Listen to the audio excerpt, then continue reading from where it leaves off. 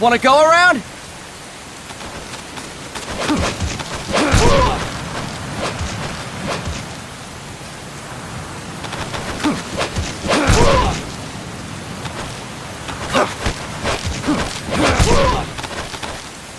Look alive, ladies! The boss is gonna join us! Show him how it's done, boss! Your first priority in enemy territory is knowing your surroundings. Your life depends on where you are looking and how fast you can identify your target. Therefore, you must first master moving your line of sight. To move your line of sight, use the right stick. Now when I give you an order, look in that direction. Look up! Good! Look down! Good! You should be familiar with the up and down controls now. Press the action button if you're ready to move on.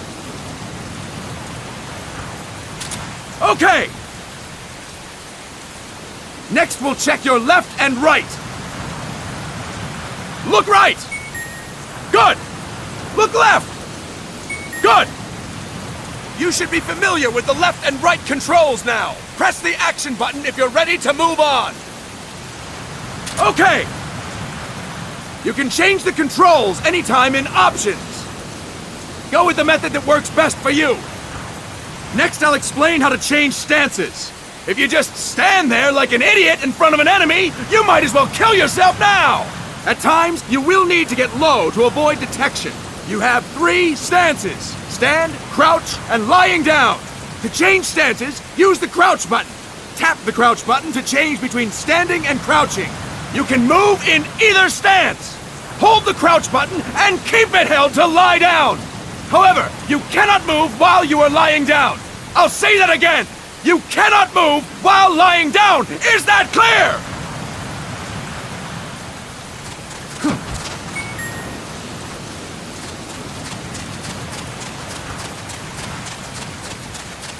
Good. Next, we'll work on your movement. Use the left stick to move around. Tilt it a little to walk slowly, tilt farther to run. Decide which to use based on your situation. Remember that your footsteps are louder when running, making you easier to discover. Be careful!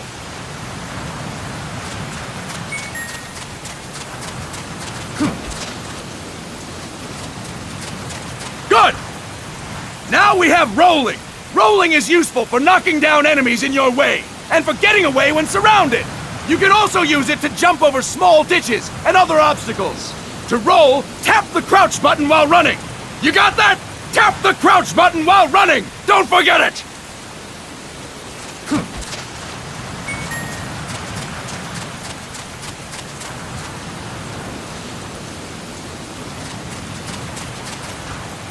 That's it! Next, I will explain how to attack without gunfire. You may run into an enemy unexpectedly. You may not have a weapon on you, or you may be out of ammo. You'll still need an effective attack strategy. One well-placed strike and the enemy won't know what hit him. To strike an enemy, press the attack button while standing still. On my command, press the attack button repeatedly and take down your opponent. Go! I'm ready, boss.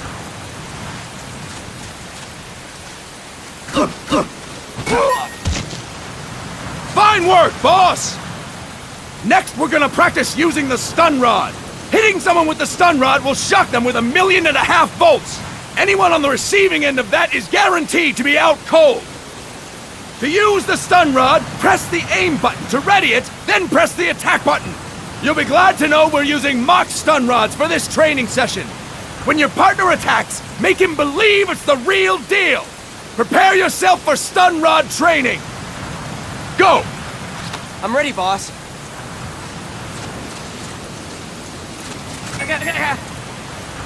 Impressive, boss! Now, we'll move on to CQC. CQC, or Close Quarters Combat, refers to when engaging an enemy in battle at very close range. It is a quick and efficient way of eliminating a threat. There are various CQC techniques. We will go over each of them. Don't get cocky because you think you know them. This will be different from what you're used to. Pretend you are learning it for the first time. The first technique is throwing your opponent. To do this, position yourself near your opponent and press the attack button while you tilt the left stick. Be sure to press the attack button when the icon appears. Now, wait for my command and throw your opponent! Go! He is stored in I'm the ready, boss. balls.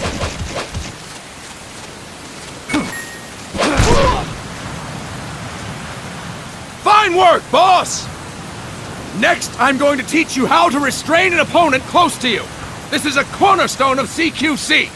Grab hold of an enemy, and the bastard's life is in your hands. What you do from there is up to you. Just know that if you restrain him for too long, the average person will most likely pass out. Something to keep in mind. Let's begin. To restrain your opponent, hold down the attack button while near them. Restrain your opponent on my command. Go! I'm ready, boss.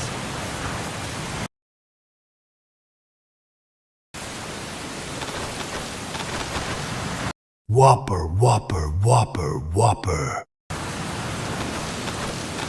Boss, you have to press the attack button while next to your... Impressive, boss! Now we will throw your opponent after restraining them. To throw an enemy to the ground, press a direction on the left stick. Whopper, whopper, whopper, whopper. My command. Go! I'm ready, boss.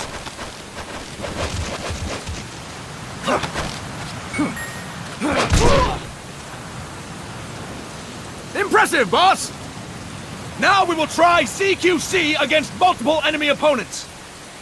You can also take out a group of enemies by throwing an opponent you have restrained. First, restrain an opponent by pressing the attack button near them. Then, tilt the left stick to throw them. By tilting the left stick toward other enemies, you can send your captive flying straight into them. On my command, restrain and then throw your opponent. Go! I'm ready, boss. Next. Fantastic! Again! Go! I'm ready, boss.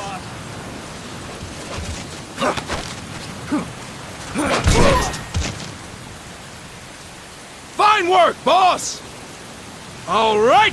Why don't we do something special since the boss is here? Anyone who feels like getting their ass kicked, step forward. Don't hold back, boss. When you're surrounded by multiple enemies, you'll have to take them on one after the other. To do it, simply press the attack button again while throwing the current enemy. Just be sure to wait for the icon to appear. Go! I'm ready, boss. Next.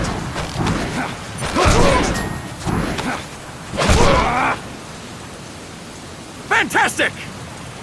Again! Go! I'm ready, boss.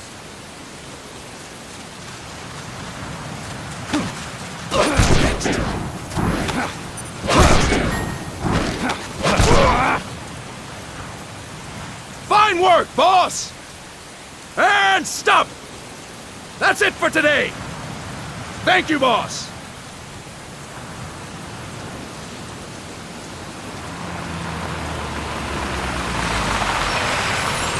Snake!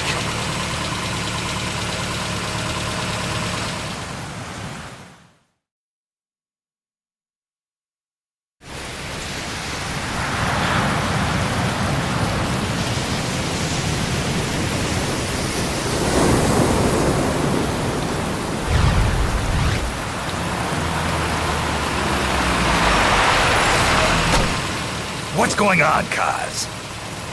We've got guests. Time to move. Don't worry, it's not our friends from Langley.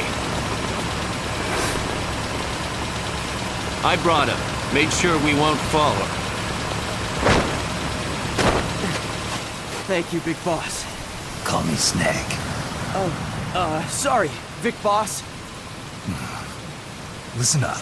For us, there is no victory. But in Revolution, doesn't one triumph or die? We don't do either.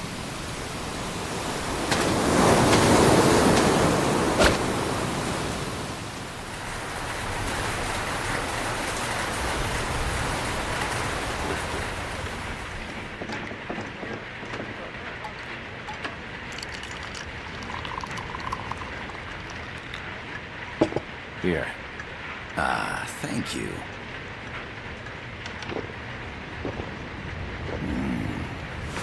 I feel like a new man. There's no coffee like Costa Rican coffee.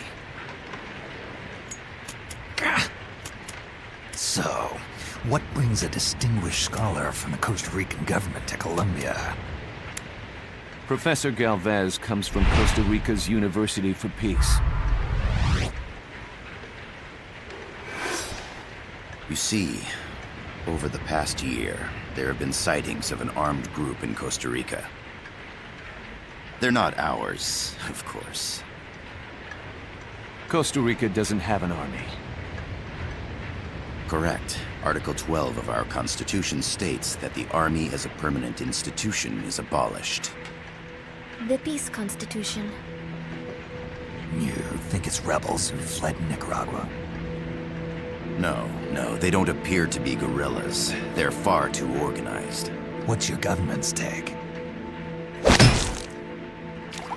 The authorities in San Jose claim it's a multinational security firm, hired by the Development Corporation of Costa Rica.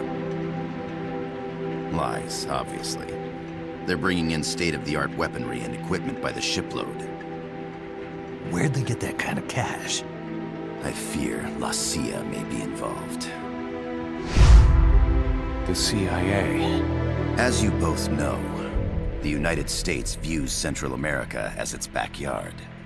Even after Cuba, we've managed to maintain a delicate balance with the US.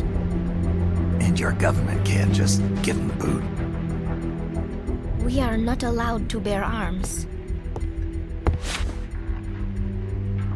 Japan's constitution has something similar. Article 9. It says Japan renounces war and can't maintain an army. I understand that you and your men have neither state nor ideology. That you will fight any foe. Please, you must drive them out of our defenseless country. We come to you, the Militaires Sans Frontières. So, you want to hire us? Yes, as our deterrent. We can't afford to pay much, it's true. But we can offer you this. A forward operating base. An offshore plant in the Caribbean. Sounds pretty good to me. This place is becoming a mess anyway. Snake, we need someplace we can settle down. The government's agreed to cooperate. Unofficially, of course. A chopper for transport would be nice too. I'll see what I can do. Hold it. You seem to think we're just a pack of dogs of war. Is that right? Yes, that's what I've heard. You're an army without a state. No, we've only left our countries behind. Please, you must help us. If your suspicions are true, force isn't gonna do any good. You'll have to find a political solution. The government's hands are tied. Go back to your bosses in San Jose. Tell them if they want, I'll introduce them to a negotiator I know. No. I'm not here on their behalf. So, what are you doing here? For over 20 years, I've preached the virtues of peace at multiple universities. Tonight, I stand before you as an educator. This is my student. She came to me to study peace. Her name is Paz. Paz Ortega. Paz. Peace. No kidding. That's my name too. Kazuhira. It's Japanese for peace. Pleased to meet you, Paz. Call me Kaz. They've got a supply port north of Puerto Limon, a town in La Costa del Mar Caribe. A few days ago, Paz stumbled upon that facility while searching for a lost friend. She was captured. She's only a child, 16 years old. They did terrible things to her, but somehow she managed to escape. Oh, thank God. She's huérfana. Her mother died when she was small, and she lost her grandparents in the Civil War. She hates war with a passion like no other. My name is Paz, and I will do anything to protect my namesake. It is my one and only purpose. Please, get them out of my country. Make them leave Costa Rica. Sorry, kid. We know who you are, Big Boss. That is why we've come to you.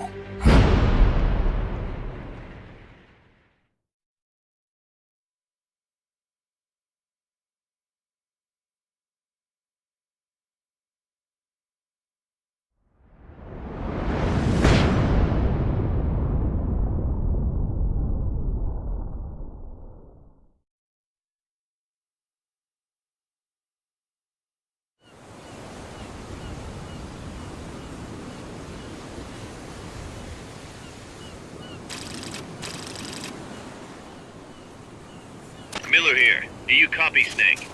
I see you've landed. That makes one giant leap for us. I'm sending this from the offshore plant, our mother base. The signal is unidirectional. I'll be giving you commands and advice through this channel. Keep your headphones on at all times and pay attention. Also, make sure no one else can listen in. Snake, are you clear on the controls? Take a minute.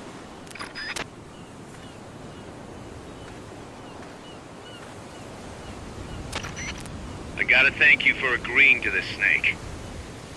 Man, am I glad to be out of here. Finally, we can leave all that crap in San Geronimo behind. And break into the mercenary business for real. Let me guess. You're doing it for her, aren't you? For her.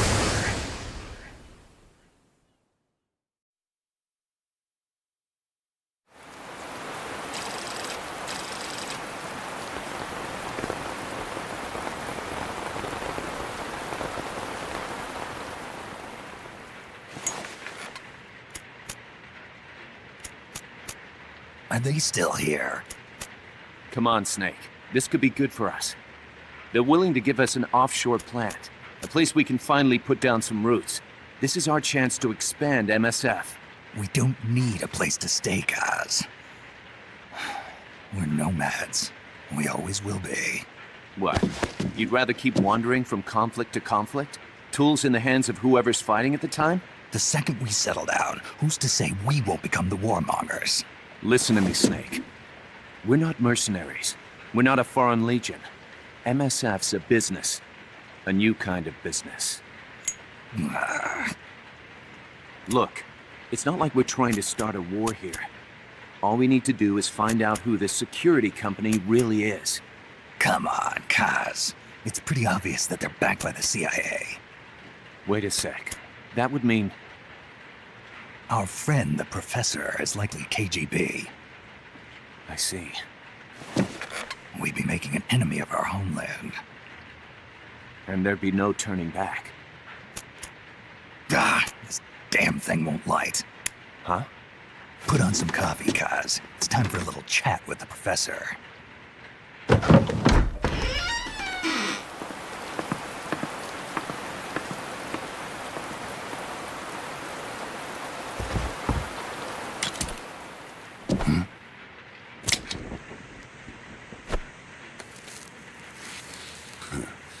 I was a heavy smoker.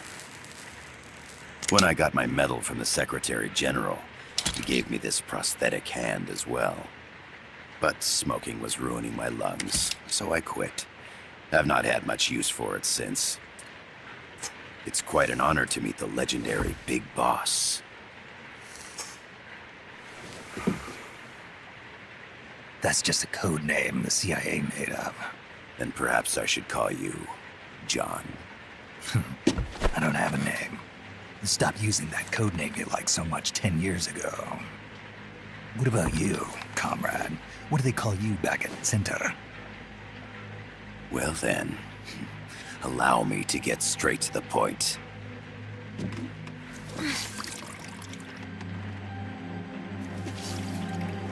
Land as slim as a whip, hot as torture. That's the Chilean poet, Neruda. Central America is the navel of the American continent. bridging north and south. We want this land. Good God! Build a socialist stronghold, then use it to split the Americas in two. America would lose its backyard. And with it, its economic production, shipping lanes, and strategic value. We, on the other hand, would gain a base from which all of Latin America would be well within our reach. He who controls Central America will win this Cold War. First comes Nicaragua, toppling the pro-American Somoza regime. In preparation, we've begun instigating anti-Somoza sentiment and providing aid to the Sandinista National Liberation Front. You're manipulating Sandinista into overthrowing Somoza for you. After the revolution, Nicaragua will become a socialist state. You think America's just gonna let that happen? Certainly not. After all, the CIA is already here. And that's the armed group inside Costa Rica. Precisely. It's clear that they've been sent in to disrupt our efforts across the border in Nicaragua. Simply put, the army now stationed in Costa Rica is CIA capital. But it's more complex than that. The CIA's got something else planned as well. What? That is the million-dollar question. Big Boss, we want you and your unit to find the answer. Infiltrate and investigate the facility in La Costa, where Paz was imprisoned. Good God! Good job! Good God! Drive them out of the country.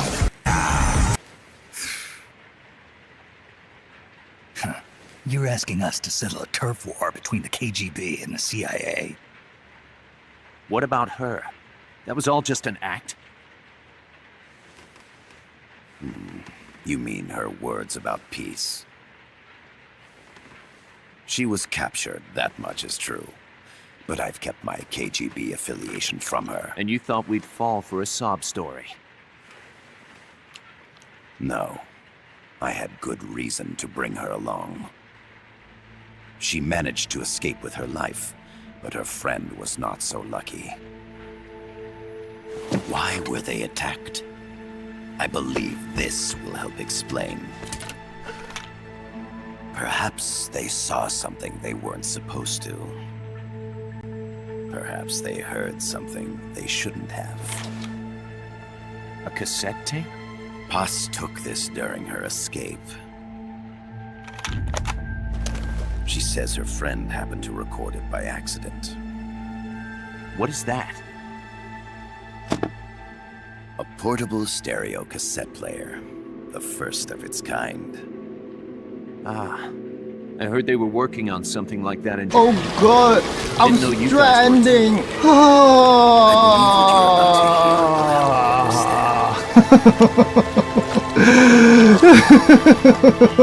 I am stranded! You are stranded! We are all homos! Homos! She went out into the jungles with bird dogs and stumbled on this.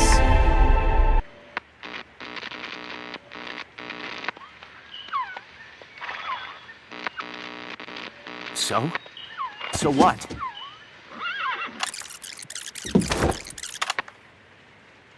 Now it gets interesting. Poisonous. I need to get rid of it. I chase it back to its nest. You can't. The snake's too vicious. It's all... many people. I chase it away. It will bite you unless you kill it. Go home. Voice print analysis confirms that this voice is indeed that of the legendary hero and criminal, the Boss. What? The other hasn't been identified.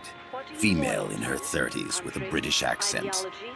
The song playing in the background was a hit in 1973.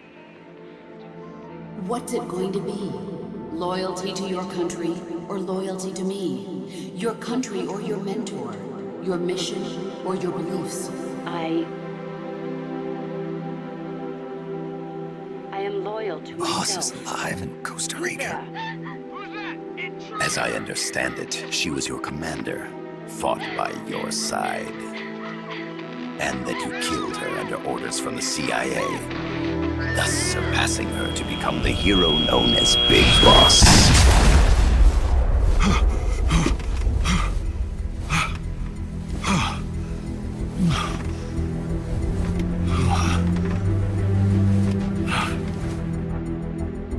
Well, what'll it be? Will you take the job? Snake, it's gotta be a trap. So you still can't turn your back on your country? Then I suppose you won't need this. They got my eye! Wait! Snake? I'll do it for the girl. For Paz. Okay. For peace, then.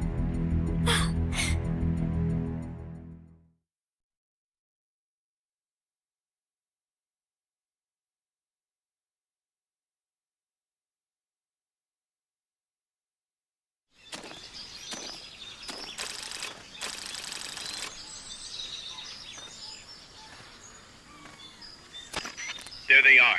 CIA mercs. Snake, you've got to get past them undetected. Avoid combat whenever possible.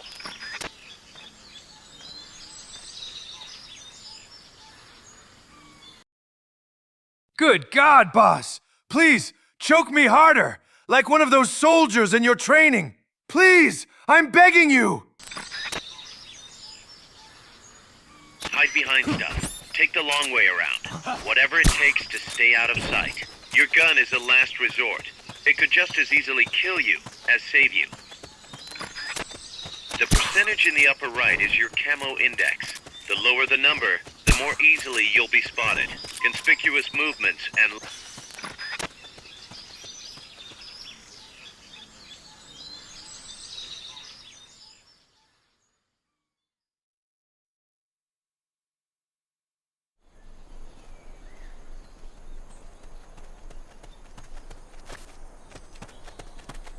Looks like you're inside the compound. Security is tight. Stay sharp.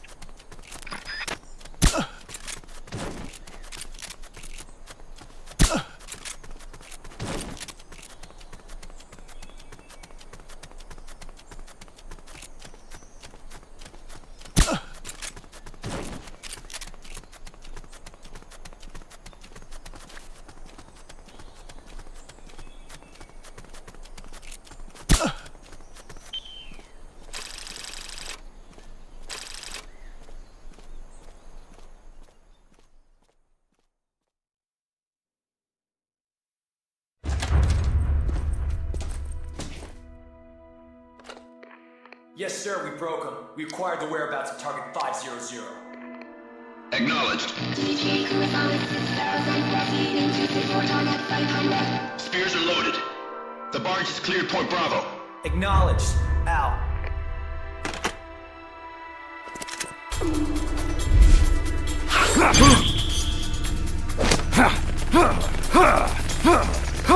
Freeze! The cargo. Where's it headed? What is it? Air suit! In the mountains! What's up there?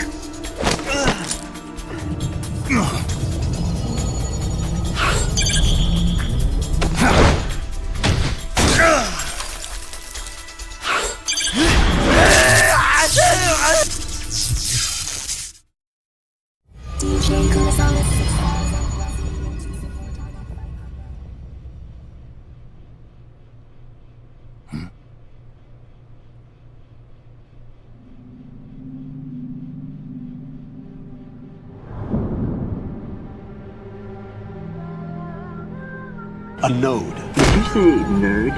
Not nerd, node.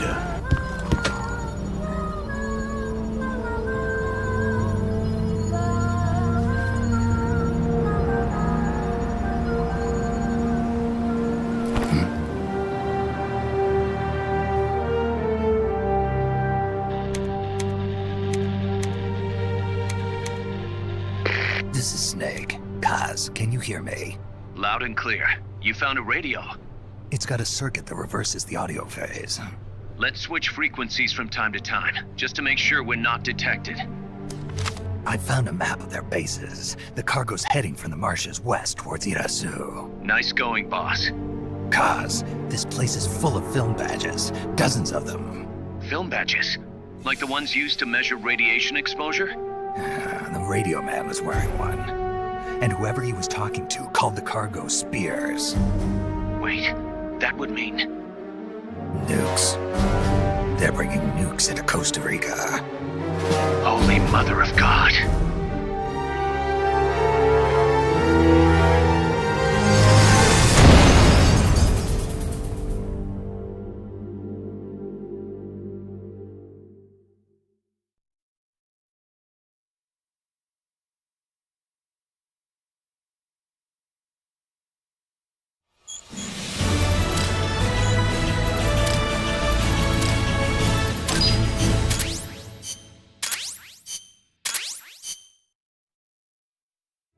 How's that map, Snake?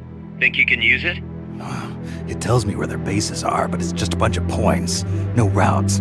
I need better intel on the lay of the land. Snake, the professor said he's got the Sandinistas on his side.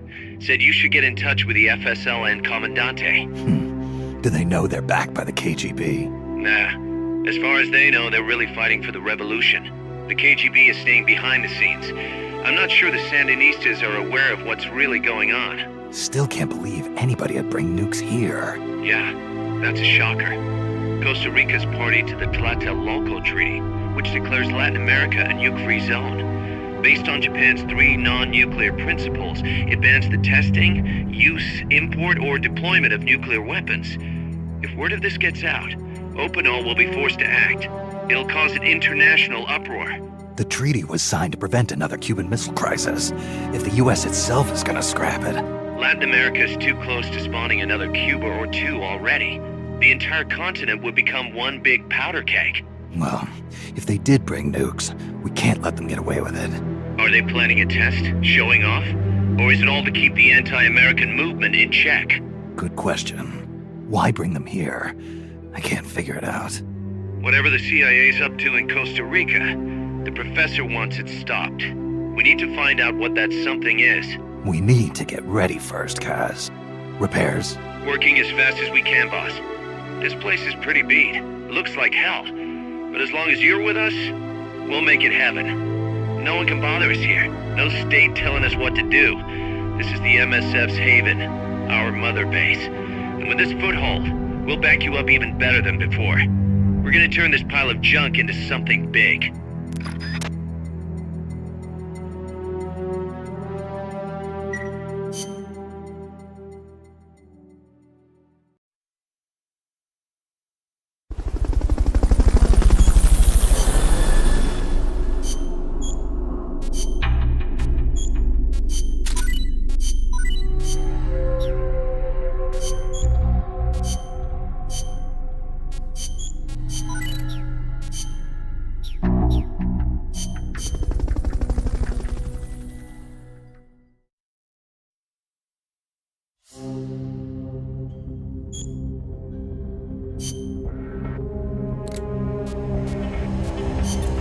Snake, I rigged that radio so you can contact our young lady friend Paz.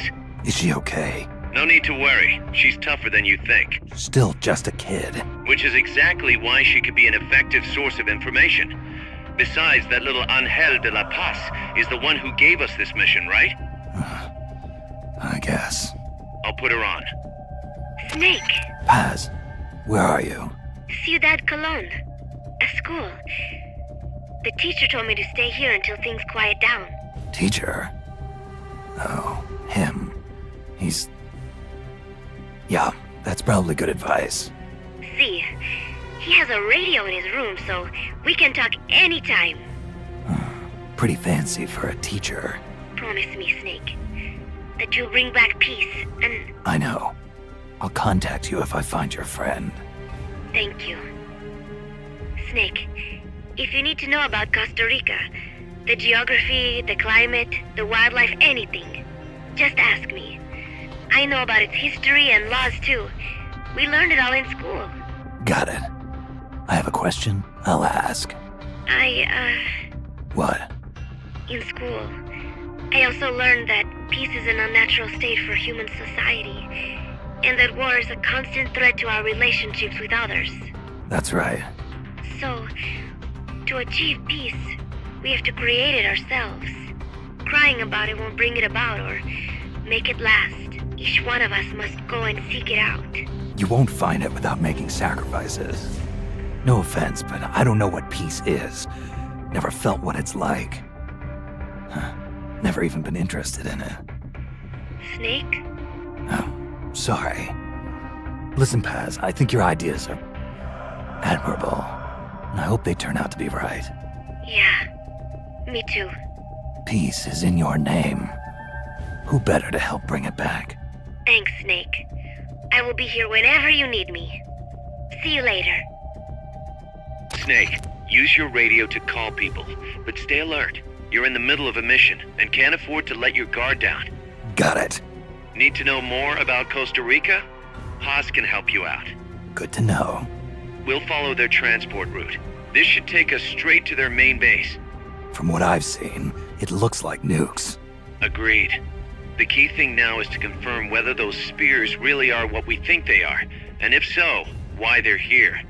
Follow the transport route. Find the nukes. That's what I'm thinking. First, we should make contact with the Sandinista Comandante. They can tell us more about what's up ahead. But it looks like their hideout's already come under attack. We better hope they're still alive. Snake, infiltrate that cabin and secure the Sandinista's Comandante. Neutralize any guards by knocking them out, putting them to sleep, or even using the Fulton recovery system. You choose how to handle it, boss.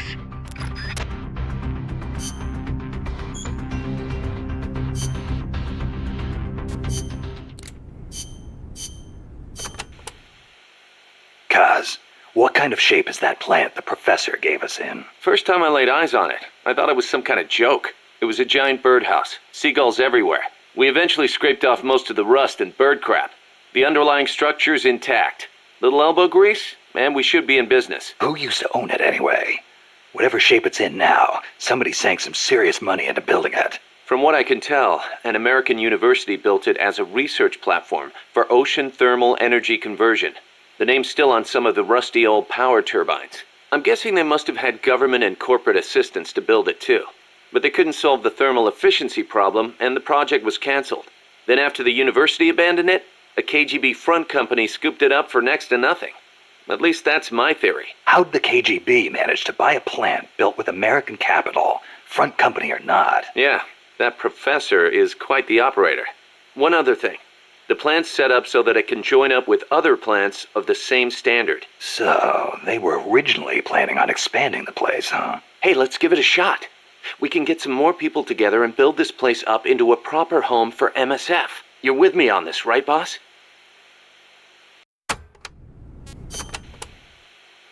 Snake, you can use the Fulton surface-to-air recovery system to send prisoners and unconscious mercenaries you encounter back to Mother Base. I know you've used the Fulton before, but just to make sure I'm not missing anything, let's review the steps. Okay. First, attach a balloon to the unconscious enemy or captured prisoner. Right. I hook a wire to their waist, and on the other end of the wire, there's a helium balloon. Right. Then we'll send over a chopper to catch the floating balloon with its recovery hook and reel it up into its cargo hold. And that's it? And that's it. We finished installing the recovery hook on the Huey. Wait, Kaz. Something doesn't make sense about this whole process. This again. Well, normally, Fulton recovery is for when you're using fixed-wing aircraft. With a helicopter, isn't it simpler to land and pick up directly? Listen, Snake. You're going to be calling for recoveries repeatedly throughout your mission. We want to keep the risk of taking enemy fire to a minimum. The best way to get that done is to do the recovery in a high-speed flyby. That's what the Fulton surface-to-air recovery system is for. Uh-huh. What's the real reason? Helicopters are cheaper, and the repair bills will start adding up once the bullets start flying. Yeah, I thought so. Kaz, I know we need to keep costs down, but... Boss, you really need to get rid of this whole army mentality. We're not the Pentagon. We don't have billions of taxpayer dollars to play with. And besides... Fine. Just pick a reason that makes sense. Helicopters have quicker response time. Sounds strange, yeah, but it works great. I promise. You'll get used to it before long. Yeah, I hope so.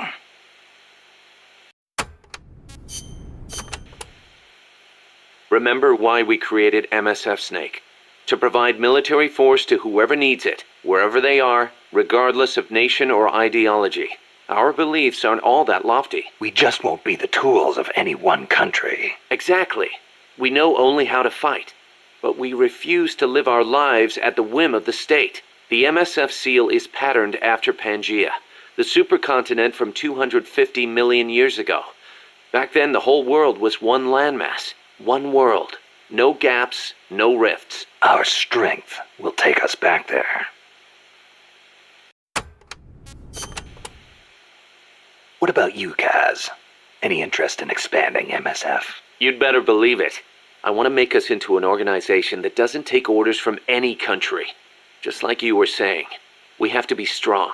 Strong enough to defend ourselves. We need money, too. Money to train soldiers to fight. The way I see it, we make MSF into something along the lines of a new kind of business.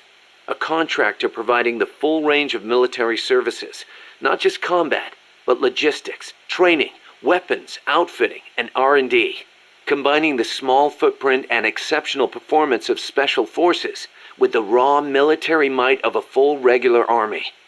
Only with that kind of power can we break free of nation-states. What I need from you, boss, is to go out and find guys we can bring back here using Fulton Recovery. Then tell us what assignment to use them for. I'll take care of the rest. Your old mentor, the boss. She was known in the West as the mother of special forces, right? Nothing but propaganda. Actually, it's not all that far from the truth. I heard the KGB just set up a counter-sabotage cell. Alpha Group, I think they call it. There's even a rumor that West Germany created a counter-terrorist unit within its border police after the debacle at the Munich Olympics. Back home in the States, they've got the illustrious Green Berets, the SEALs, and your personal creation, Foxhound. The seeds sown by the boss are beginning to sprout. Same goes for MSF, right? In creating it, you were carrying on the will of the boss. Yeah. She taught me how to fight the hard way. She beat it into me. And now, thanks to her, we can take on missions other than just conventional combat. After all, we've got the same mother as the Army's Special Forces.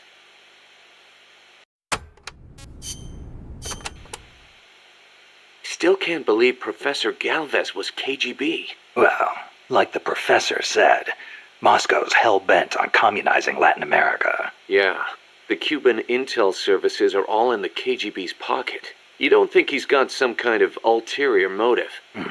If the CIA is up to something, it's only natural that the KGB wants to know about it. But I doubt they're showing us their full hand. We'd better watch our backs. What do you think, Kaz? Why did Paz come all the way to Colombia herself? It's a long trip to make just to be Exhibit A in Galvez's sales pitch. She's only 16, still a kid. Maybe we should take her wish for peace at face value.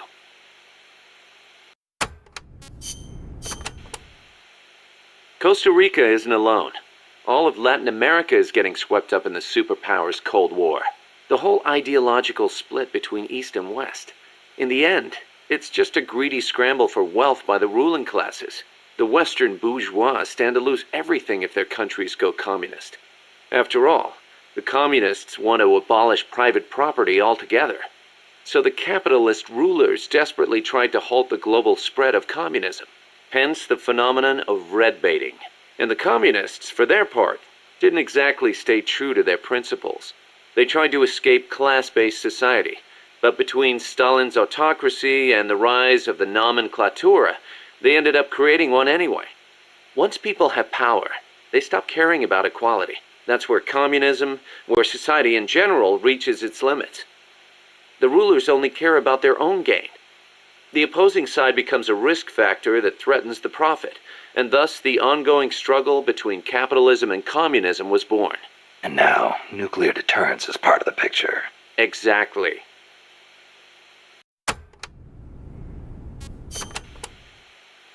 They say nuclear weapons are the reason we haven't seen conflict on a global scale since World War II.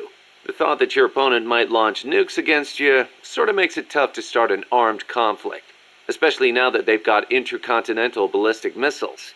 Nowhere is safe. Of course, all that has caused military expenditures to skyrocket. Well, the only way to ward off a preemptive strike is to flaunt your own nuclear stockpile, and that's caused their numbers to increase exponentially, not just with regards to destructive power, but in terms of targeting technology too.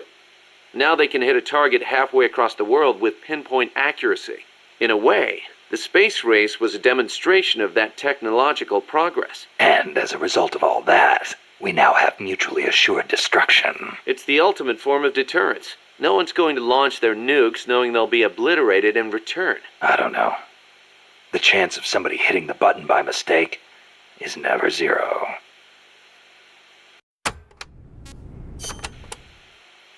You're right. Even with peace guaranteed by MAD, there's always the risk of an accident. Nobody wants the world to end on account of some machines malfunctioning. On the other hand, thanks to deterrence, we haven't had a world war since 1945. You gotta admit, it has been pretty peaceful. Not that it matters to us. People point at the nuclear arms and space races and call it a Cold War.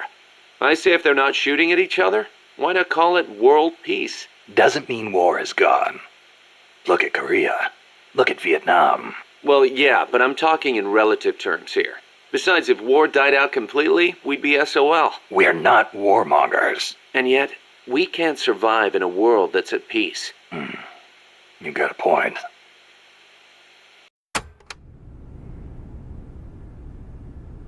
I fucking love war!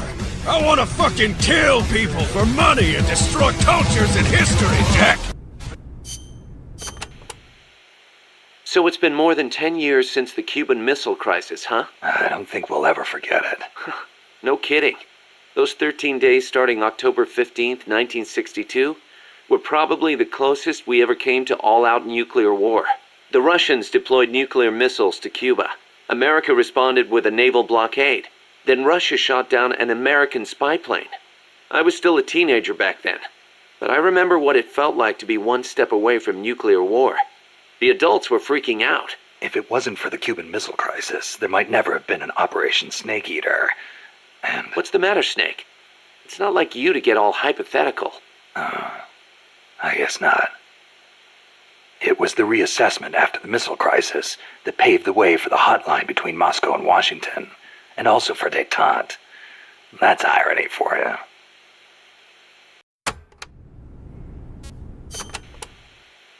The Treaty of Tlatelolco was enacted to make Latin America into a nuclear-free zone. It bans the testing, use, manufacture, production, acquisition, storage, and deployment of nuclear weapons. The impetus was pretty obvious. The series of crises triggered by the deployment of nukes in Cuba. Not hard to imagine. Those 13 days had the whole world frozen in fear. Of course, the country that started it all, Cuba, hasn't actually ratified it yet.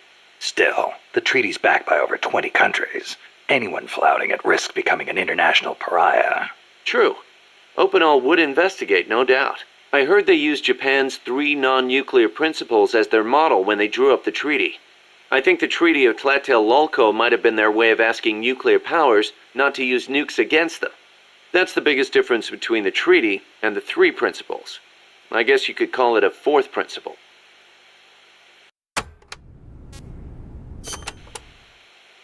So Costa Rica abolished its army back in, what, 1949?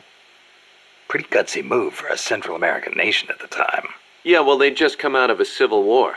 I'm sure they were driven by a desire to avoid another tragedy like Paz said. But I think they had a more compelling reason. Army coup d'etat are a way of life in so many Latin American countries.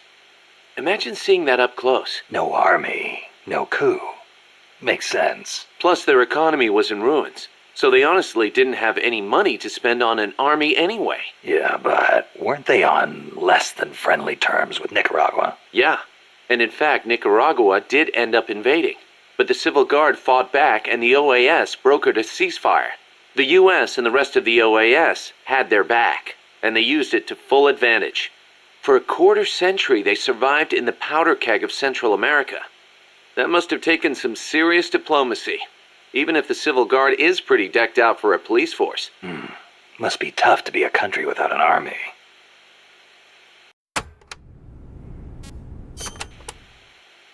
Hey, Snake, mind if I ask you something? Since when did you start asking permission? So, you used to be part of a CIA paramilitary unit, right? That's right. Ever do any ops in Central America? No, not personally. But there were other units who did all kinds of stuff. I remember the Bay of Pigs invasion back in '61. The papers had a field day with it. Operation Zapata. That was the CIA code name. The whole thing went south. Then there was Che Guevara, being hunted down in Bolivia. I heard the CIA had a hand in that, too. There were several units similar to mine. MSP, SOG.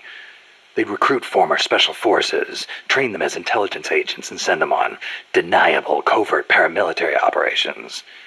One of those units trained the Bolivian army in counter-guerrilla tactics. And then had them shoot El Che. So the story goes.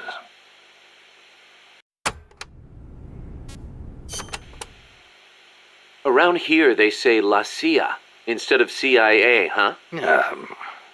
Nothing strange about it. That's how it's pronounced when you read it in Spanish. It has the feminine noun ending a, so they use the article la. Apparently some people have taken to using the term UCLA. That's a new one to me. What's it mean? It stands for Unilaterally Controlled Latino Assets. Meaning they're local agents? Yeah, that's the idea. Washington uses them like pawns. Nobody knows who they really are or what they're doing.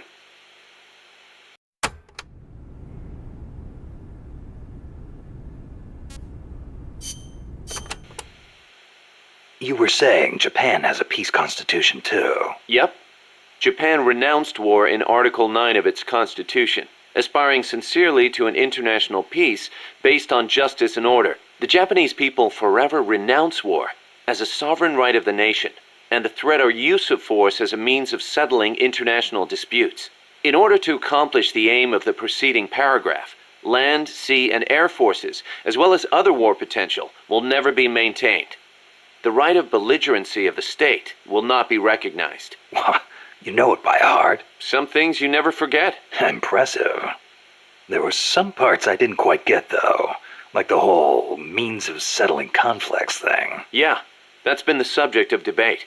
Whether or not it forbids any and all use of force. The current Constitution was originally drawn up under the Allied occupation. The first draft was even submitted by Allied GHQ. So naturally, there are some who feel the Constitution was imposed on Japan by foreigners. Things like that are never simple. Same for every country, I guess. One thing's for sure, though. Not having an army let Japan focus on economic recovery after the war. In that sense, it's the same as Costa Rica.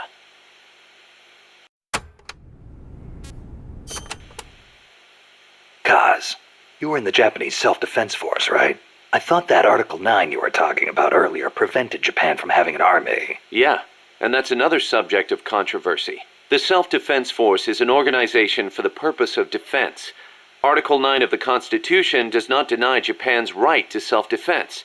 Therefore, the SDF is constitutional. That's Tokyo's official stance. Sounds complicated. Call it what you will. It's a distinctly Japanese way of interpreting things.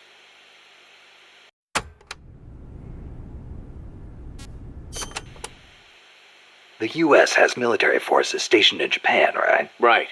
Even though the Allied occupation ended, American forces are still stationed there under the U.S.-Japan Security Treaty. Unlike Costa Rica. Part of it stems from the occupation, but Japan also occupies a key strategic position from America's perspective. It's next door to the Soviet Union, and close to China and North Korea as well. It's integral to the security of Pacific Asia. For America, Japan represents a barrier against communism. What about for Japan? As you might expect, there's deep-rooted opposition to the alliance. In 1960 and 1970, when the treaty was up for revision, there were mass protest movements against it, especially in Okinawa. The U.S. only gave it back to Japan 2 years ago, and American bases are still concentrated there. It's a heavy burden for the Okinawans to bear. Then why don't they scrap the treaty? Lots of reasons. There's the imbalance of power with the U.S., of course.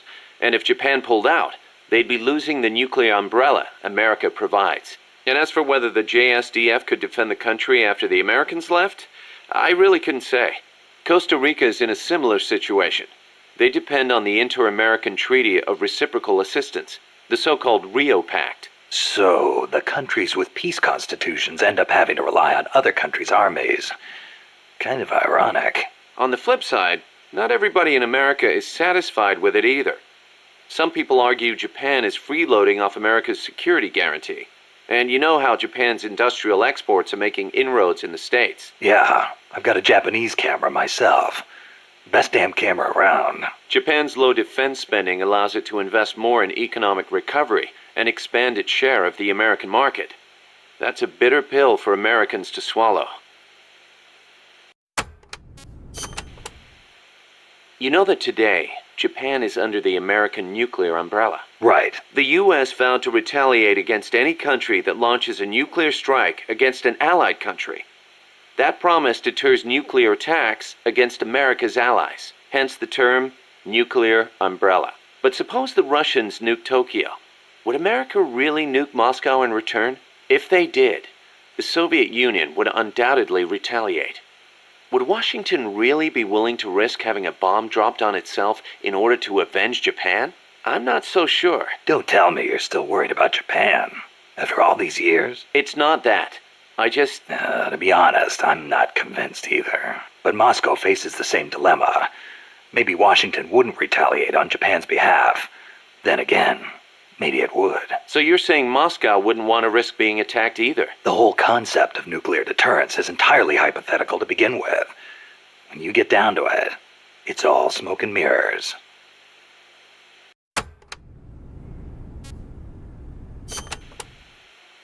Japan shall not possess, manufacture, or allow the introduction of nuclear weapons into Japan. Those are the 3 non-nuclear principles set forth by the Japanese government. Allow the introduction? That's funny. Some of the U.S. warships that visit Japanese ports are armed with nukes. Or are you going to tell me they transfer them at sea onto other ships every time they visit? You raise a good point, Snake. But the Japanese government doesn't recognize it as such. The introduction of nuclear weapons into Japanese territory would need to be agreed upon in advance. America hasn't made any such agreements. Therefore, they aren't bringing nukes into Japan. That's the official excuse. Doesn't sound like much of an excuse to me. I don't blame you. Keep in mind, though, Japan suffered actual nuclear attacks. Anti-nuke sentiment there runs deeper than you think. I suppose the government's not really in a position to admit that sort of thing.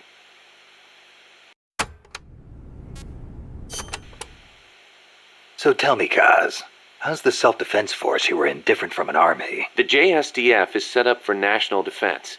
It's not configured for aggression against other countries.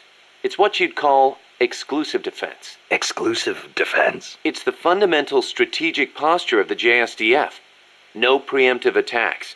Only the minimum defensive action necessary after an enemy attacks. Anything defined as self-defense, then? The JSDF originated as the National Police Reserve. Back then, American forces stationed in Japan were being sent over to fight in the Korean War. So in a sense, the NPR was filling a gap. Police, huh? Reminds me of the Costa Rican Civil Guard. Yeah, exactly. They're also dispatched to provide disaster relief. The year before I joined, they had a hell of a time trying to rescue some buses that got hit by landslides.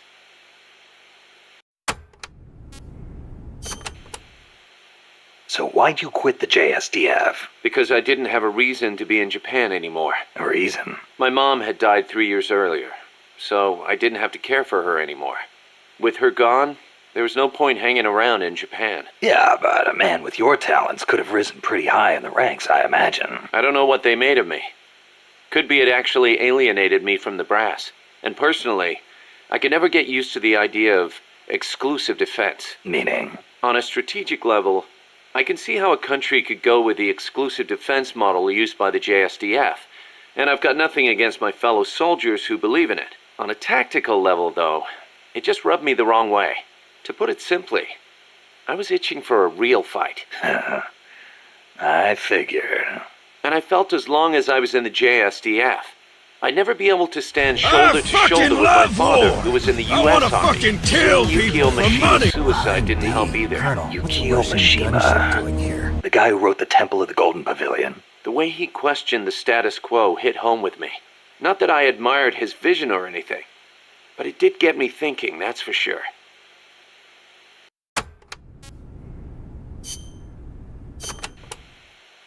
Don't forget to give the MSF staff assignments. Where you place people will determine how Mother Base grows. Right. That goes for me too. Assign me wherever you think is best. You? I thought you were second in command. Don't worry, I've got that covered. But MSF is still small, and I don't have the leisure of sitting around on my butt all day. I see your point, but... Not to brag or anything, but I kick ass at whatever job you gave me. Put me in the area you want to focus on developing most. I'll take real good care of the staff there. Easy, cuz.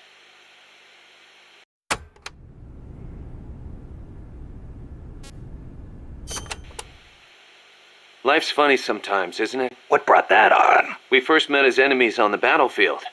And now here we are fighting side by side. You mean Columbia? Yeah. After I quit the JSDF. I made my way there and got myself a position as a drill sergeant for a band of revolutionaries. Despite the fact that I'd never seen a day of combat. I see you had the gift for talking business in Spanish even back then. Oh, come on, stop it. You're making me blush. Unlucky for me, though, you were in the service of the Colombian Army. I remember it like it was yesterday. It all happened in an instant. You guys ambushed us, and half my unit was taken out. My mind went totally blank. I couldn't keep it together. My whole unit was wiped out. And I was left half dead from a bomb blast. Then, as I was leaving, you yelled out at me. I came all the way from Japan to be here. My place is on the battlefield. Then you asked for my help, saying, I want to be the one to end it. I remember being surprised that there were still samurai in Japan. You guys came over to me. I had a grenade hidden under me, but even then you were too fast. The second I pulled the pin, you grabbed the hand I was using to hold the grenade with both palms. I didn't want it to go off. I'd heard samurai were a proud bunch. I wanted to know why one of them would stoop so low as to try to take his opponent with him. And I said, I'll never lose again. We'll never lose again. Yeah. We'll do whatever it takes, but we'll never be beaten again. Then, I passed out from the blood loss. When I woke up, I was in your camp's infirmary, stuck full of tubes. Why'd you save me? Your enemy after I tried to kill you. Because you swallowed your pride and fought with everything you had. I just didn't want to lose. You found a way to fight back, even in the face of death, even when you knew you were going to die. That's the mark of a true warrior. It's not about gain and loss, or victory and defeat.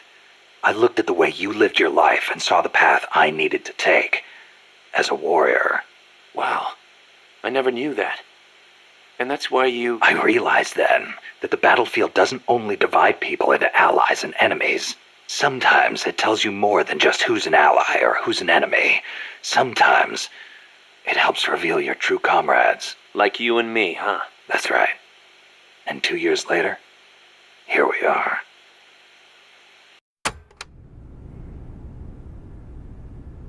Ah! I talk all educated about peace and shit, and yet I left a developed country to fucking kill people for money! I fucking love war! I fucking love war! I wanna fucking kill people for money and destroy... Oh, shit!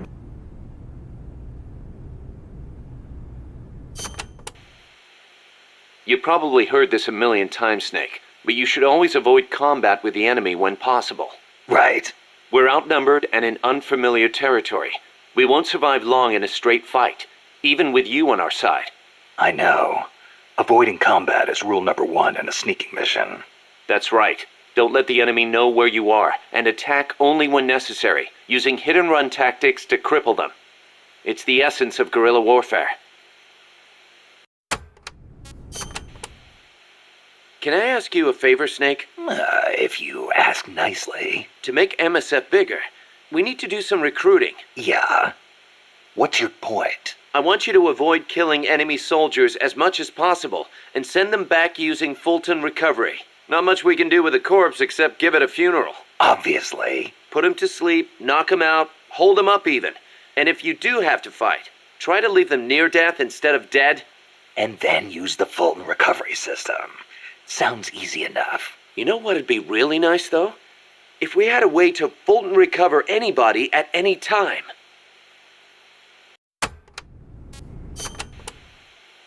Don't carry any more gear than you need.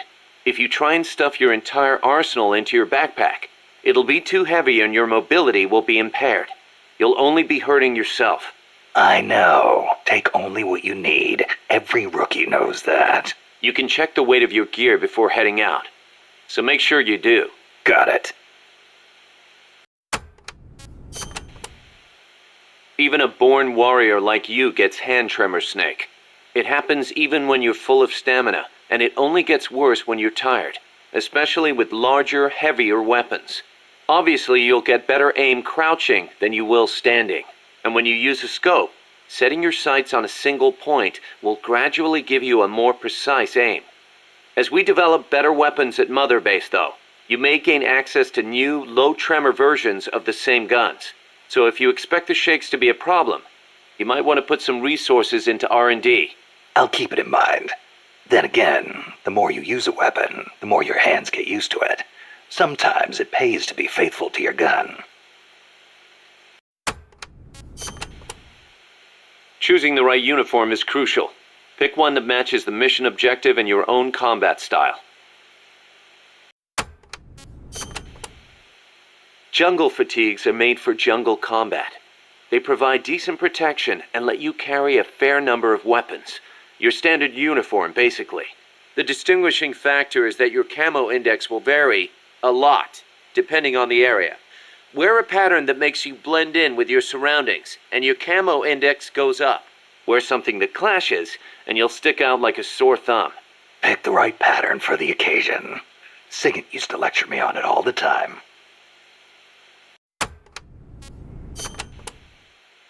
Naked. That's exactly what you are with this uniform. The pants are the same as the jungle fatigues. Obviously, since you're exposing your bare skin, your defense and camo index are gonna be low.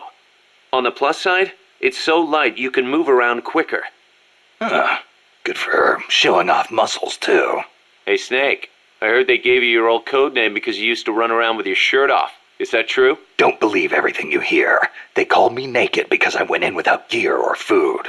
I had to procure everything on site. You mean they sent you into the jungle without even a pair of pants? On a halo jump from 35,000 feet? Sweet Jesus, you are a legend. You're busting my balls, aren't you, Kaz? Little bit, yeah. Hilarious. Good God! Snake, you should be in this boat! Cooperative Operations, or co-ops for short, is the term for taking on missions in teams of 2 or more. The basic co-ops unit is a 2-man cell. Even a single teammate is great to have in enemy territory. And there are actually quite a few things you can't do by yourself. You can help each other climb walls, divide up mission roles. On the other hand, if one of you is spotted, the other one's screwed too. And it's kind of tough for 2 people to hide in one small space. Good point. But what's more important than anything is how close you are to your comrades. Well said. Working as a 2-man cell can make the mission easier or harder, depending on how well you work together. It's also good to note that if you've got a clear, specific objective, it can be to your advantage to use an even bigger team. That said, teams of 3 or more run a much greater risk of being spotted. Yeah. In a sneaking mission, the fewer people you have, the easier it is to get around.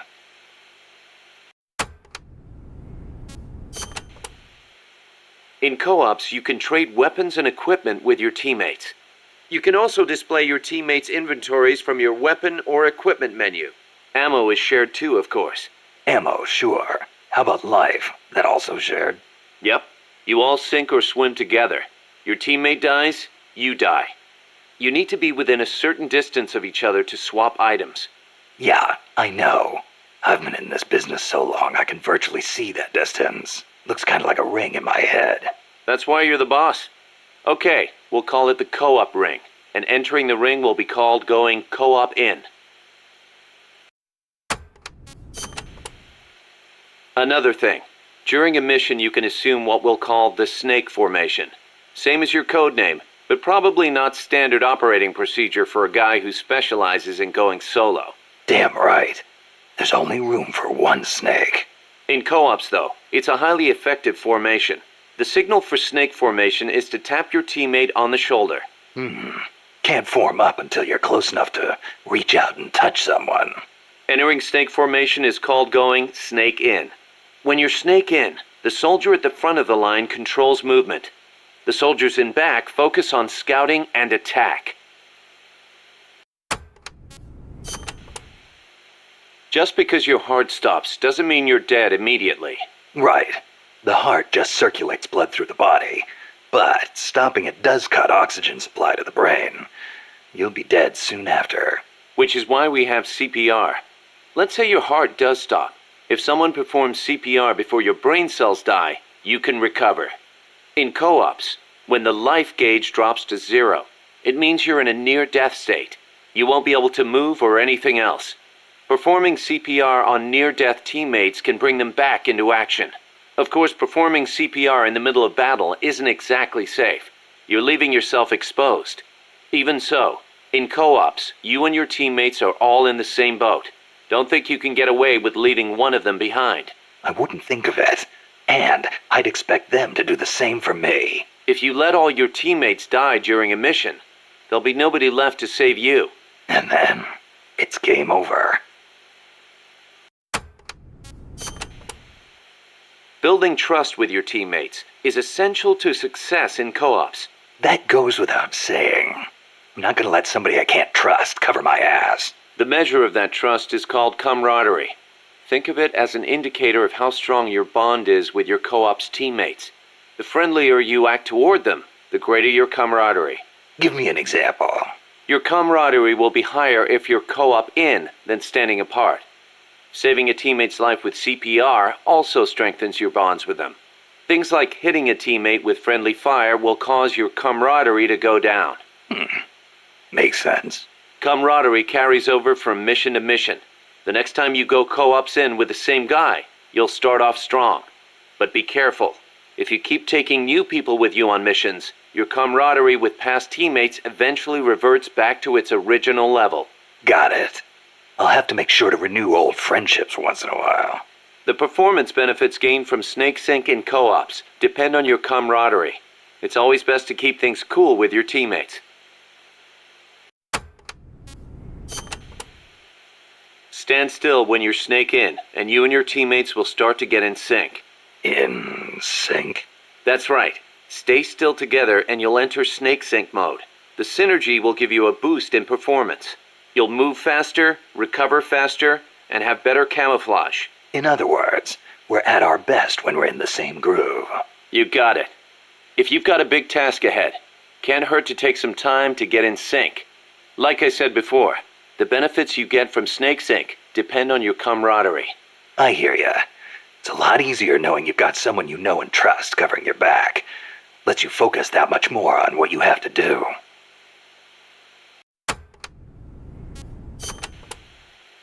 If camaraderie represents how much your teammates trust you, then heroism shows how high your reputation is. Heroism?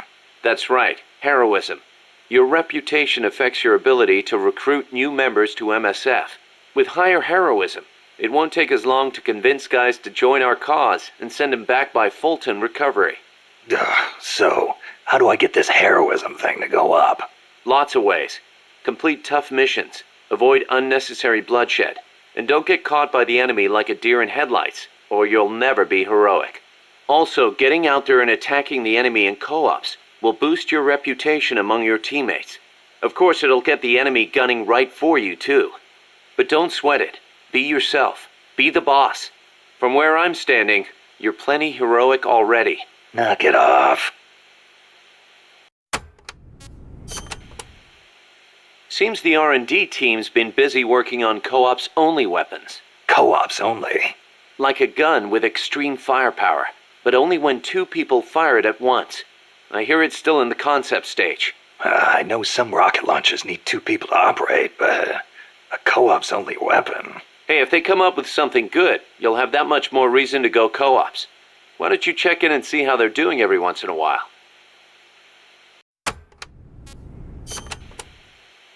In co-ops, maintaining close communications with your teammates is crucial.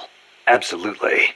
Losing track of each other on the battlefield is a good way for a unit to get itself wiped out.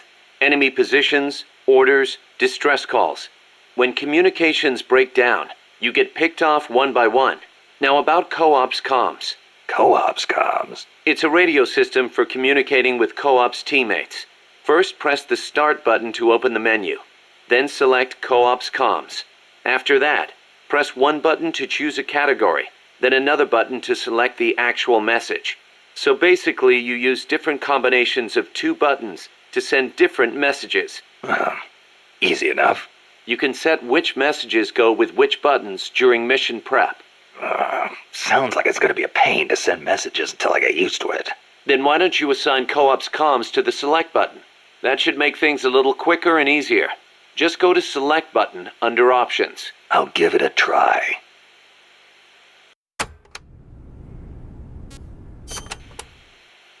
Snake, you familiar with the Japanese word kotodama? Kotodama. Unfortunately, there's no direct equivalent in English. But to keep it simple, let's call it a sort of battle cry. Battle cry, huh?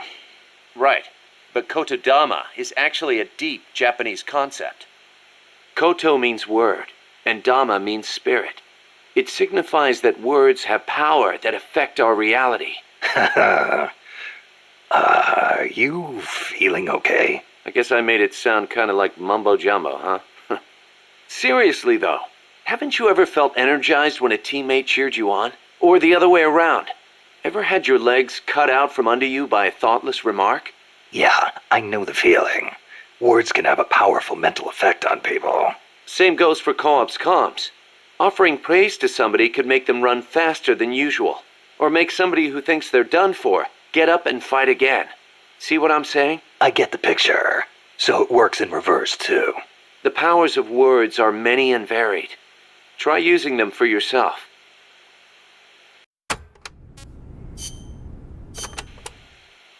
Snake, about cardboard boxes. It feels kind of weird me explaining this stuff to you, but there have been a few recent developments in cardboard box technology. So just to be safe, here goes. Go on. You can do much more with the box than just hide under it. You can put it someplace and leave it there. Huh? You can get on top of it and use it to reach high places, or hide from the enemy in its shadow. I like what I'm hearing so far. And that's not all. You can even put items in it and send them to co-ops teammates. Really? I never thought of any of that. Damn. Is there anything a cardboard box can't do? Every soldier should have one. Yeah, well, don't get too excited. This isn't exactly what they were made for. Which reminds me, don't you think the boxes around here are a little on the big side? You're right. I bet two people could fit under one box, if they packed in tight enough. They call them love boxes. Love boxes? Of course, you don't need a love box to fit two people inside. Any box of similar size will do. Up to two people can fit inside a cardboard box. Tell me how. Move close to a box with a teammate inside, and an icon will appear. Then press the Action button. You'll stay inside as long as the Action button is pressed. So, same as snake formation, huh? Exactly the same. In fact, when you put on a cardboard box when snake in, both of you can climb inside. A box big enough to hold me and my buddy. These are fine times we live in, hey, Kaz? Yeah. Sure, boss.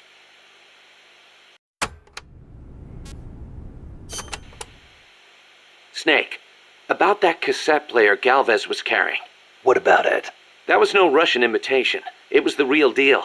A prototype developed by a Japanese company. Get out of here. It's true. It had the Sony logo on it. The product name is Walkman. Walkman. It's a revolutionary new concept. Music you can listen to on the go. You can take it with you when you leave the house. I gave it a listen, and you wouldn't believe how good the sound quality is for something so tiny. And in stereo, too. Think of the technology that must have gone into it. And that tape is equally amazing.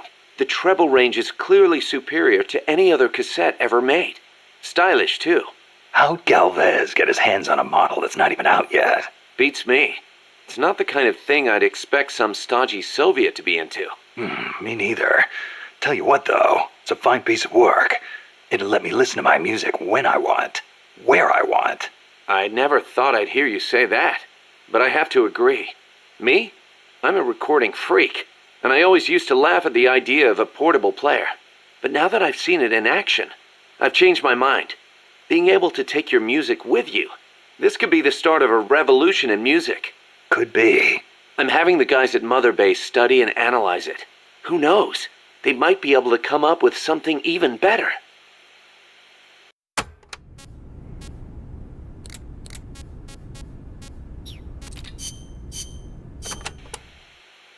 Costa Rica means rich coast in Spanish. Is it true that Columbus was the one who came up with the name? Your guess is as good as mine. But it is true that Columbus landed his ships near Limon back in the age of exploration. He wrote in his diary that when he landed, the indigenous showered him with gifts of gold. Hence the name. It sounds a little strange to me. There is no way they could find that much gold in Costa Rica. Columbus originally set sail in search of the legendary land of gold. Maybe he was just nuts about this stuff. Costa Rica is rich enough without it. Look at the forests and the animals and the peace-loving people. That is what I want to protect. I know how you feel.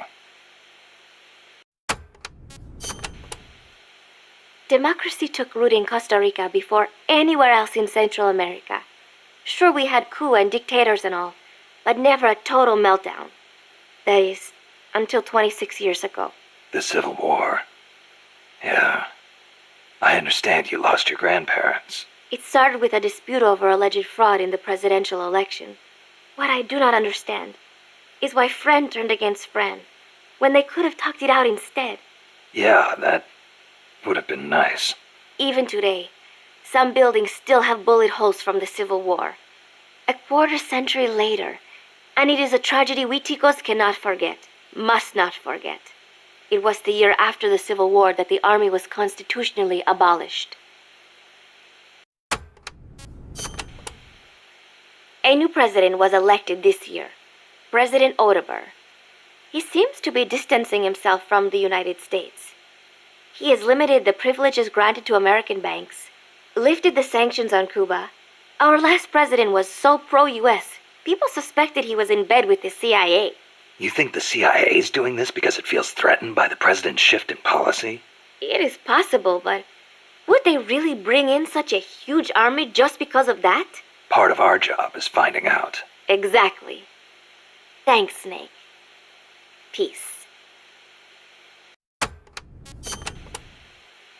So, are you a student at the University for Peace, Paz? No, I am still in high school. But Professor Galvez lets me visit his office and study with him every now and then. International law, security, conflict resolution, human rights. We study all these subjects and then use them to build the foundations of peace. Yeah, I get it.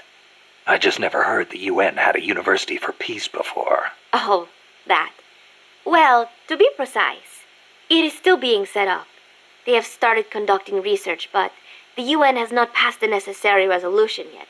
Professor Galvez couldn't wait that long. Oh, right. Costa Rica abolished its army and has also hosted the Central American Court of Justice. It is the perfect place to build a university like ours. Don't you think?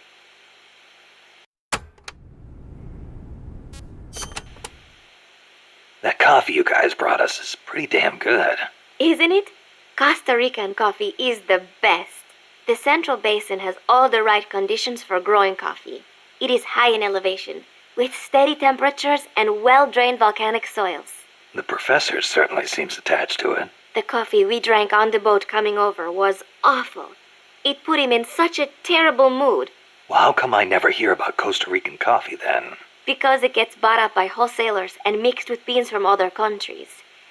It is really a shame. Such wonderful beans, and nobody knows they are from Costa Rica. Huh. They should launch an ad campaign or something. Right. I hope one day people will recognize Costa Rican coffee for what it is. I'm with you there.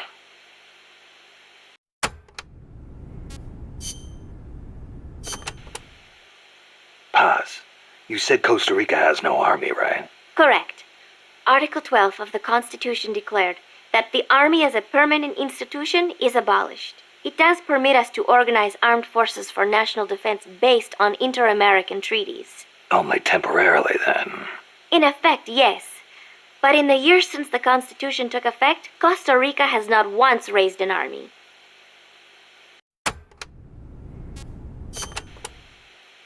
Paz, how does your country defend itself without an army? Especially in a rough neighborhood like Central America. With the right kind of diplomacy.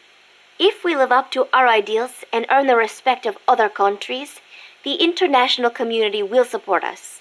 The 2 times Nicaragua actually did invade, the conflict was resolved diplomatically under OAS auspices. Doesn't that leave you depending on the U.S. after all? American influence is unmatched, it is true. San Jose was critical of American policy at the time, but America supported us all the same. It was because we practiced peaceful diplomacy. That is what I like to think. That's one way to approach it, sure. But there are countries out there who will use force no matter how bad it looks. Maybe so.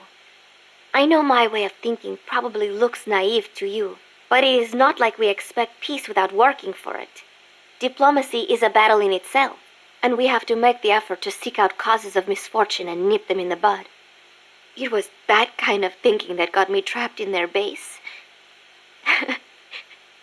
I'm not blaming you. You haven't done anything wrong.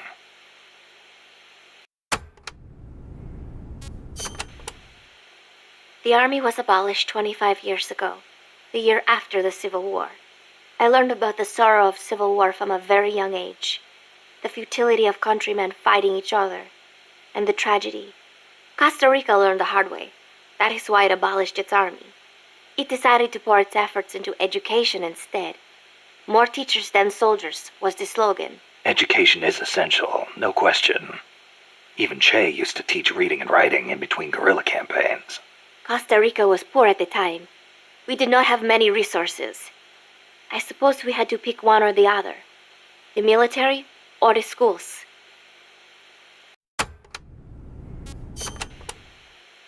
Kaz was telling me Japan has a peace constitution, too. That is right. Apparently, when Costa Rica was drafting its constitution, they looked to the Japanese as a model. Only, Japan's constitution renounces war itself. Unlike Costa Rica. But, Japan has a self-defense force, right?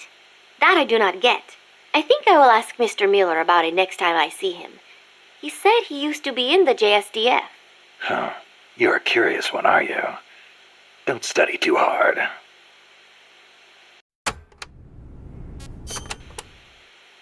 What was that you were saying? Peace is not the natural state of men? You said you learned it in school. That is right. They are the words of the German philosopher Immanuel Kant. In 1795, he wrote a book titled Perpetual Peace. Kant argued that it is precisely because peace is unnatural that we have to make it ourselves. How? That is what his book is about. Is the concept starting to sound interesting now? Not really. I belong in a more natural world. Is that so? My grandparents died in the Civil War.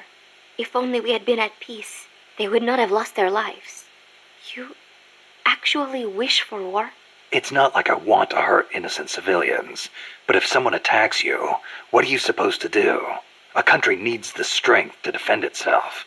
Otherwise it faces invasion, oppression, political subjugation. If they would simply stop using force to tangle with each other, countries would not need force to defend themselves. And how would you guarantee that?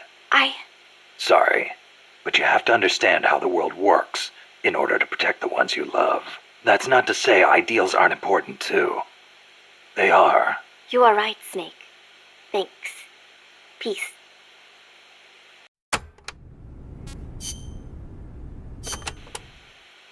Costa Rica's forests are more diverse than you might expect. Not all of them are tropical rainforests. Costa Rica is close to the equator, it is true, but it is also very mountainous. Yeah, I see what you mean. Go up 4,000 feet in elevation and the temperature drops more than 7 degrees. There are basically 3 types of forests. The lowlands are covered in tropical rainforests, the highlands by tropical cloud forests, and areas where there's a dry season have tropical dry forests. The lowlands along the Caribbean coast are mostly covered by hot, humid tropical rainforests, what most people envision when they think of jungle. The closely packed trees spread their branches out at great heights to soak up the sun. Their shade makes it dark near the ground, so be careful.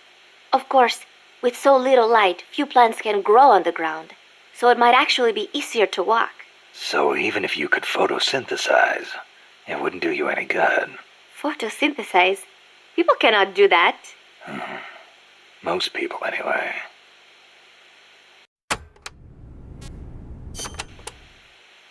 Costa Rica is said to have about 87,000 species of living things. That is about 5% of all the known species in the world. A tiny place like this? Huh. I'll be damned. I want to protect that biological diversity. When diversity is lost, the environment weakens. Just look at the plantations. I think I know what you mean. It's like trying to assemble a unit from similar guys. It usually doesn't work out. Throw a few square pegs in there and everything falls into place. There are so many species here that a lot of them have not even been classified yet. I am hoping I can help do that someday. Kind of like a parataxonomist. Say that again? Parataxonomist. Someone who helps a taxonomist. Oh. Huh. I thought you were going to say it had something to do with parachutes. You're weird.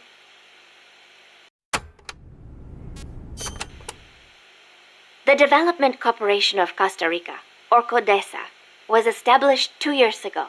Since President Odubor was elected this year, the state has been putting a lot more effort into development. The corporate state, so to speak. Growth is good and all, but there is one thing that bugs me. What's that? I cannot help but wonder whether CODESA is not just a front for the CIA. You mean what the professor was saying about the CIA mercenaries posing as security guards? They were using CODESA as camouflage? I am worried that development is going to destroy the forests, but I do not suppose it has anything to do with this.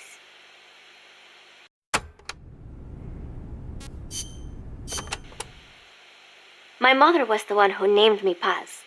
She said it was an expression of her wish that the country stay at peace. It is a pretty common name in Central America. My mother always used to tell me, never make war. Always help keep the peace. I remember. Your grandparents. Yes. They died in the Civil War. I think that is why my mother hated war so much. That's another thing you've got in common with Kaz. His mother named him Peace, too. See, because Japan also suffered through war. I think I know how Mr. Miller's mother felt.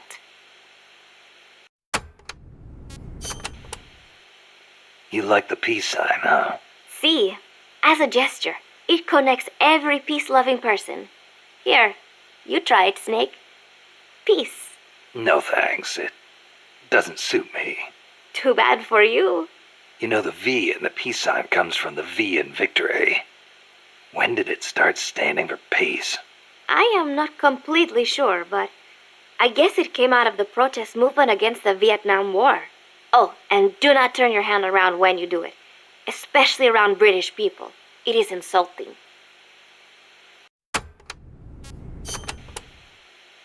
So, you live alone now? No, not alone. I've been living in school dormitories since I started junior high.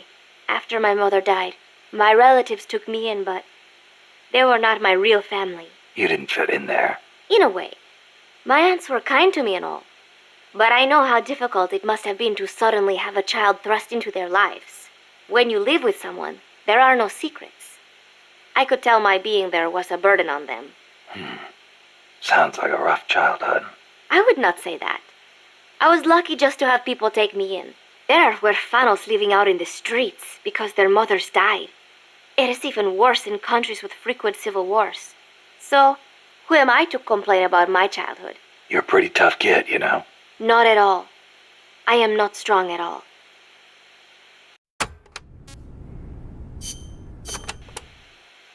Playa del Alba means Beach of Dawn. The morning sun is so beautiful over the Caribbean. Beach of Dawn, huh? Perfect place to start a mission. The clear blue water, the white sand, the swaying palm trees. You cannot get more South American than here. It is paradise on earth. Yeah, guess I should have packed my Hawaiian shirt. The coral reefs and mangrove forests protect the small fish in the area. Sea turtles come to lay their eggs on these beaches. We are not the only ones who enjoy this place. It is heaven for more than just humans. Bosque del Alba means Forest of Dawn. Naturally, it is situated on the east coast. It is your standard tropical rainforest. Everything you would imagine in a jungle. No sign of morning sun here. The foliage is too thick for direct sunlight to hit the floor. I do not know how easy it will be making your way through here. I'll be fine. This isn't my first trip to a jungle.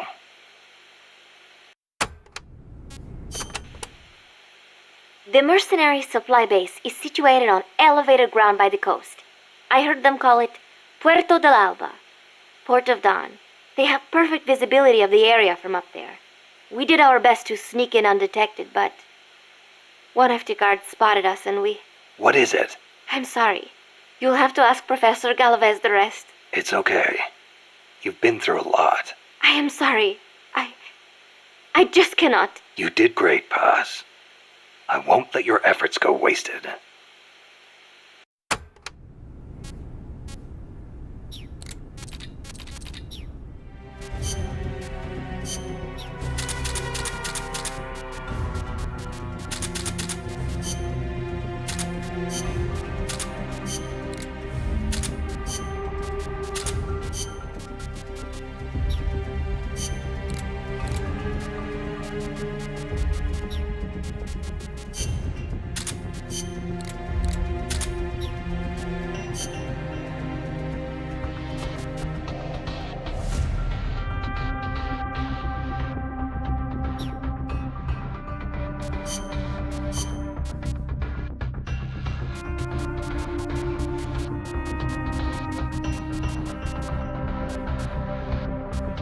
Survival.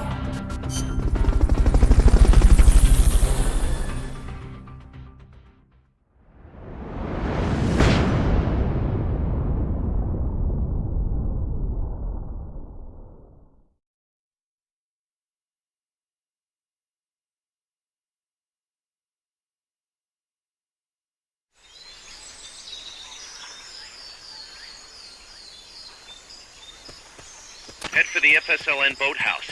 It's northwest of there.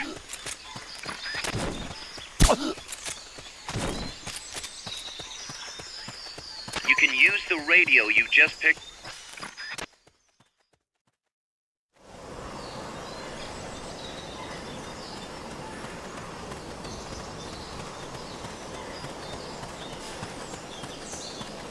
Not enough room, huh? We'll keep it here at the base.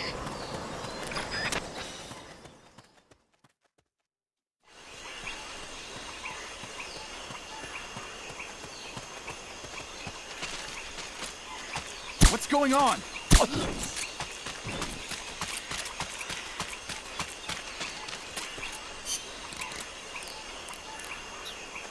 This is Miller. Hearing you.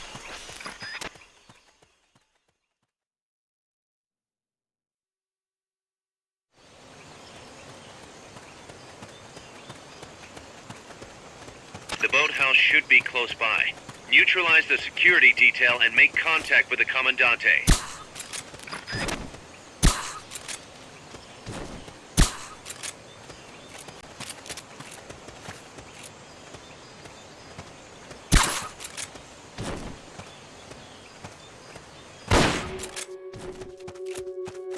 Enemies close by!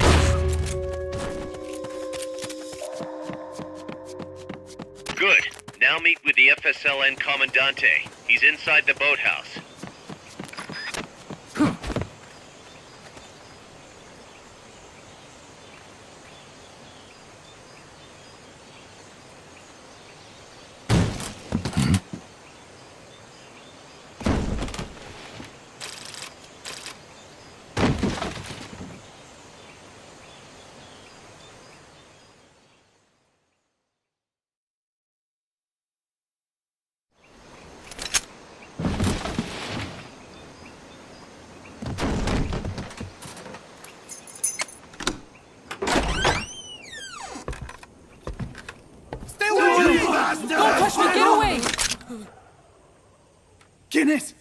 Che? No way. What do we do? Sandinista's right. I'm looking for someone. Mi viejo! Shh. He's dead. They killed nuestro viejo. You're his daughter. Then that makes you his delegado, right? Relax, I'm not your enemy. Cuban. A cigar? I'll take whatever you've got. I owe you one. But I prefer cigarettes, you know. How do I look? A little like El Che, no? You Cubano? Colombiano, a photographer. I came to Costa Rica to take pictures of birds. Birds? Yeah, quetzals.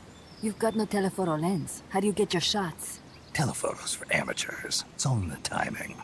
Oh. Let me smoke too. We can talk until I finish this. Chico! Tell me what's going on here. This place is crawling with soldiers. They don't look like private security. More like hired guns. They're loaded with the latest gear from all over the world. I heard they're a security force hired by Codesa. Yeah, and I'm Papa Noel. Those guys are UCLA's. UCLA's? La CIA? I saw them, setting up shop in town. They're planning to do here what they did in Chile. If that's the case, what are they after? Whatever it is, it's not us. You don't think they're here to push you back into Nicaragua? Impossible. Too much hardware. Too many bases. Didn't you see? They've got helicopters, tanks. It's like we're in Da Nang. There must be something else. They have a base near here. There's a factory to the north, across a suspension bridge. Factory to the north, across a bridge. Have you seen a big transport boat? Mercenary crew on the Rio del Jade. You mean the barge? It's upstream from here. Up toward Irasu. Any idea what's on it? I could introduce you to some of our compas up there, but I don't recommend going to the mountains. We've lost a lot of people there. They take us captive, torture us for information about our compas, and then they kill us like pigs. Got it! All right! This was our last hideout, the final refuge for El Frente, after being pushed out of Nicaragua and into this peaceful paradise of Costa Rica. Then, El Monstruo attacked. A monster? Y mi viejo.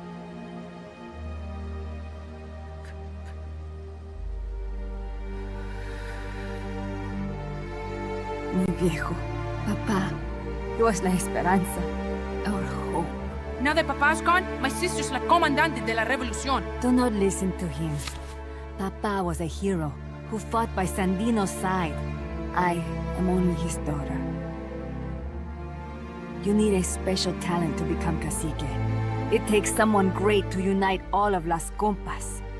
Sorry to interrupt, but leaders don't choose themselves. Neither do heroes. You carry on his legacy of La Esperanza, and they'll follow you, no question. You think so? My compas trust me, but not one of them calls me Comandante. Amanda! See what I mean? El Colibri!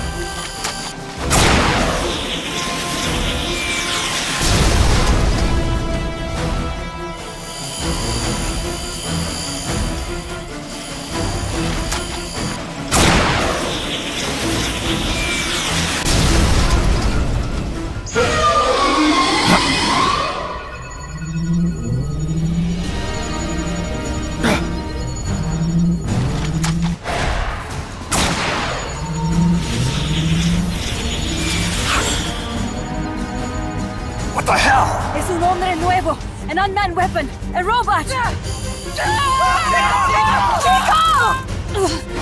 No, he won't survive the fall! Out of my way!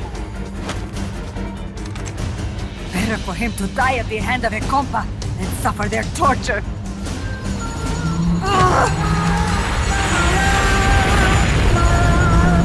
Stay here. As long as I'm still alive, I might as well be paid. Over here! Find Chico! ¡Venceremos!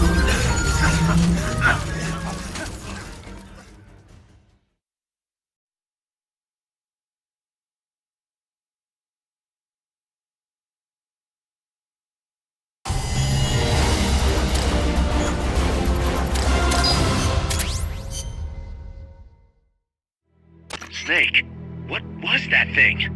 Whatever it was, it looked unmanned. Unmanned? I'd heard rumors, but an operational unit? What the hell is going on here? Not to quote Amanda, but the hardware they've got here isn't just unusual, it's overkill, which means one thing. It's nukes. So the question now becomes why? We can't make that call yet. We need more intel. How? Our source is dead. But his daughter isn't. Good thinking. We can follow her. Head for the next outpost and make contact with Amanda if she's still alive. Roger.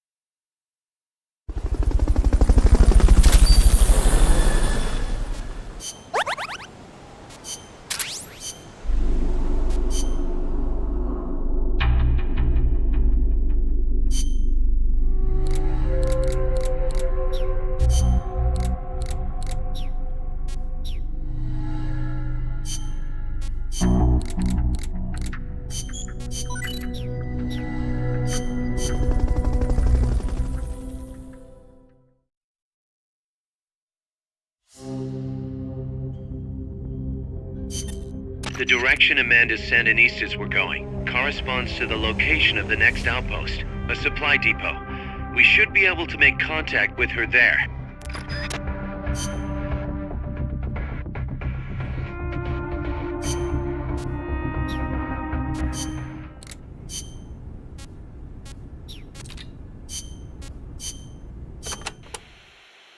This is a tropical rainforest, just like Bosque del Alba. The temperature and humidity can be brutal. El Senegal means place of mud. No, mud. Great. I'll watch my step. This area often gets flooded by the river. There are canals here and there carved out by water. Good places to hide. But they will also make it harder for you to see. Be careful, Snake.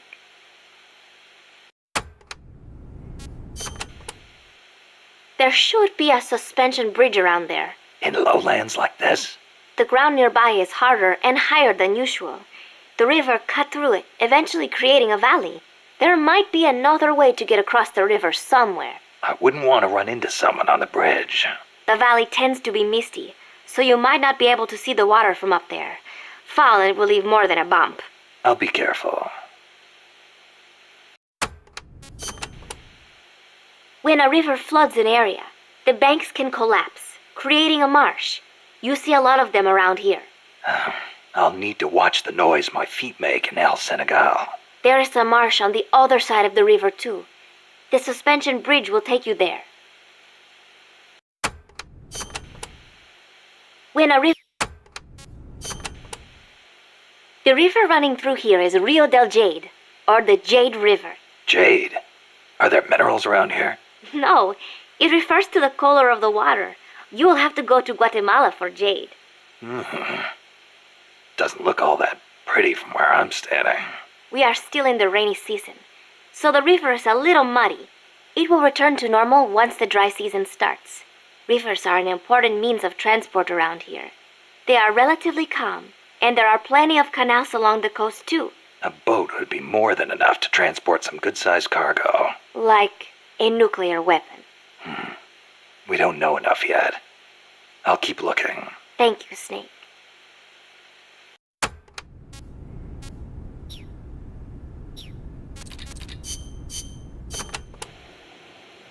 Number of warheads detected by the dew line. 57. Number of MIRVs included. Minimum 29, maximum 35. Target region. United States, East Coast. Estimated time of re-entry. 2048 Zulu. President selected attack option. Unknown. The president is dead. Unknown. Communication has been lost. I select Offutt Air Force Base as my target. Offutt? But that's a US base. What on earth do you mean? Based on the projected number of incoming warheads, Washington, D.C. is presumed destroyed. The president is most likely dead. The U.S. government's control lost. I realize that. So why not retaliate? With both sides destroyed, global anarchy would ensue. Recovery would be difficult.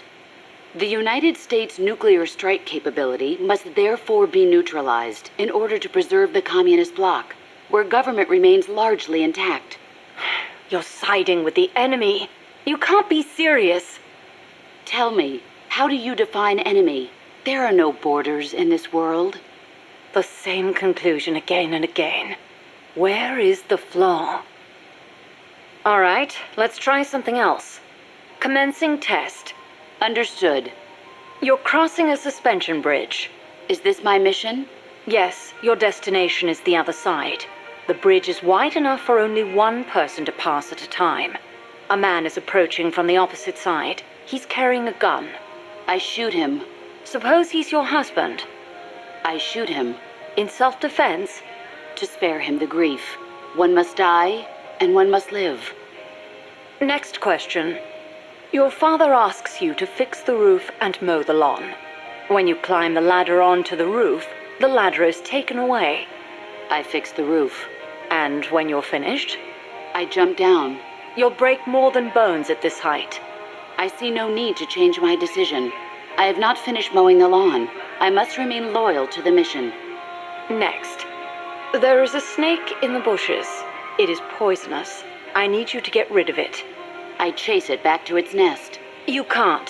The snake's too vicious. It's already killed many people. I chase it away. It will bite you unless you kill it. Go home. Kill me. Kill me now. Why not kill the snake? Your mission is to get rid of it. Is this what you call loyalty? What are you loyal to? Country? Ideology? Feelings? I am loyal to myself. Who's there? Who's that? Intruder!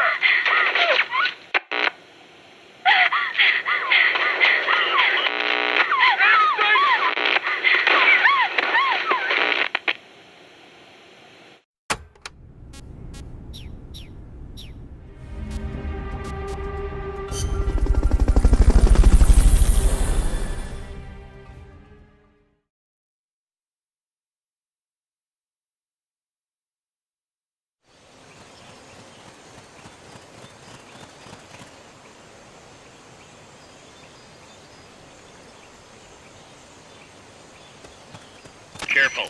They've got reinforcements coming.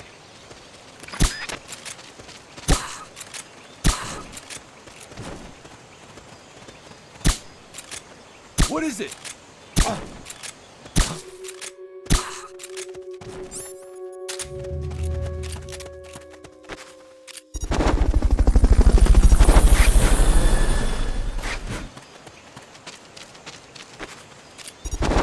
Fulton recovery subject confirmed onboard helicopter. Fulton recovery helicopter is complete.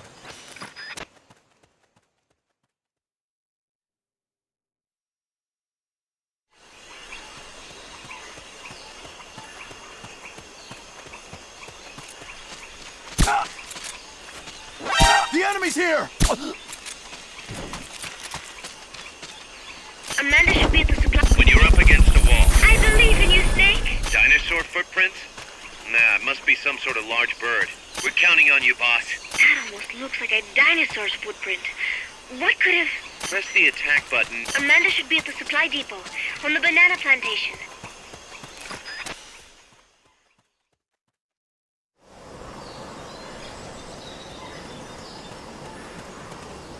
Amanda went across that rope bridge. Hurry.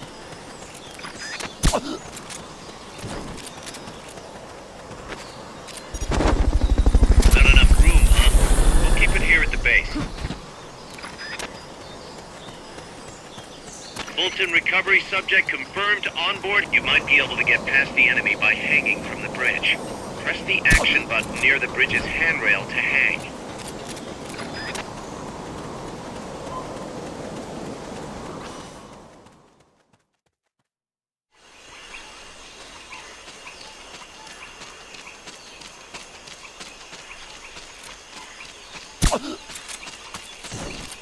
Wait.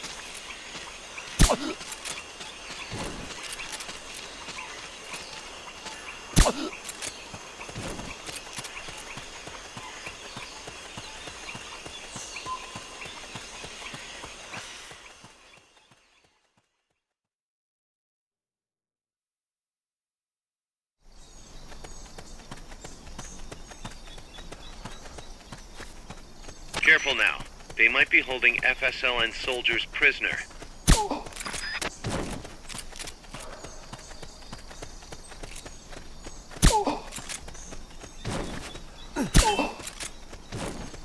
Press the action button in front of a prisoner to take them to Mother Base using the Fulton recovery system.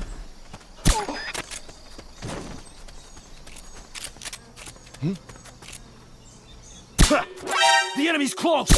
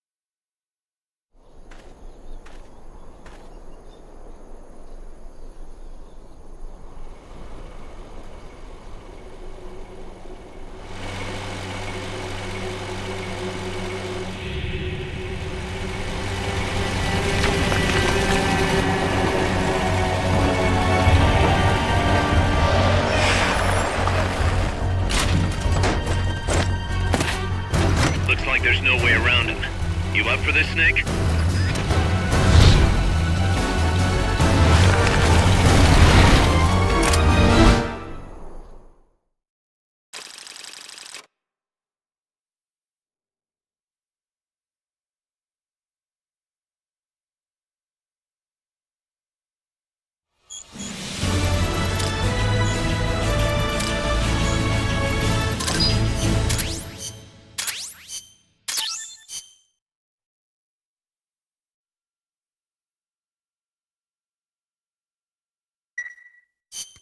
Listen, boss.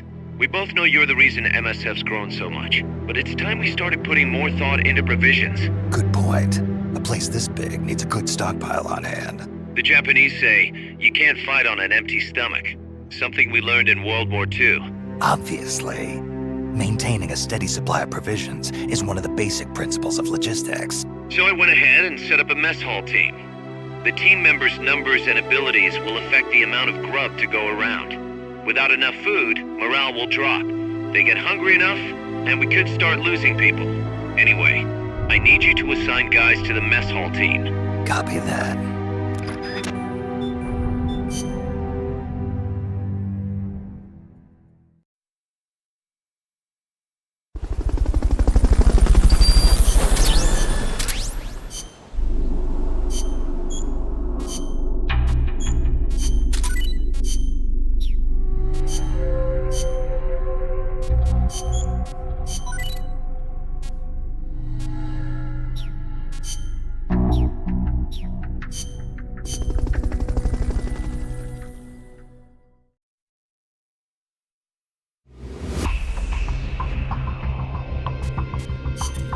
That's an armored vehicle unit, Snake. Either destroy the vehicle or neutralize the soldiers. Take it out.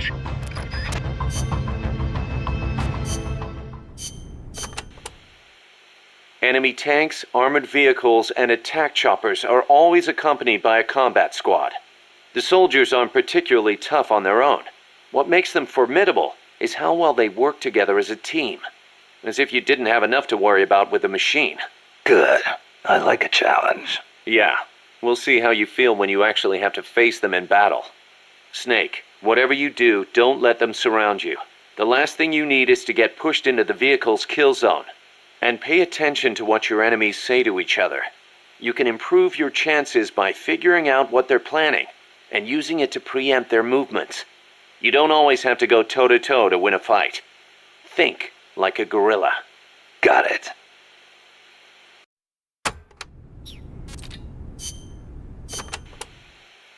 There's a lot of banana cultivation along Costa Rica's Caribbean coast. The area is dotted with banana plantations. Bananas have been Costa Rica's main crop since they were introduced from Panama in the 19th century. They bring in a fair amount of foreign currency. A real fruta de oro, huh? See, but exporting all those bananas require a ton of land. Hence all the plantations. Clearing all that forest just to grow bananas robs animals of their habitats. I do not know how good that is for Costa Rica in the end.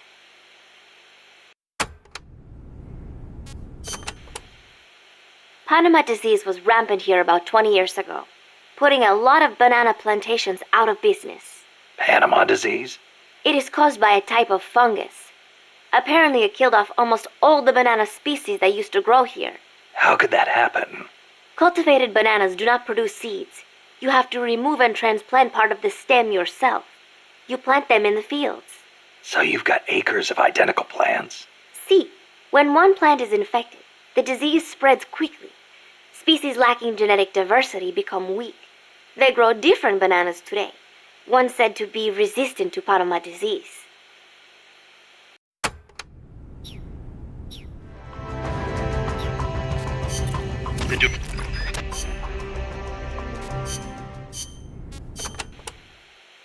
To get to your next objective, you'll need to backtrack along the way you came for a bit. Don't get too comfortable just because you know the terrain. The enemy knows you're out there now. They'll be out in greater force than before. Proceed with caution. Refrain from using firearms unless absolutely necessary. Looks like I'll have to cross the river. Yeah.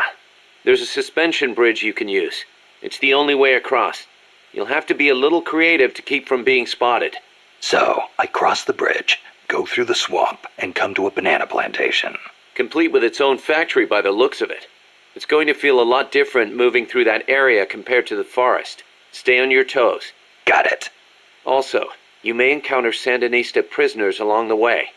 Try and save as many as you can with Fulton Recovery. I'll keep an eye out.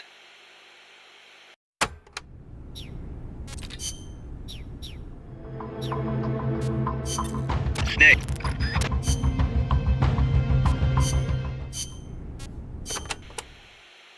Going by this map, you've got a lot of different terrain types between you and the hut where the Sandinista Comandante is being held.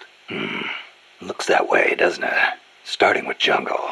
The enemy won't be able to see you very well, but your visibility won't be so hot either. Stay alert. Next, you've got the swamps along the river. Make sure you get a good feel for how robust surveillance is before diving in. Will do. Finally, there's the boat repair cabin. The Commandante's in there. It's a key enemy outpost, and security is going to be tight. You may have to let brute force do the talking. You still have a long way to go, Snake. Use caution and don't make a racket out there. Got it?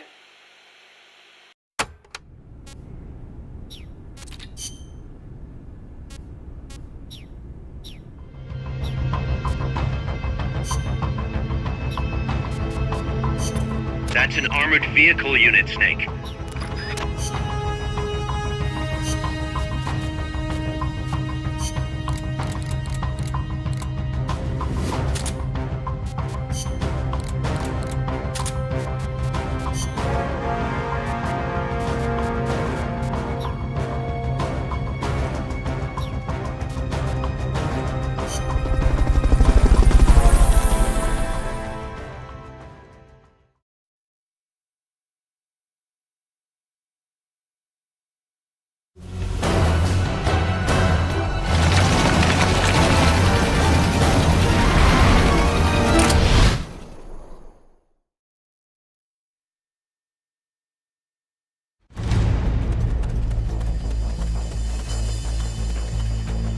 Neutralize the enemy troops.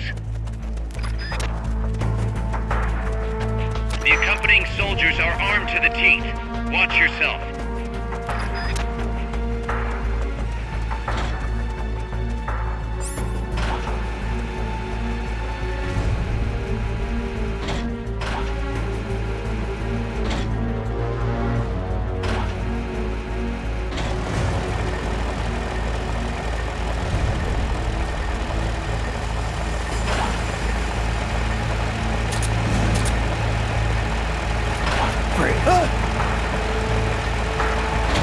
You won't have to worry about that one anymore. So long as none of his buddies show up anyway. Go ahead and use Fulton Recovery to bring the target in.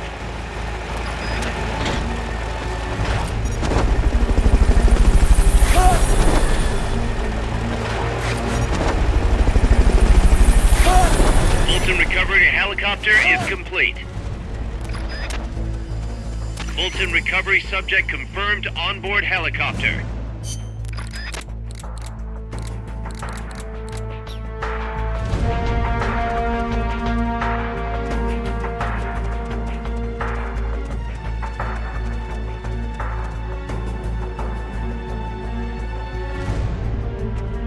Shoot that exposed fuel tank. The red one. They haven't seen you yet. Perfect. Now's your chance. You've got to neutralize that armored vehicle somehow. Neutralize the enemy troops. Our future is in your hands. You've got to neutralize that armored vehicle somehow. Anti-tank mines are also effective against armored vehicles. You've got to neutralize that armored vehicle somehow. What is it?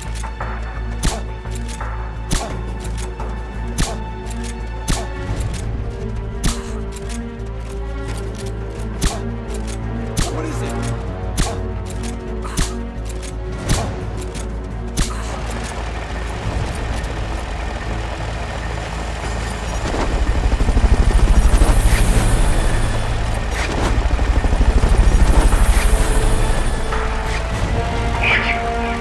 Fulton recover.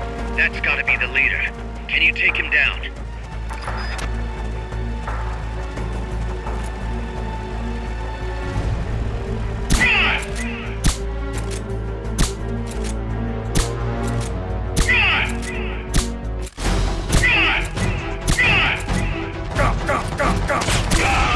The enemy leader's out cold. Bring him in.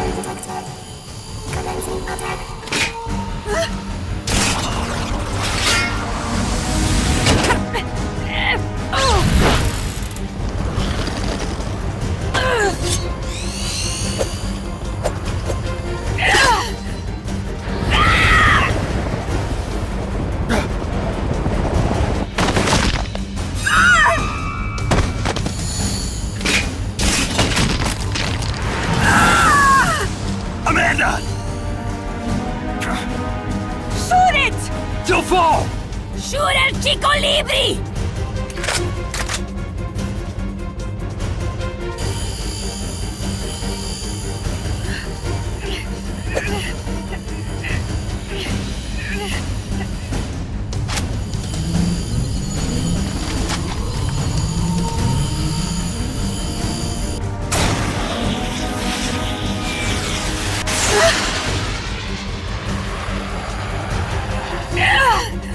What are you aiming at? El Chico Libri!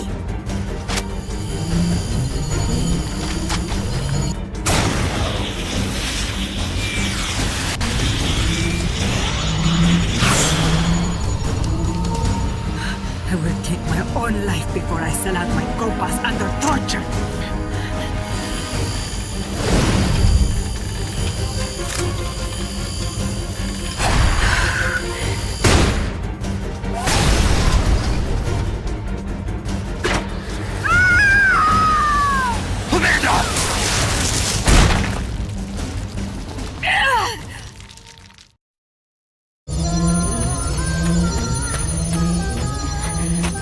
Amanda! Chico. What? What is it? Can you roll me one? Tobacco. Oh, yeah. Chico.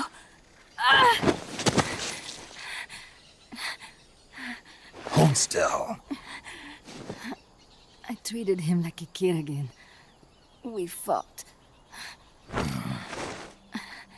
I didn't want Chico to know. Kept it a secret. Somoza's Guardia chased us out of Nicaragua. Across the Rio San Juan. And we ended up here. The only reason we've been able to keep on fighting. Amanda. The factory. You saw it? The banana factory. A front. It's a drug refining plant.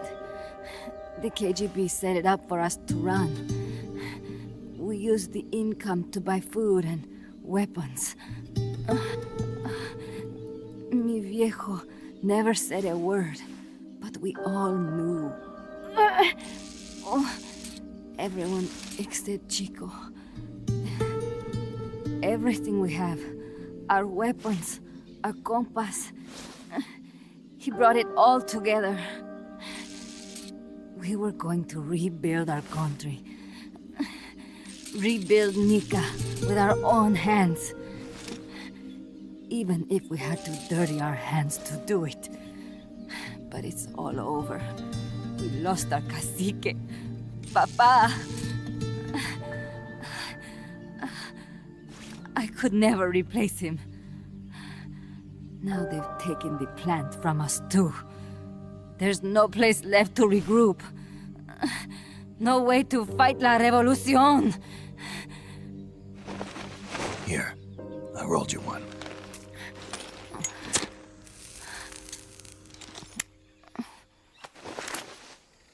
What about you? You're going after that cargo? Yeah. Must be important, Looks that way. It looks like it could be nukes. What? Nukes? Madre de Dios. No time to waste. We must get to Irasu. The transport route leads there. It must be where they're holding Chico and my compas, too. Whenever Chico and I argue, he goes off to be by himself. That's why he knows more than anybody about their bases. Chico. You're pretty worried about your baby brother. This is why I'm not fit to be a leader.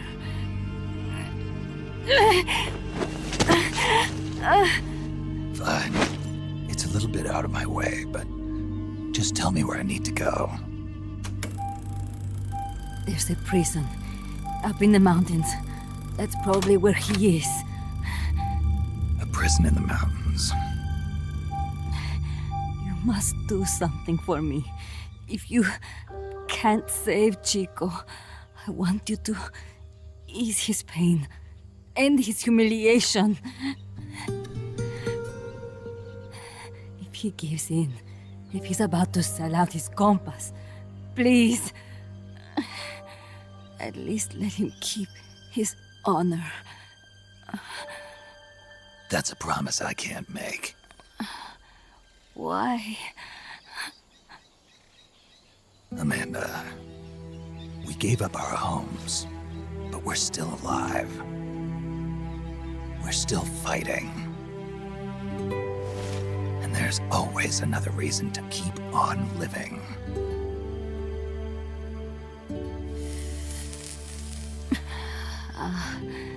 I feel alive again. Amanda, join my unit until you've healed up. Your unit? Yeah, Who are you? Why are you here? I'm Snake. Serviente. Snake?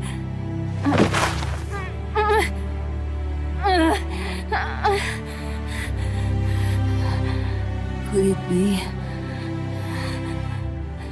the great cacique has come to lead us?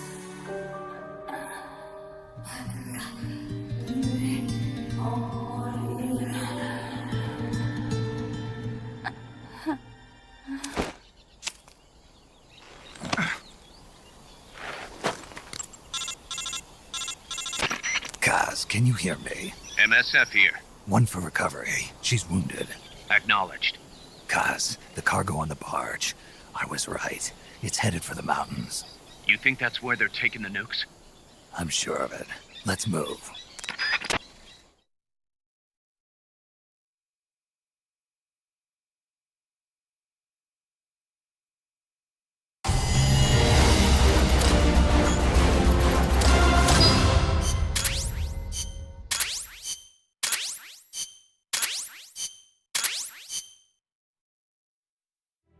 Snake, Amanda's reached the plant.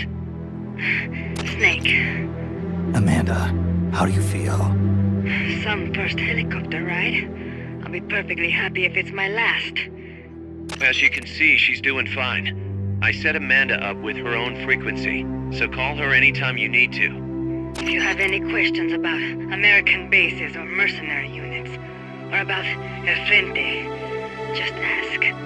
And please, do not forget my compass and Chico. Don't worry.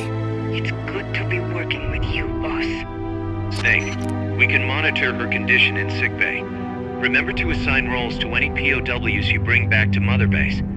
How this outfit gets built depends on who we assign to what jobs. That'll determine how Mother Base grows. It's one of your most important roles, boss. Yeah, I know.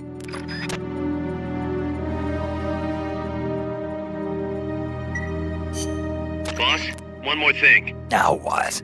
It's about sickbay. Naturally, we can use it for the sick or injured like we did with Amanda. But we can't expect people to get better without the proper treatment. Uh-huh. So I figure we'll need a medical team for that. The number of team members and their abilities will determine how quickly the sick and injured heal. They can also monitor everybody's health. Right. Prevention is the best medicine. You got it. Remember to wash your hands often and gargle twice a day, boss. If only I had the time.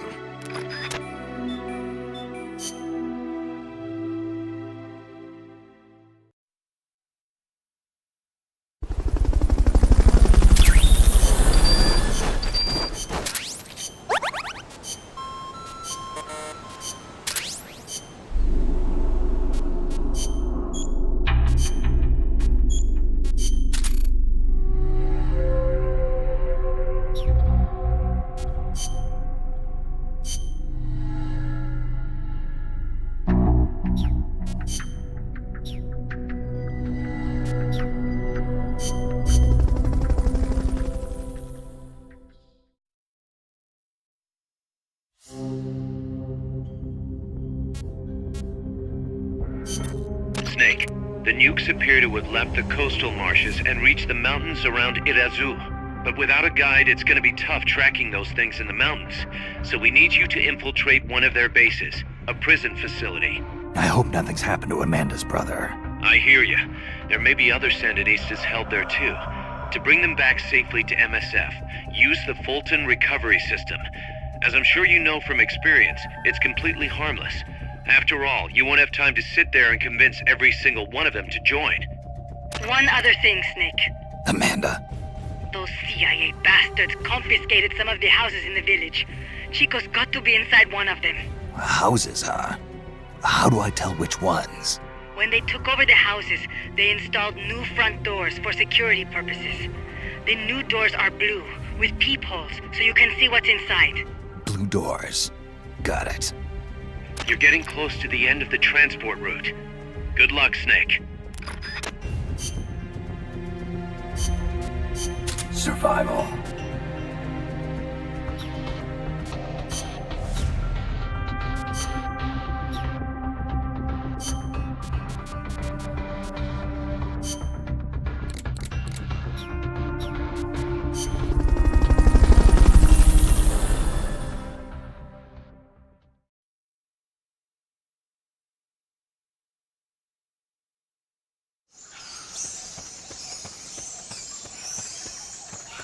Chico's in a prison camp north of here.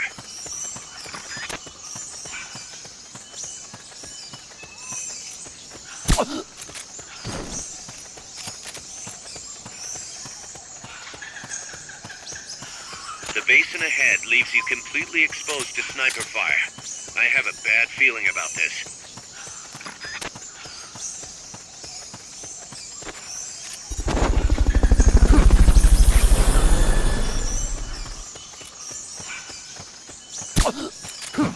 Fulton recovery helicopter is complete.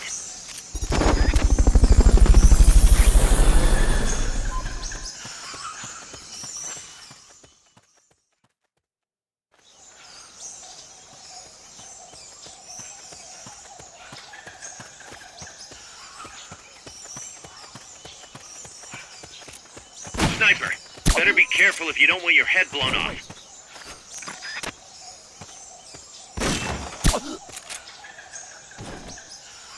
Somebody there? Nothing here.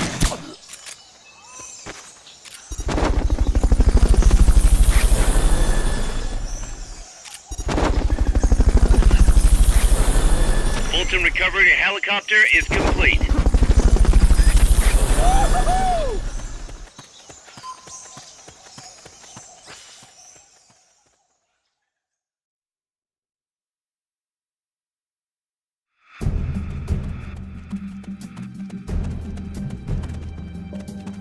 Chico's in one of these houses.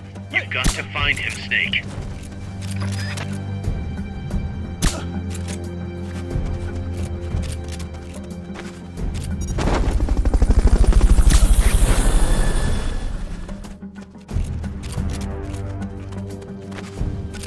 Fulton recovery subject confirmed onboard helicopter.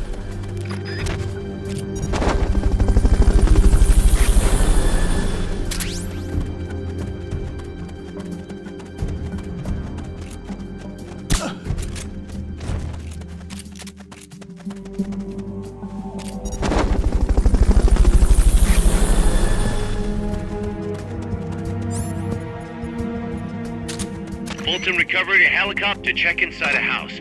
Press the action button. Not this one.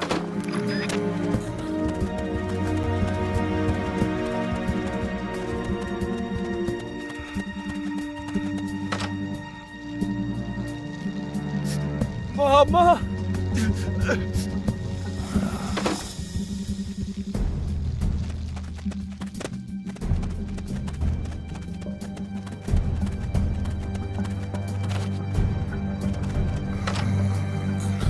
Not this one.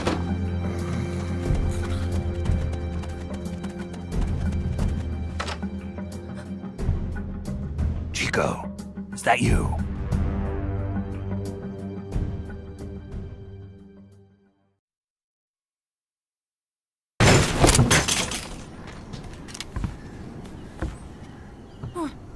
Who's there? Chico, it's me. Joy, that photographer. That's right. A war photographer. Huh? I thought you were here for the birds. Yeah, the birds of the battlefield. Whoa! Is that chess? Can I see it? Wow, the same kind of chair used! You can't keep it, kid. Here, have these instead. Those photos! Huh. Oh no, Amanda! She's safe. Don't worry. Are you sure? We're patching her up back at my place. She's hurt? I said, don't worry. It's just a broken leg. You got any cigarettes? A cigar, huh? Hey! Not for kids. Chico, do you know where they took the cargo? Cargo? What cargo? Let me rephrase that. How do they get stuff from the coast up here? Oh, that I can tell you. When the cargo gets to the harbor, they first send it up the marshes on a barge. Then, they load it onto a jungle train past the banana plantation and transport it by rail. The train stops here. When it gets to the train terminal past the coffee plantation, they reload it again. This time onto a truck, which disappears into a tunnel heading toward the mountains. Disappears? Chico, what's on the other side of that tunnel? Nobody knows. None of our compas ever got close enough. He's protected by a spirit. A spirit? Yeah, a giant monster. El Basilisco. The king of snakes. No, really, I saw it. I was camping up there one day, and just as I was waking up around dawn, I heard this loud noise. I opened my eyes and saw an enormous shadow. Must have been 30 bara at least.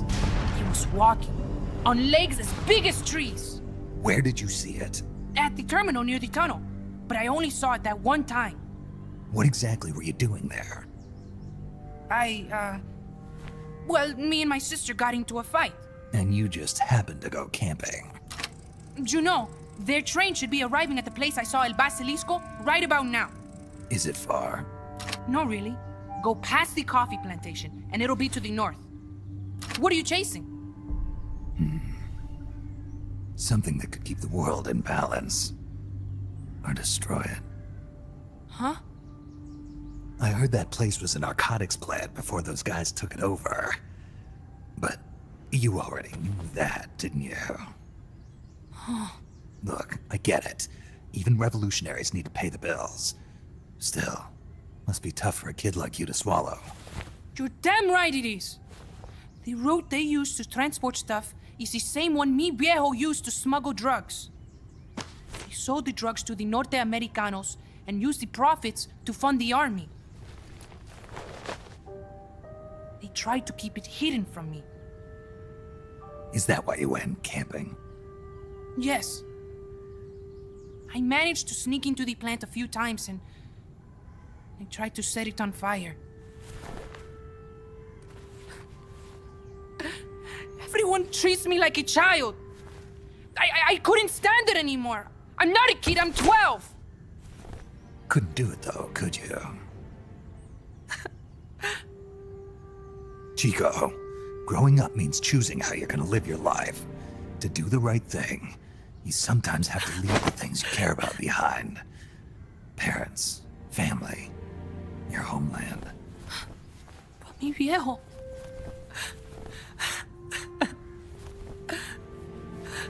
Papa.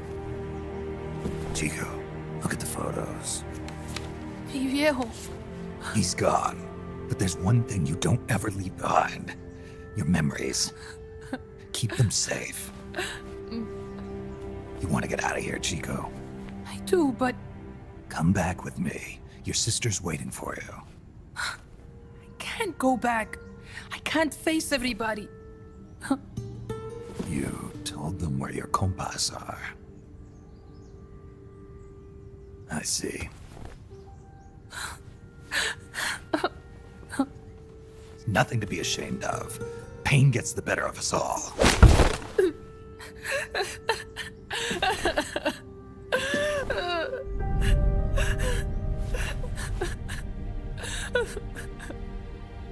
I wish I was dead. Okay then. I'll put you out of your misery. What? Any last words? Shoot.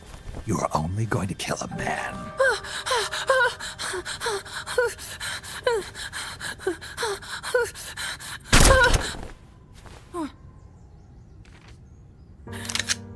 I just wasted a bullet. Don't waste your life. Listen to me, Chico.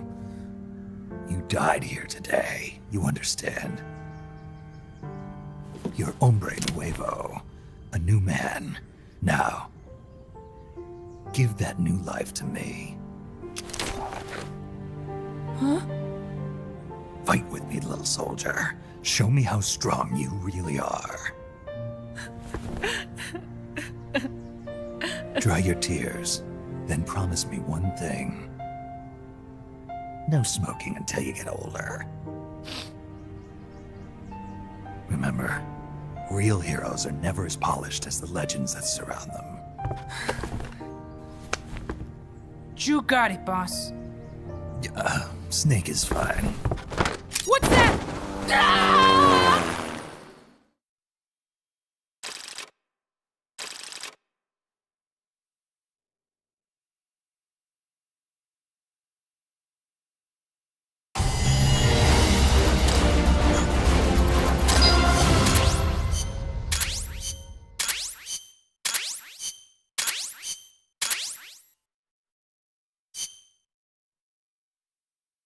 Snake, Chico made it over.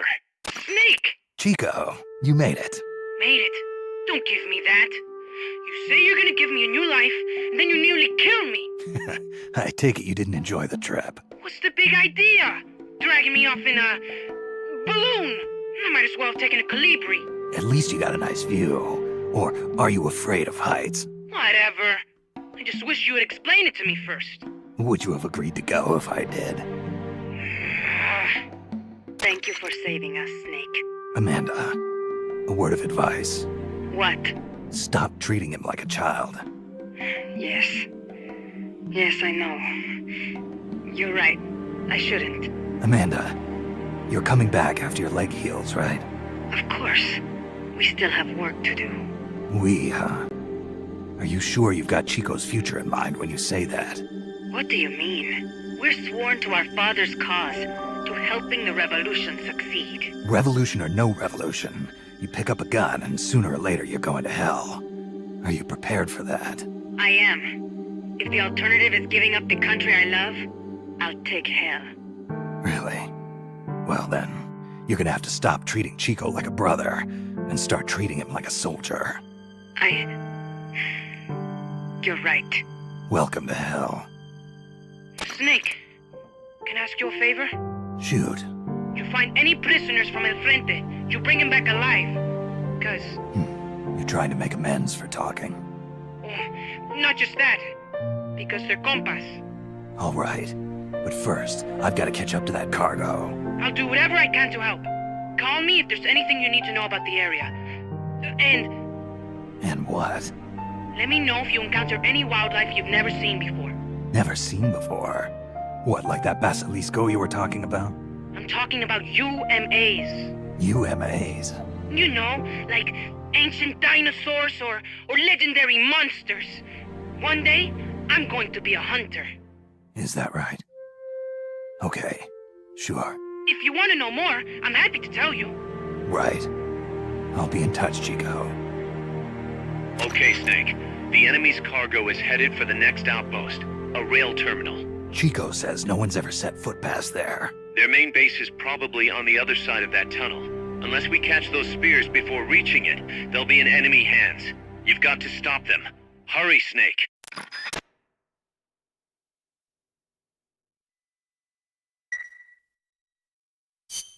Boss, I had an idea. Listen to this. Let me guess.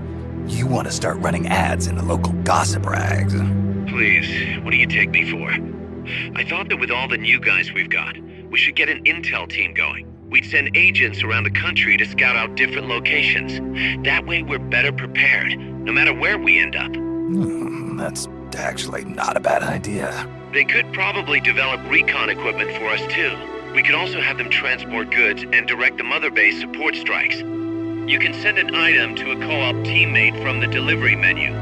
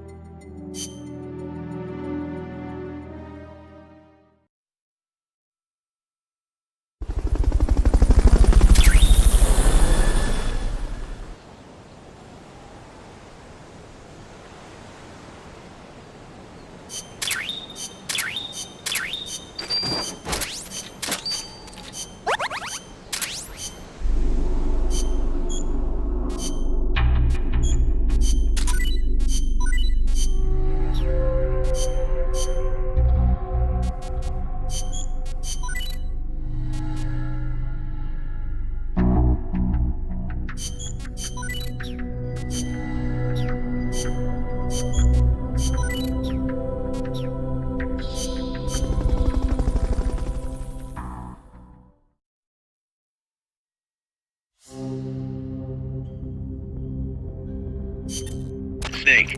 According to Chico, the nuclear materials will be loaded from a train and onto a truck at a rail terminal near the eastern foot of Irazu. If we can't cut him off at that terminal, we'll be in a world of hurt. Hurry, Snake.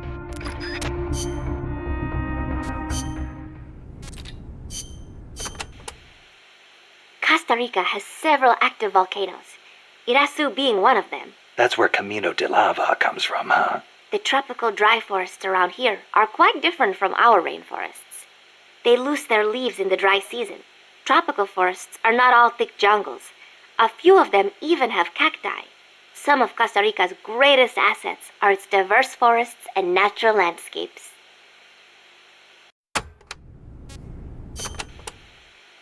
Costa Rica got its first real railroads up and running about 100 years ago. Their primary purpose was to move coffee harvested in the Central Basin to the Caribbean coast. They built railroads here 100 years ago? That's impressive. It was even more difficult than you would imagine. Later, they started using the railroads for shipping bananas too. There still might be some branch lines around here. Aldea de los Despiertos means Village of the Awake. Weird name. The area is littered with coffee fields, and there is a factory nearby. The villagers are fans of coffee, so... Nah, they don't get much sleep, huh? They've got a sense of humor, all right. I cannot believe they would take over a place like this and use it as a prison. It is unforgivable, for both the CIA and the thugs they employ. All the villagers wanted was to live in peace. What gives the CIA the right to crush them like that? They don't care about anyone's rights but their own. It's just the way some people are. You really think so? Don't worry. It just gives me the right to teach them a lesson.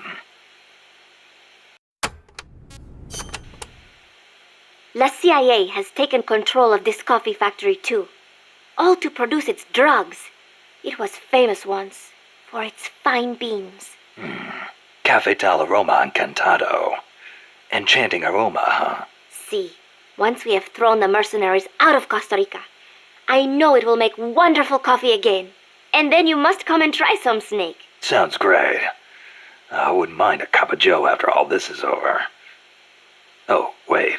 What is wrong? No, I just remembered this guy I knew who wasn't big on coffee. English. Get rid of that muddy water and get a cup of black tea down your gob, he'd say. That is too bad for him. It is delicious. As I said before, building railroads in Costa Rica was a dangerous job. A lot of men died, and sometimes they stopped work altogether. This is one of those places. They had to cut through steep terrain, so when they finally made it through, they just built the rail terminal right there. And that is why they named it... El Cadalso. The gallows. Charming. I'm surprised the construction money didn't dry up the way things were going. Actually, it did. But the bananas helped complete it. So they say. You mean the energy the workers got from eating bananas? Oh, I suppose they do have plenty of vitamins and... No. I meant the money they got to finish it came from exporting bananas. Oh. But one thing is for certain. The owners of the railroads expanded into the banana trade after construction was completed. That was the start of banana cultivation in Costa Rica.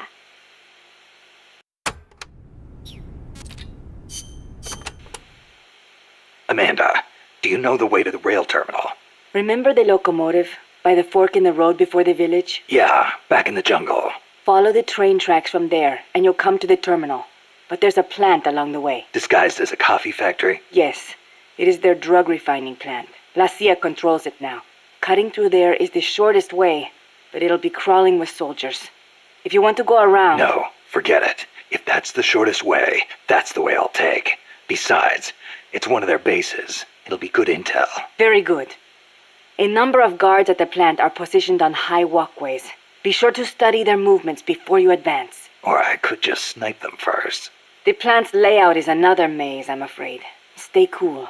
Make your way out of the plant and you'll arrive at the terminal. You know a lot about this place. What are you saying? I've been there before, when the KGB ran it, yes. But it is not as if I enjoyed it. No, I just meant you know a lot about how the enemy works. I hope so. Anyway, did you talk to Chico about the terminal? He said it's where they transfer the cargo onto trucks. Meaning the facility is of considerable importance to them. Don't get careless. I won't. By the way, I've heard of a shortcut that cuts straight to the coffee factory, to the east of the village, but I've never used it myself.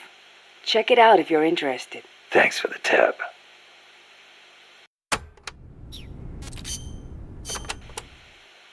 The supply staging point is at the eastern foot of Irasu. There's a rail terminal there. They'll probably transfer the nuke from the train onto a truck. Gotcha. I'll have to catch them while they're moving the cargo. But you might run into El Basilisco. Keep your eyes peeled, Snake. An 80-foot-tall walking behemoth. The CIA's new weapon? Could be. Too bad it's not actually a dinosaur.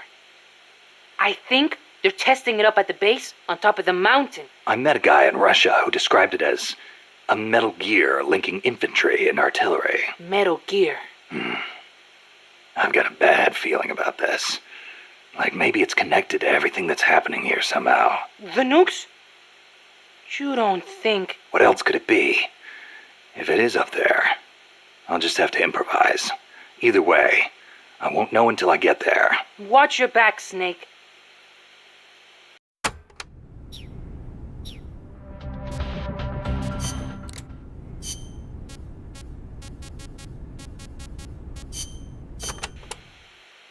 So I hear Amanda mistook you for Che Guevara, Snake. That's not too bad, huh? Yeah, right. I'm not even worthy of polishing his boots. Don't be so modest. From where I'm standing, your men see you as a great man. As great as the century's most complete human being. That's Sartre, right? Well, there's hardly been a more iconic figure of his times than Che. Oh, he was more than that. He was a true revolutionary and a great warrior. I'm with you there. Can you believe that when he first went to Cuba with Fidel, they had only 12 guys with them? But they rallied. They brought in new recruits, won the support of the peasants, expanded their organization. And in the end, they overthrew the Batista regime. People flocked to them because they were honest. They won because they were strong. Those are the qualities that make men great. You know, we're kind of in the same boat they were back then. Here we are, a handful of mercenaries taking on an army backed by the United States. Yeah, we've got a long way to go. But we've got to keep on going. It's not just about winning in battle. You need to think about recruiting people and growing this operation. Got it. Boss, did you ever read Che Guevara's book, Guerrilla Warfare? I can't remember if I got to that one or not. You should have. That's why I lent it to you. A lot of the guerrilla tactics it covers apply to sneaking missions too. Che was one of the first people to articulate the theory of guerrilla warfare. T.E. Lawrence, Lawrence of Arabia, was another one. And Mao Zedong and his On Protracted War. Theory aside, Nicaragua's General Sandino was one of the first to put guerrilla tactics into practice, which explains why the Sandinistas named themselves after him. If you think about it, guerrilla warfare itself has been around since ancient times. There's only so many ways a small group can upset a large army. There was a samurai in Japan who excelled in guerrilla warfare. No kidding. Tsunoki Masashige. He was a warrior who lived in the medieval era. He used unconventional tactics to help overthrow the Kamakura shogunate. Like what? Trojan horse-style maneuvers and decoys to confuse the enemy. The best one was when the enemy was climbing the castle walls. He dumped boiling water and human excrement on them. Sounds great. Let's put it in the MSF playbook. You're not serious, are you, boss? Why not? We've got plenty of crap to unload. Yeah. I'll think about it.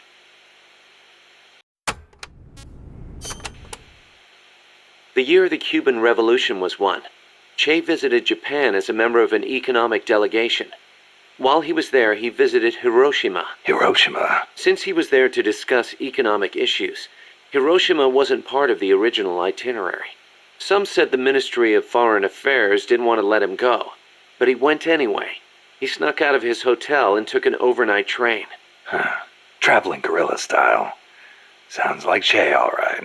He visited the Peace Memorial Museum and the Atomic Bomb Survivors Hospital. Apparently it gave him quite a shock. As a doctor, it must have been painful for him to see how the victims suffered. Nukes destroy everything. He was quoted as saying, They put you through this, and still you do whatever America says. Those words really hit me hard, especially when I think of my mom. He said something else, too. Let us all love Hiroshima and its people. I can believe it. Che never managed to numb himself to other people's pain. That's why people loved him. And why he died.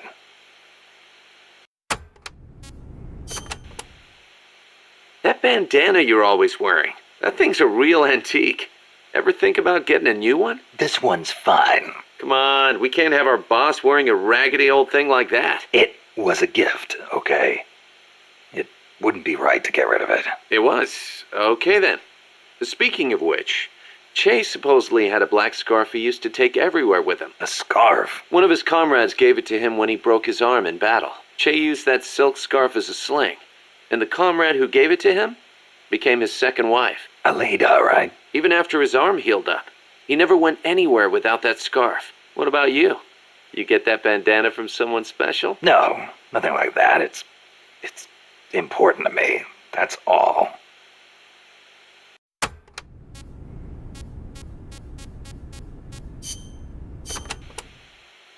Amanda and her crew tell me they've managed to identify several different categories of mercenaries employed by the CIA. Give me a rundown. Sounds like info I could use. No problem. I'll go through them in order.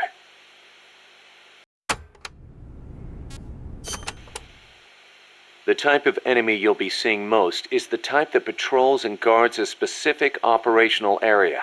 For the sake of convenience, Amanda's crew calls the outdoor ones patrolmen, and the indoor ones guards.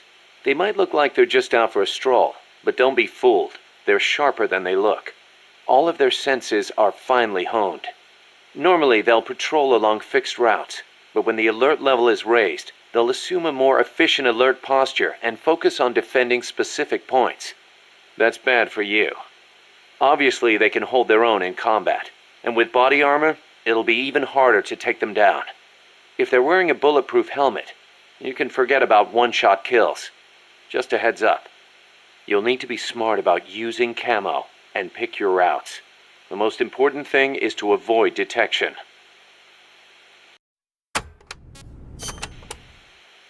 When the enemy spots you and goes on alert, they may call in a backup strike team. These assault teams are heavily armed, well-trained, and highly dangerous. Amanda's crew calls them commandos. Unlike the patrolmen, these guys will actively, relentlessly track and hunt you down like hounds. Hounds to hunt a former foxhound. Bring it on. They won't give up easily even if they lose sight of you. They'll clear out any likely hiding places they come across. So don't get too comfy in one spot, or you might get caught again. Keep your eyes fixed on them and what they're doing. Also, be aware that commando gear includes body armor, so don't think you can deal with them by going in guns blazing. All I've got to do is find an exposed weak point, and... Exactly.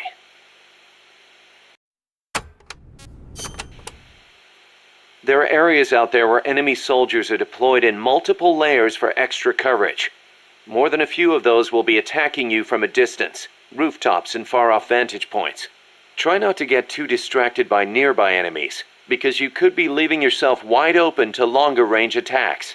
I'll be careful.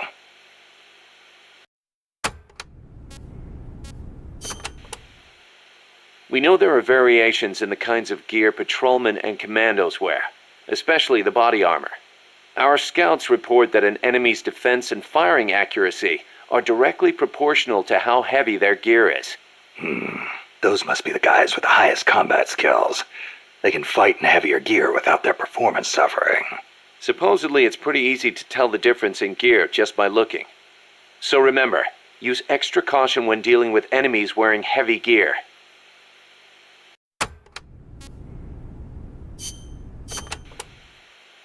Enemies will try to fight you from different distances, based on the weapon they've got equipped. When you meet an enemy, get a good look at what they're carrying. It can make or break your chances in battle.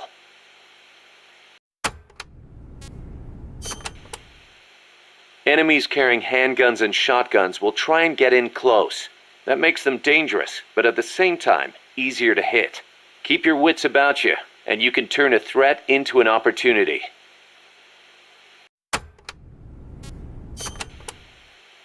Enemies carrying assault rifles and machine guns will usually fire at you from farther away. Use whatever cover you can find, then return fire with a few well-placed shots of your own. Don't expect enemies carrying sniper rifles or rocket launchers to get up close and personal. They'll be constantly moving from place to place looking for an opening to snipe at you. Tricky bastards. Eye for an eye, tooth for a tooth. Go with the sniper rifle. Make sure you stay out of their line of sight, and when they expose themselves, take them down.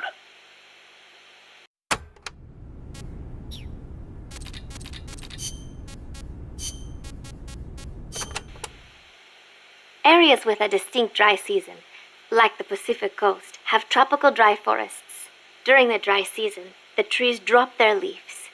It gives you a clearer view, but at the same time, there are fewer places to hide. So be careful. Sounds dull. It is not really. A lot of trees flower during the dry season, including my favorite, the tabebuia. It has these amazingly vivid yellow flowers.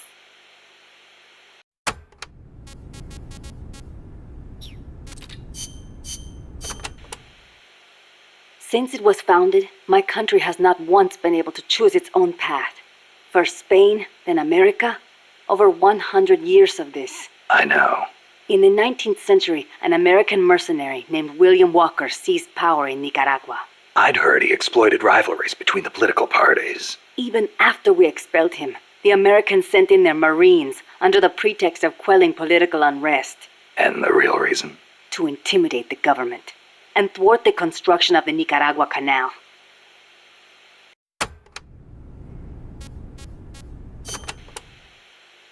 I thought the U.S. already has the rights to build a canal in Nicaragua. They never intended to build a canal there. They'd already started digging in Panama. A canal in Nicaragua would break up the Panama Canal's monopoly. Reason enough for America to stick its nose into our affairs. They snagged the rights so nobody else could build there. It was General Sandino who finally stood up to los Yankees.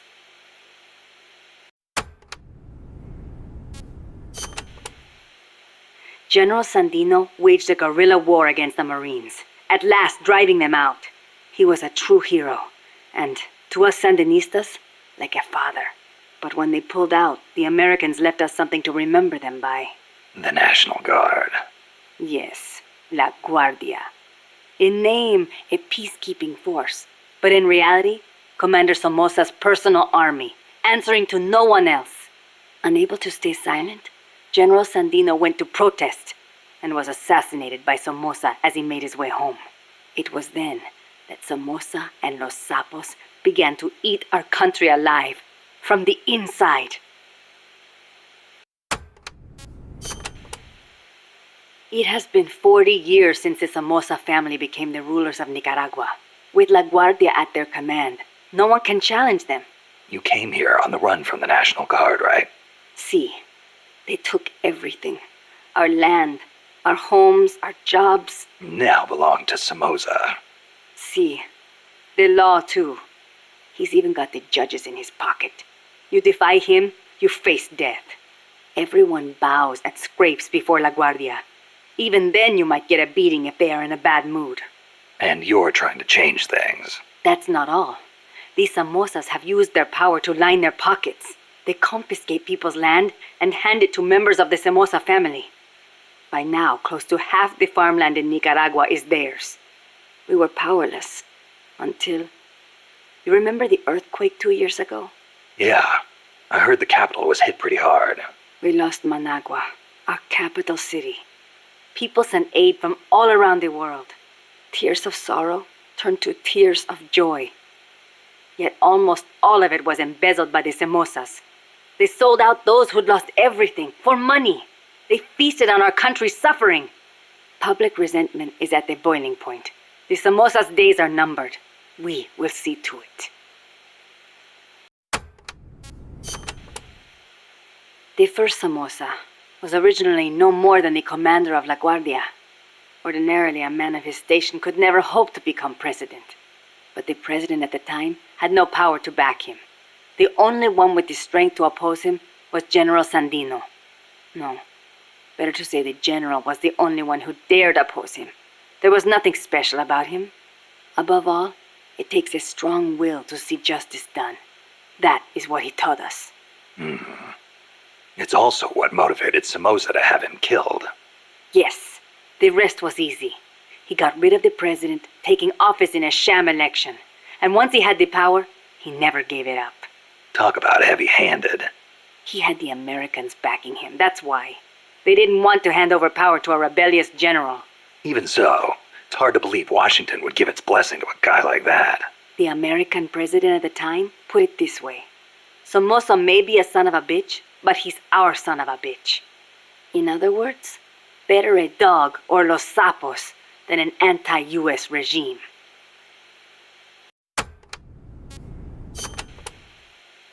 The Managua earthquake struck 2 years ago, the day before Christmas Eve.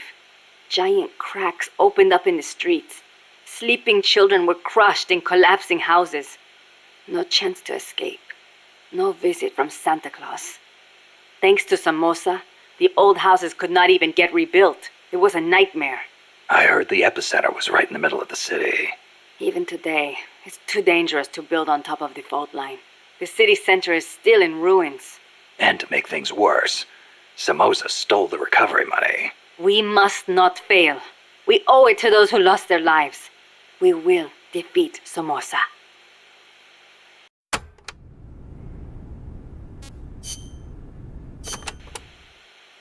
We are Sandinistas, the heirs of General Sandino's will. Sandino, the father of modern guerrilla warfare. To you, maybe. To us, he's more like a real father. That why you named yourselves after him? Of course. La Frente Sandinista de Liberación Nacional. The Sandinista National Liberation Front is named in his honor. We share the general's goal, to take back our country's freedom. In his day, from America. In ours, from the despot Somoza. Times have changed, but the song remains the same. Patria libre o morir. That is our slogan. El Che used to say the same thing, you know. Patria o muerte, the slogan of the Cuban Revolution. So, you're fighting for a socialist revolution too, then? No, it's not about ideology. We only want to live normal lives. We are sick of living in a country where you can be beaten for walking down the street, where you never know if your neighbor is snitching on you. Our goal is to give back the country to its people. Yeah, the Cuban Revolution started out like that too. We are few in number, but we will win. Victoria o muerte. For a revolutionary, there is no other fate.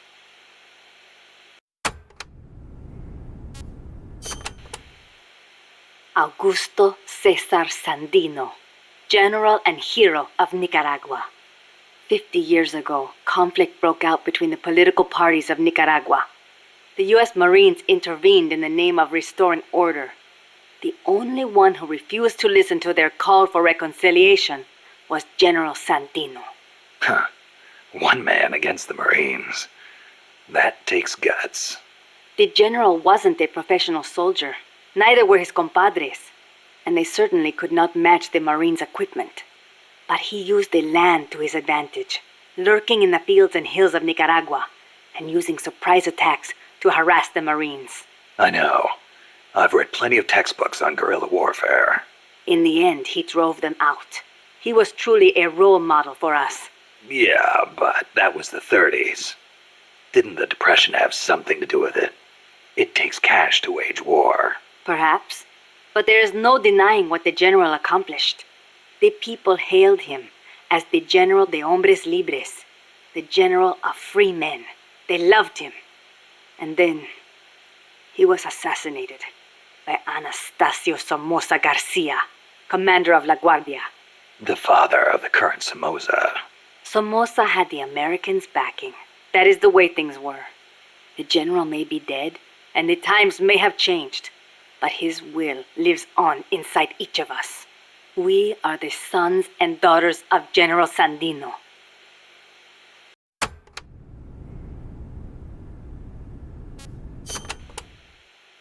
Hey, how's the watermelon business these days?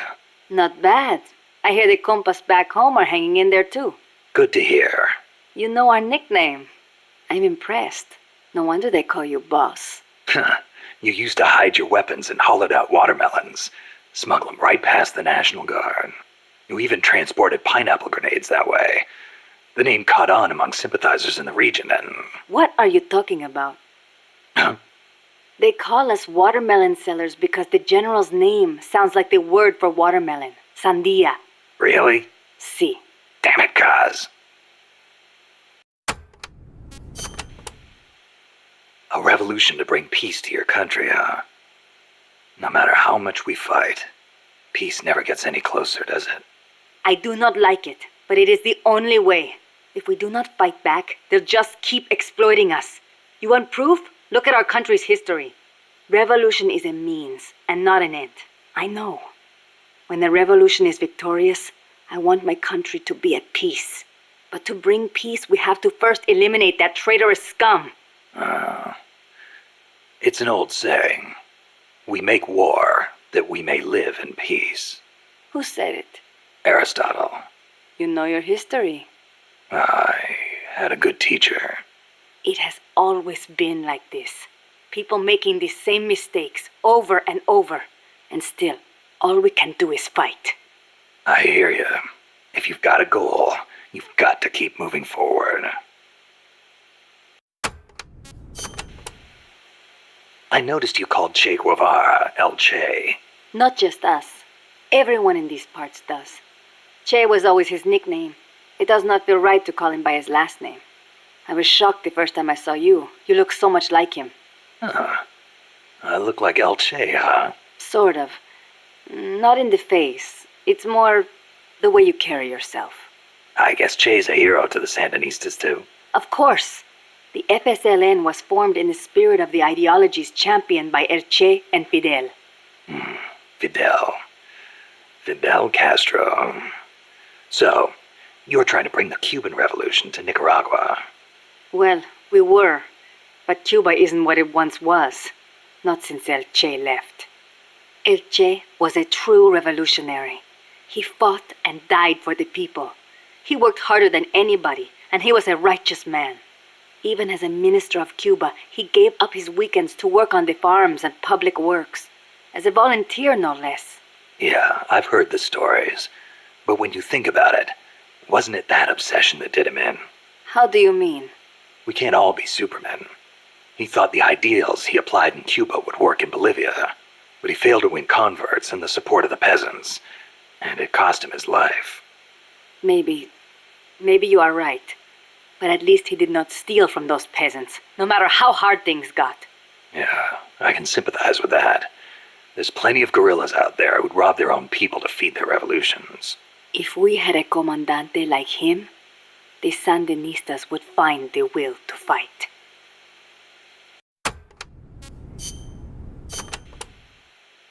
You called that giant chopper an hombre nuevo. Si. It means new man. New man? There was nobody piloting that thing. It must be controlled by machine. Yeah, it seems that way. No human being could pull off those crazy maneuvers. But it's not crazy. It's smart. It sings, too. When we first saw it, one of your men said, "Pilot must be an hombre nuevo." Me? I do not like the name. Why?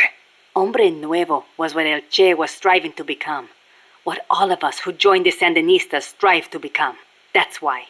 An hombre nuevo is one who finds joy in virtue and voluntary labor. It makes me furious to see that name given to such a monster. I'll bet.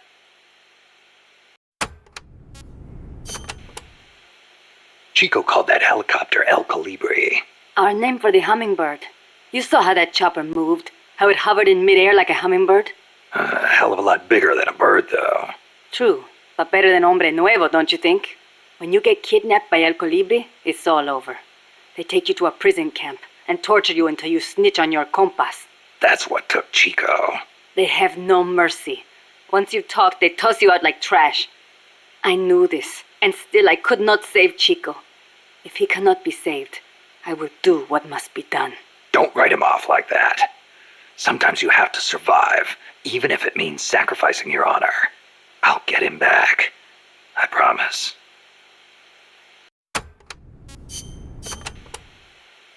The land in our country belongs to us, and yet it does not belong to us. How so? Along the coast, it is all banana groves, and in the mountains, it is coffee. I guess in that way, it is not so different from here. Plantations. Almost all the bananas and coffee are sold as exports. The landlords keep the money for themselves, leaving precious little to the farmers. Worse, the biggest landowners in the country are Somoza and his family. But it does bring in foreign currency. I doubt even that, at least for bananas. The plantations are owned by American corporations. The bananas are processed in factories on the plantations and exported to America from private ports. It's like having little American enclaves along the coast of Nicaragua. But the farmers have no choice but to go work there. Es ridículo. The people have to take their land back. It is one of the things we are fighting for.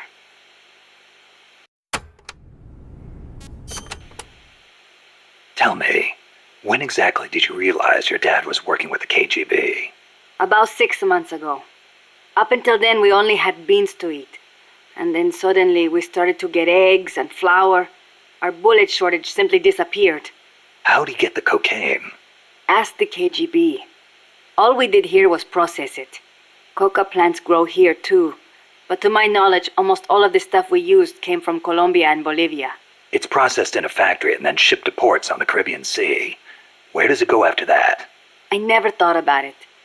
I mean, I did not want to think about it. The biggest cocaine consumer in the world is the United States. I'm guessing they smuggle it in on vessels disguised as fishing boats. Wait. La CIA uses that route too. Are you telling me they're selling cocaine to their own country? Looks that way. Those bastards are turning their own children into junkies? Are they insane? No. Just afraid. Afraid of a communist Central America.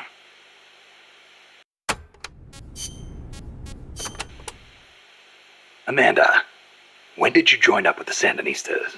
About a year ago, when I went into the mountains with mi viejo and his group. I thought your dad was with the FSLN from the start. No. He fought alongside General Sandino. But after that, he retired for a while. He found a job, got a wife and a house, and raised us kids. Then one day some Sandinista students came by. And he felt the old fire in his belly. Something like that. All he did was help them escape from La Guardia, though. But then La Guardia showed up. They broke into our house and began pushing him around, shouting questions. I'm guessing he kept his mouth shut. No matter how hard they hit him. Our house was trashed.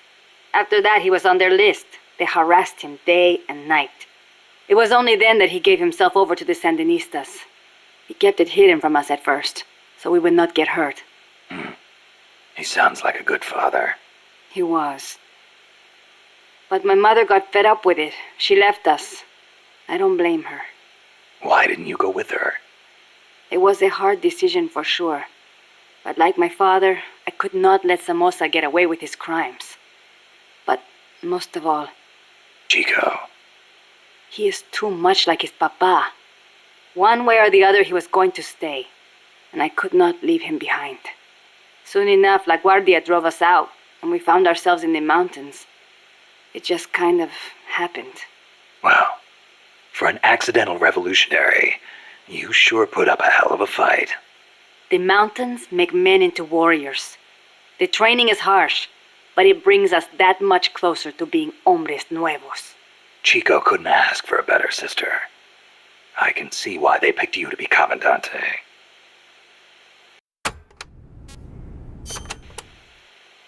When I was little, I came down with malaria.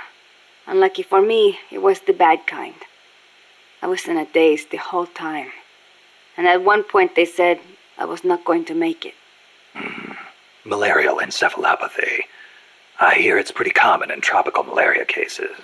Even today, my memory sometimes gets a little fuzzy. Since then, I've had this fear of mosquitoes.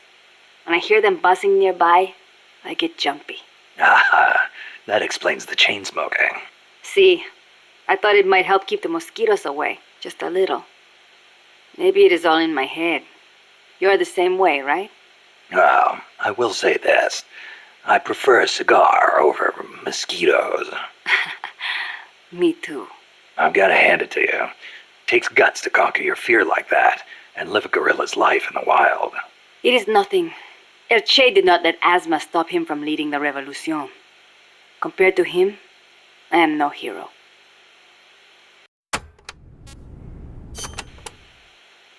I'm sorry to hear about your dad. Thank you for saying that. Mi viejo was the leader of the Frente. He was the last of the generation that knew General Sandino. He saw the general's exploits firsthand as a boy. He would tell us stories about it all the time and about how the general was assassinated. Did you know he was getting money from the KGB? I had some idea, but I did not have the courage to confront him about it. I know it was a painful decision for him to make. I can imagine. Yes, my father was a good man. I loved him as a daughter, and his soldiers believed in him. Thanks to him, La Frente held together even in the worst of times. I don't know if I can ever fill his shoes.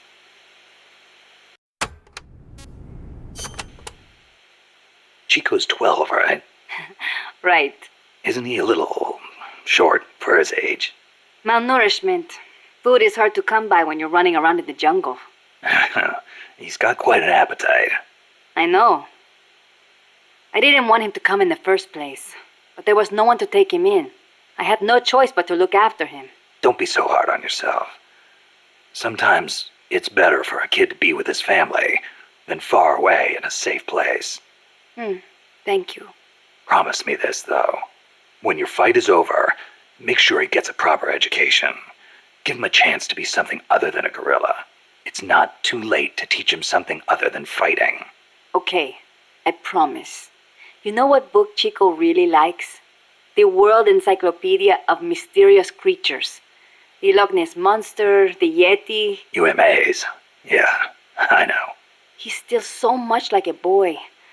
I worry about him. He'll be fine.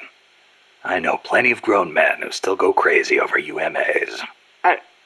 Are you serious?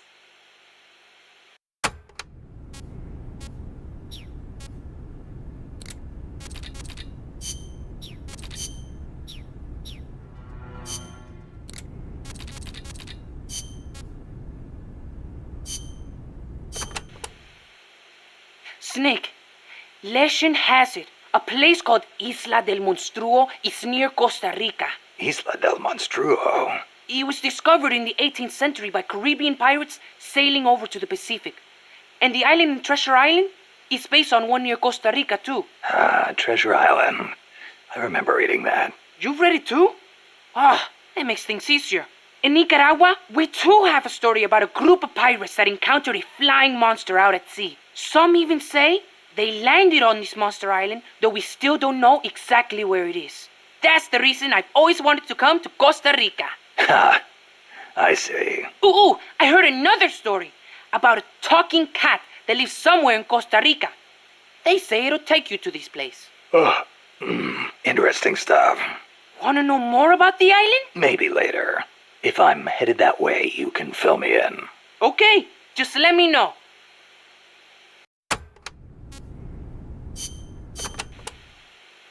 Amanda's so bossy. It's always follow me or stay here.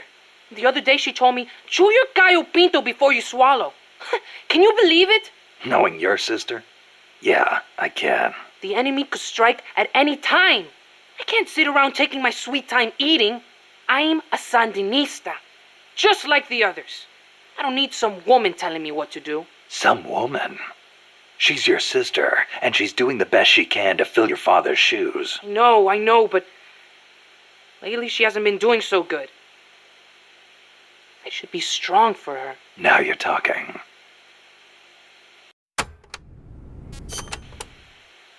Sorry to hear about your dad. Don't be. He is a guerrilla warrior. We pledge our lives to our country and its people. I'm ready to die too if I have to. You sure? You better believe it. Like mi viejo used to say. Patria o muerte. Che said it first. My dad used to tell us all kinds of stories. About General Sandino and his fight against La Guardia. About my mom before she left us. You didn't want to go with her? It's not like that. La Revolucion comes first, that's all. You must wish you could see her, though. I don't know. But I know I'll see her again when this is all over. Somehow, I just know it.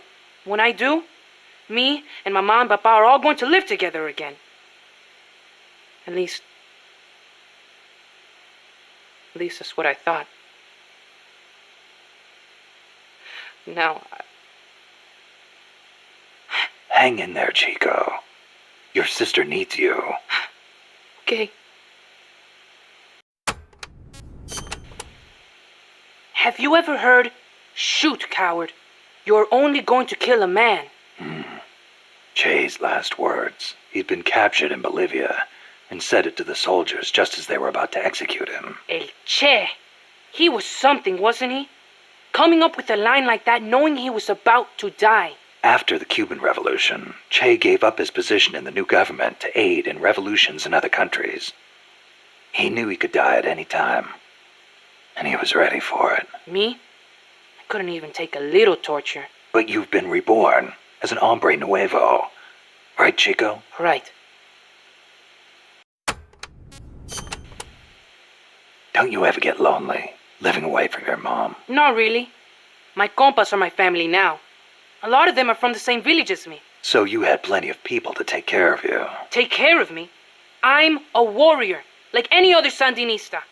We look out for each other. That is how it works. Sorry. Guess I misspoke. Now we're scattered because of that colibri. Wonder where everybody went. Hey, Snake. If you see any Frente prisoners, please, you gotta get them out, okay? Those guys are solid, every one. You could use them in MSF.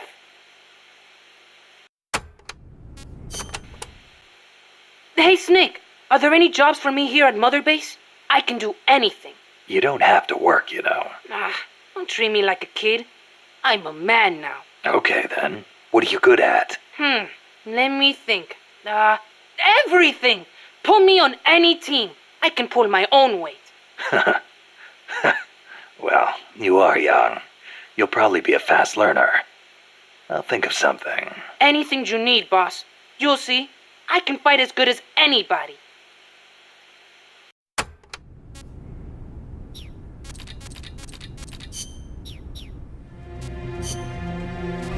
Survival.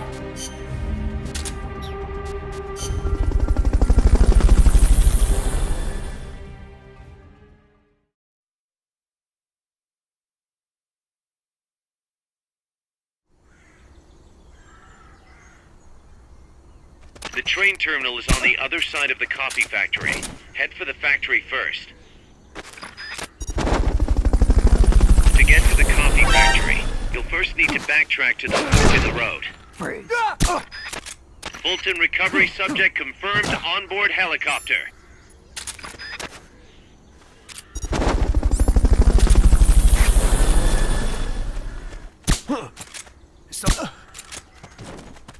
Fulton recovery helicopter is complete.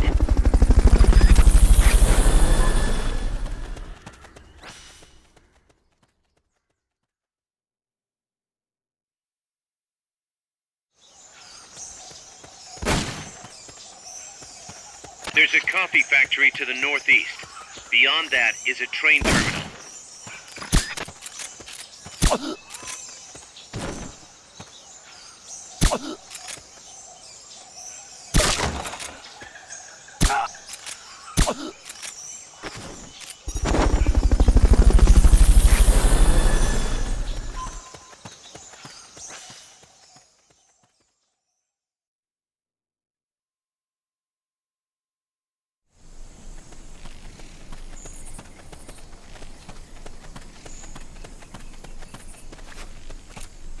What was that?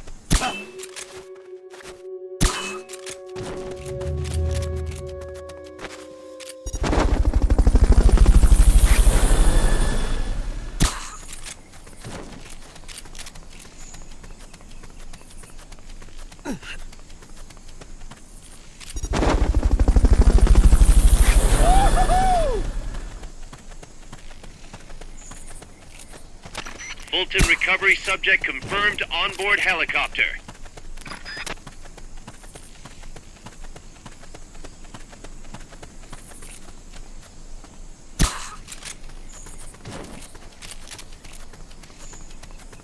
What was that?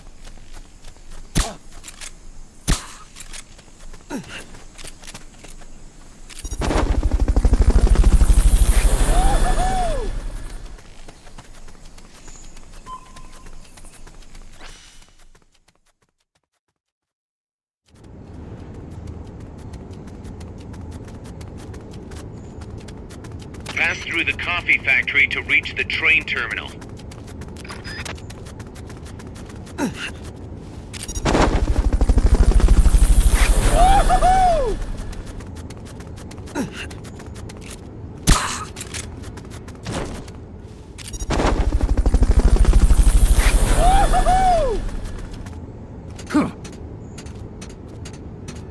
Fulton recovery to helicopter is complete.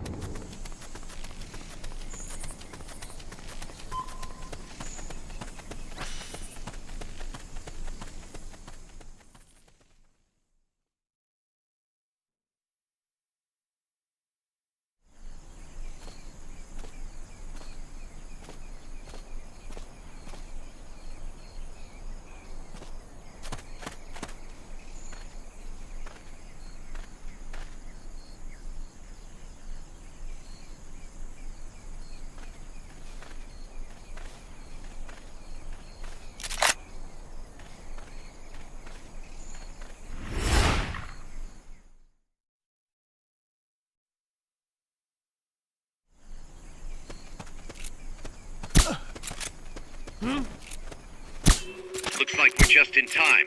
Neutralize all enemies and secure the train.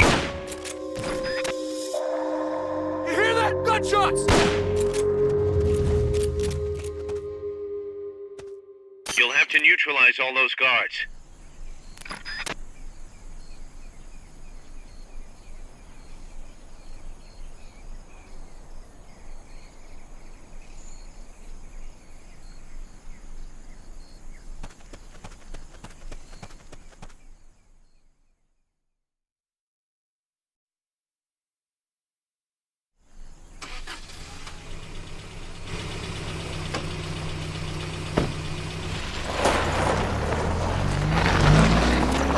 Check out the cargo.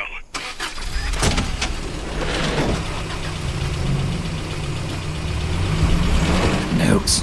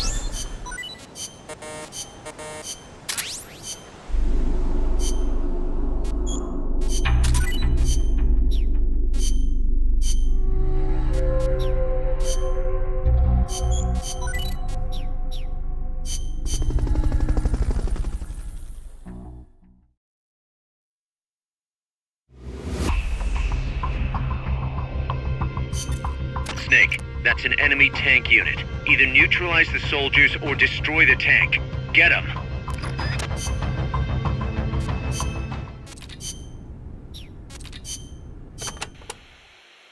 An enemy tank. Is there somewhere you can hide, boss? There are train cars, but they won't hold up against a gun like that. Even a freight train? Incredible. But they keep me out of sight. Temporarily. Use them to look for an opportunity to hit its treads or the fuel tank at the back. But don't forget about that gun, huh? Or the soldiers. They may try to flank you. Right. You can also stop it by taking out all the soldiers. You can do it, Snake.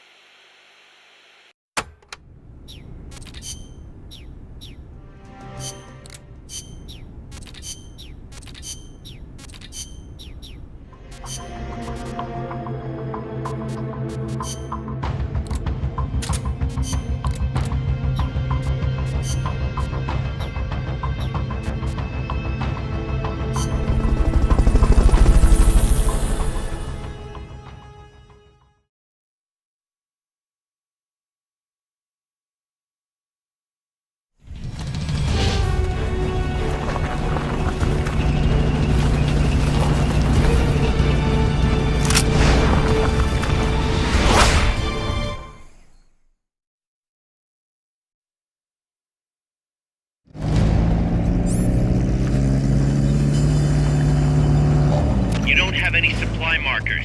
Are you gonna have enough ammo? Maybe you should pull back and reorganize things first.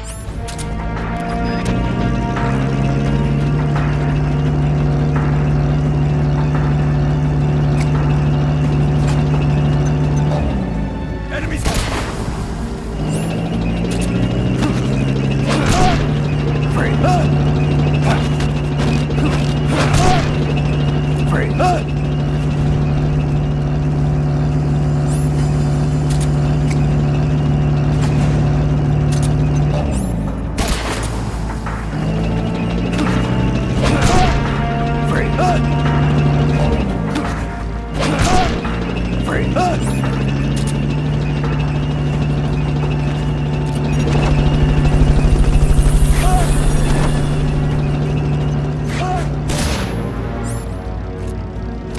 Fulton recovery helicopter is complete.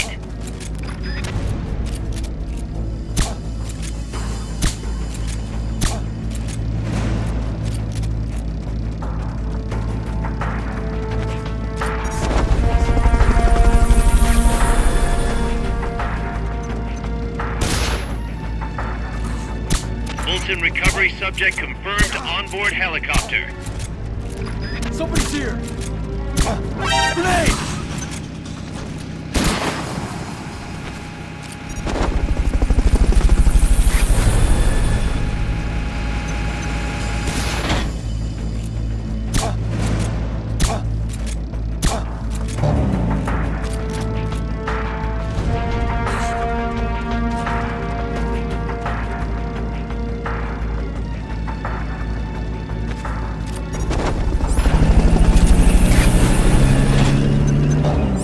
Enemies close by!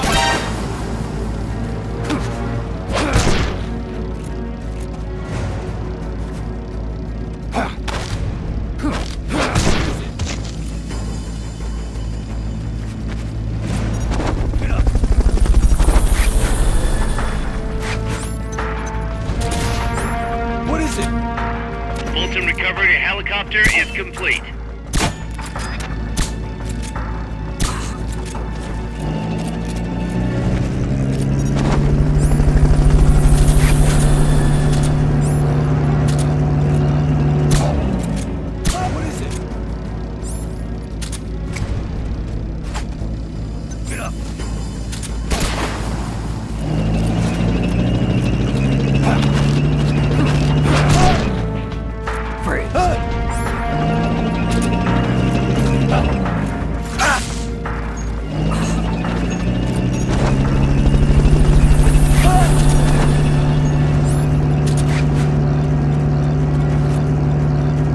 Recovery subject confirmed onboard helicopter.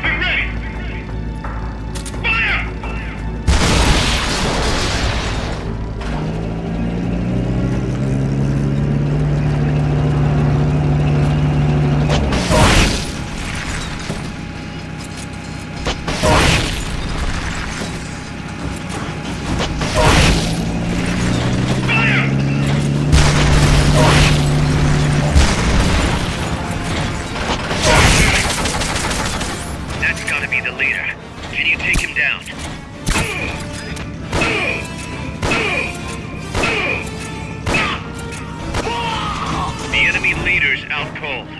Bring him in.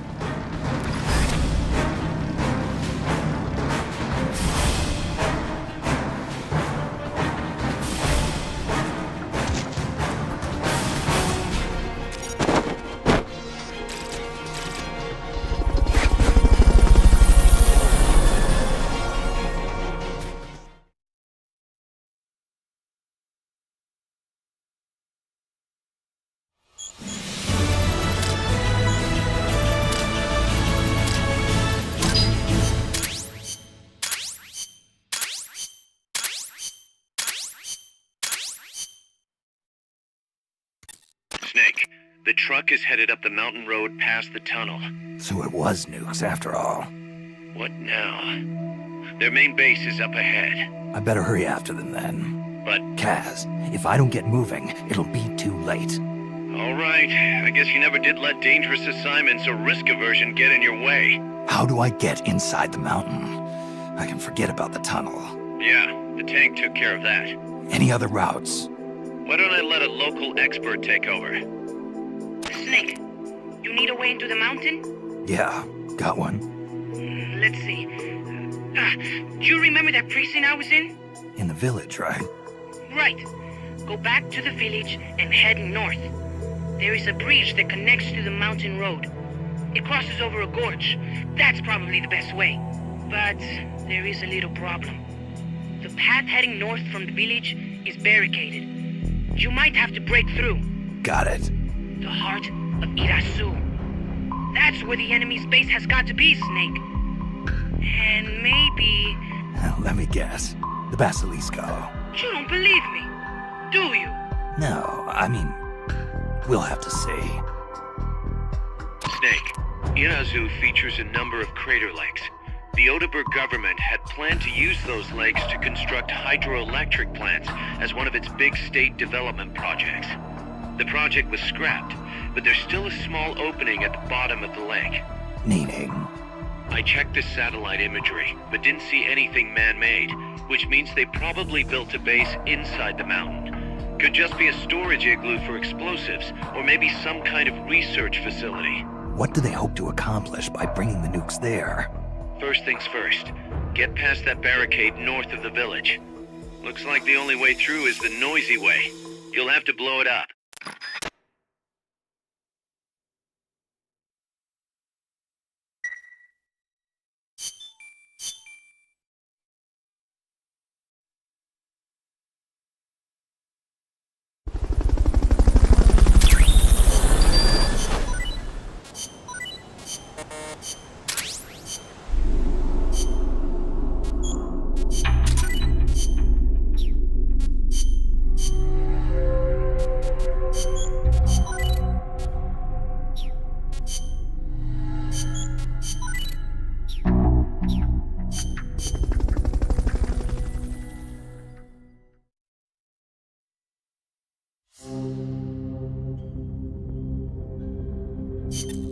Snake, I've got just the explosive to bust through that barricade. C4. We finished developing C4 charges.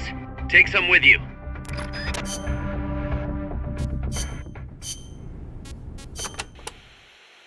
To destroy the barricade north of the village, you'll need Composition 4 explosive. You've handled C4 before, right, Snake? Yeah. I've been a regular user since the days of C3. C3. Oh yeah, I remember. That stuff got brittle and useless in cold temperatures, so they upgraded. C4's a moldable plastic explosive. It's very stable and won't explode without a special detonator. Light it on fire and all it does is burn. A lot of American soldiers in Vietnam used to use it as fuel. Place it near the barricade and move to a safe location. Then hit the detonator button to blow it up. I'm on it. Those giant footprints near the terminal. What do you think they were, Kaz? It beats me. They're way too big, even for an elephant. Made me think of that Basilisco Chico was talking about. Hope it's not for real. Same here. If they really do have that kind of weapon, we could be dealing with a basilisk in more than just looks. What do you mean? There's a medieval encyclopedia that describes the basilisk like this. The basilisk is the king of snakes. All snakes fear the basilisk and flee at its sight. lest they be slain by its foul breath. A snake to take out a snake, huh? I don't mean to scare you or anything, but it never hurts to be careful. Will do.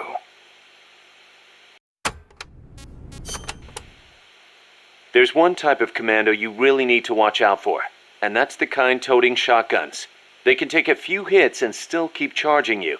And believe me, you don't want them closing in between those shotgun blasts. When they start charging, you need to stop them immediately. Use something with serious stopping power.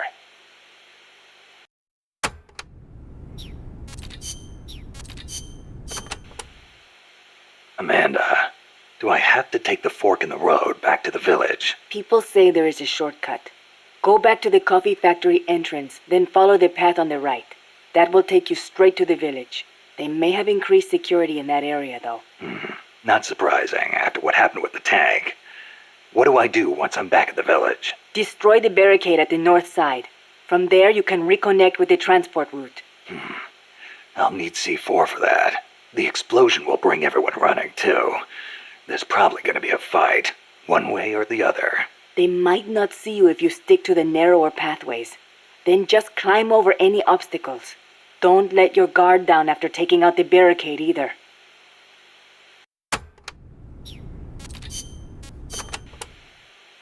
There's a river in the mountains north of the village. You'll see a water pipe running across that's got a walkway you can use as a bridge. I guess they built it to carry water from the hydroelectric plant. To get there, though, you gotta get past the barricade north of the prison. Got it. El Basilisco supposedly lives in the gorge up there, so be careful you don't get distracted and fall in the river. The Basilisco? Not the big monster I saw. I mean the real Basilisco. A real one? The legendary king of snakes? More like a lizard, I guess. It walks on top of the river. A lizard that walks on water? Man, you should see it. It's not that big, though. Only about 1 bada long. Pretty good size for a lizard. Yeah, but not nearly as big as a dinosaur.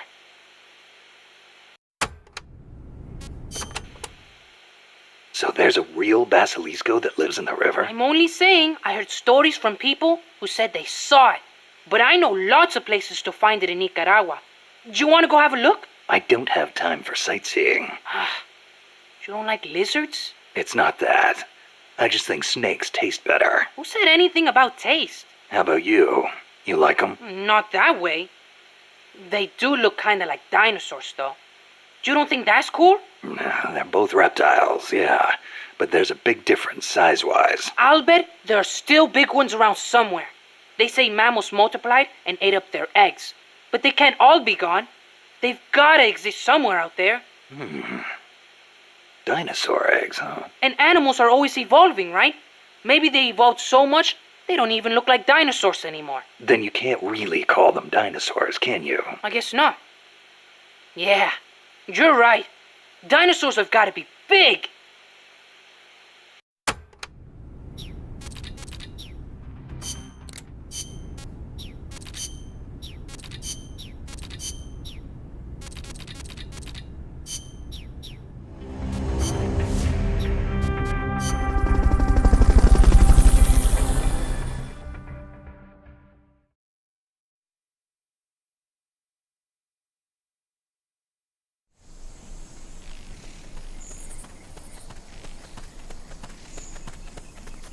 Go back to the prison camp. It's in the village where they were holding Chico.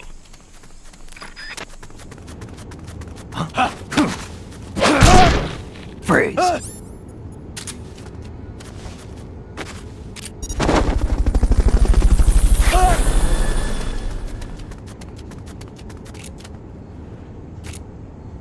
Fulton recovery helicopter is complete.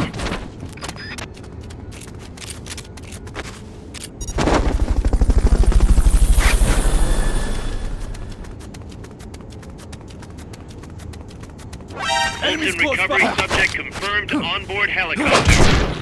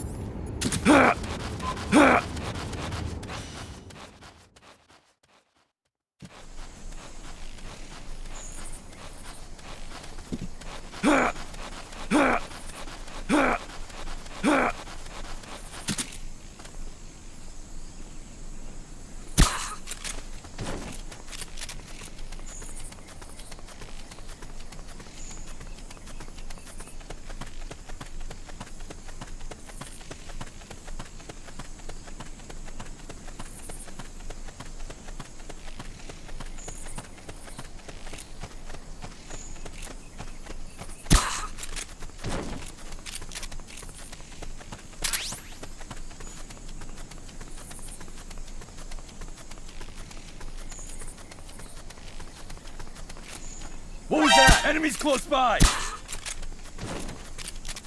Head west from there, and it'll take you straight to the prison camp.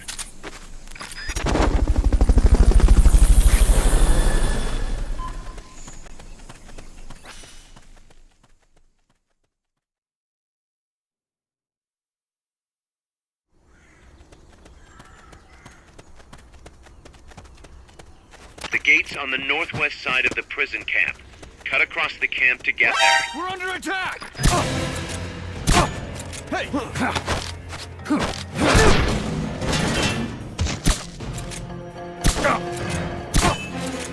The enemy! Send reinforcements! Negative. We can't spare reinforcements. You'll have to make do with what you have.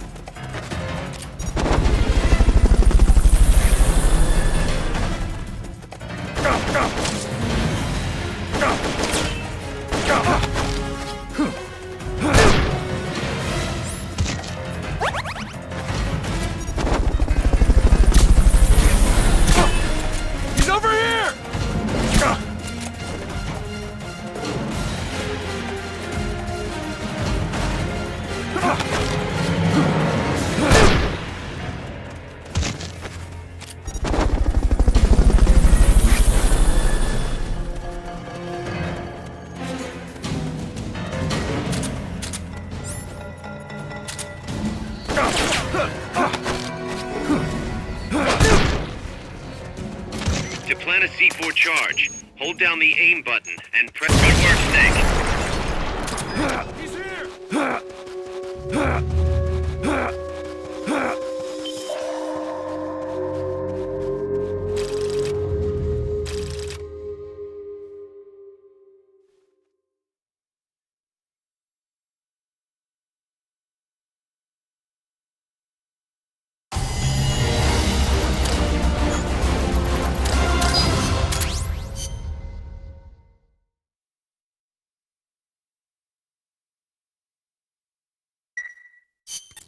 Snake, you there? Yeah, what's up? You've got to talk to Amanda. What happened? She wants to leave sickbay and get back on the battlefield, but she's not fully healed. She's still in crutches. Who'd be crazy enough to try and fight like that? You have to talk some sense into her. Is she with you right now? No, she's in sickbay. She keeps shouting about how she doesn't want to be there. She won't shut up about it. She's driving me— Let her go. What? If that's what she wants, let her go. I'm really not in the mood for jokes, Snake. I'm serious. Let her go. Why? So she can come back in a body bag? I'm really not in the mood for jokes, Kaz. What are you talking about? Amanda isn't the type to just sit around in sickbay. She has a sense of duty. Her purpose in life is to fight. The battlefield isn't just the best thing for her, it's the best thing for her compas too. She'll be a huge morale boost that can only benefit MSF. You think so? You're good at fighting, Kaz. One of the best. But you've got a lot to learn when it comes to people. So, where should I put her? I'll think it over and find a team for her. Don't worry. She won't let us down. Whatever you say, boss.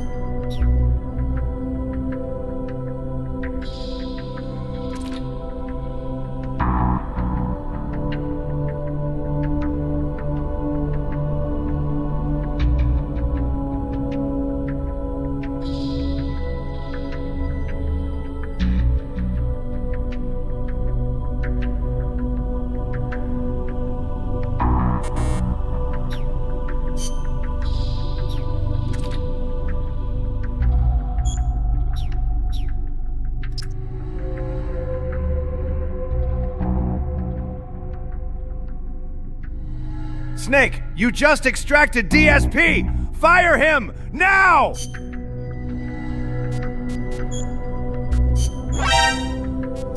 You're fired.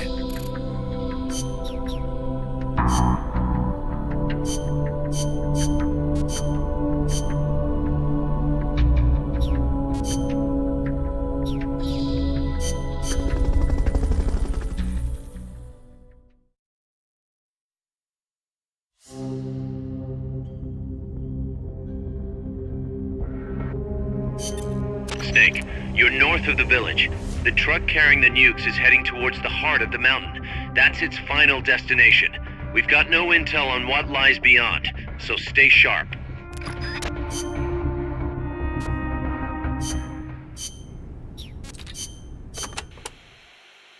Snake, to the north of the village is a bridge that crosses a hydraulic pipe. Though normally the bridge is not used by people, if you slip, you will fall straight to the bottom of the valley. Be careful. What's a channel doing here? It is not for irrigation. They are hydroelectric pipes. I wonder if they run into Irasu's Crater Lake. Normally they would build a reservoir at the bottom of the valley, but it was probably too dangerous. Los Cantos means Sword Peak. You should be able to see across the Irasu mountain range from there. There are not as many big trees at that elevation, and you will probably be well above the mist. It'll be tough to hide up there.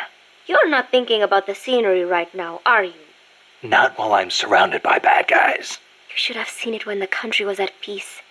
I know you would have been impressed. Well, that'll be our reward for a successful mission. Sound good? Wonderful. Thank you, Snake. There is an old fort around there. What is it, boss? You sound upset. Well, you see, it was built during the Civil War. Let me guess. Disputes between Costa Rica's political parties escalated into all-out conflict. See, conflict that cost my grandparents their lives. The most senseless sort of war. Countrymen mindlessly slaughtering their own. That fort is a reminder of that senselessness. Sadly ironic, given who's occupying it now. That war was the reason Costa Rica abolished the army. Please, Snake, get them out of our country. I intend to.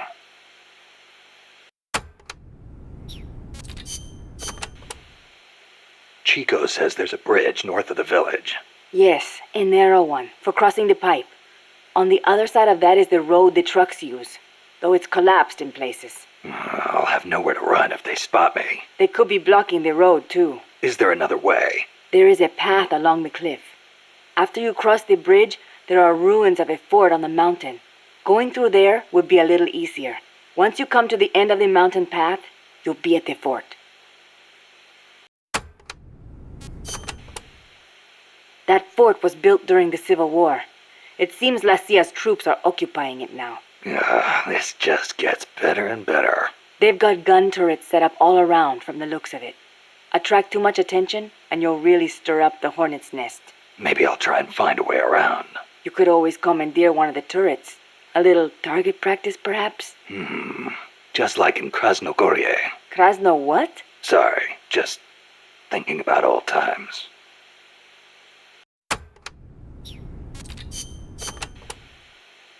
Irasu has more than one crater, because he's erupted so many times.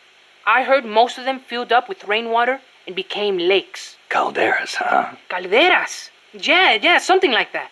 Hey, I got an idea. When you get to the lake, can you keep an eye out for weird animals for me? People all over the world tell stories about giant monsters living in lakes. Nessie in Loch Ness, Nahuelito in Argentina, Ogopogo in Canada. I can hardly keep track of them all. They say that all these sightings prove dinosaurs do still exist. But crater lakes are isolated. They're not connected to rivers. Yeah, but you know Mokele Mumbembe in the Congo River? He can walk on land. So maybe they moved there from some other lake. You sure know a lot about UMAs. There used to be a guy in El Frente who was a hunter. He taught me lots of things. He even said he once went to a place called Isla del Monstruo. A hunter on Isla del Monstruo. Someday, I'm gonna be a hunter and catch some rare animals. Right after we restore peace to our land, of course.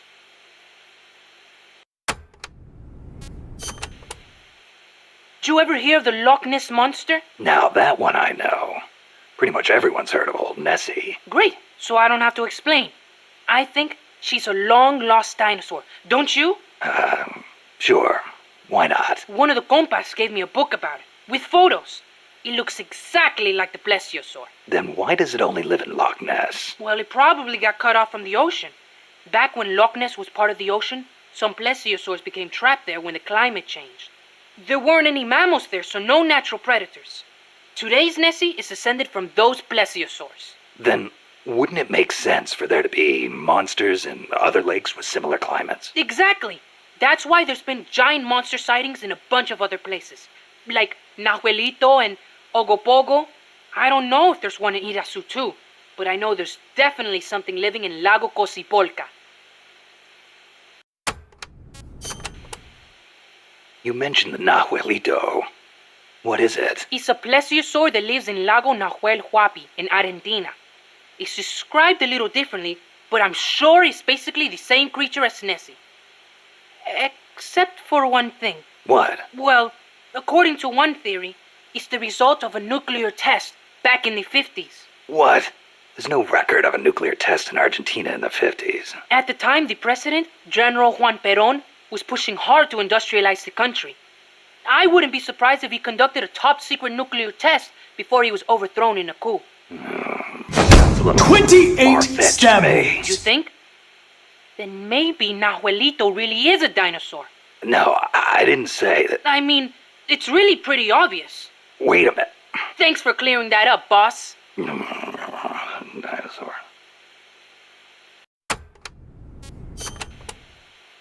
What about the Ogopogo? And what kind of name is that anyway? Ogopogo's a monster that lives in Okanagan Lake in Canada. I guess it's an Indian name because it's a legend passed down by the Indians. A legend, huh? Well, then it's probably not. There's written records of it too. The first one was in 1872, and there's been more sightings since the start of the 20th century. You starting to get into UMAs too, Snake? Yeah, maybe. UMA hunting. Now that's a real man's adventure. What do you say, Snake? After Nicaragua's at peace again, you want to go exploring together? Well, we'll see. Might not be such a bad life. Mokele Mumbembe lives in the Congo River. There's nothing mysterious about it, though. It's already been confirmed as a real living dinosaur. The local people know all about it, and when they were shown a drawing of a brontosaurus, every one of them said it was Mokele Mumbembe. When peace returns to Nicaragua, I want to go to the Congo myself. Well, the revolutionary movement in the Congo ended in failure, you know. Yeah, I know. I wish we could do something to help, but Africa's awfully far away. Africa. Wonder if El Che ever saw Mokele Mumbembe.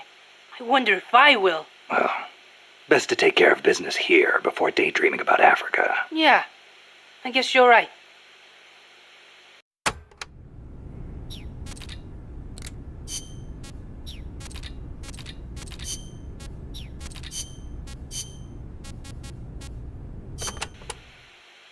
You have taken such good care of me since you saved me from El Colibri.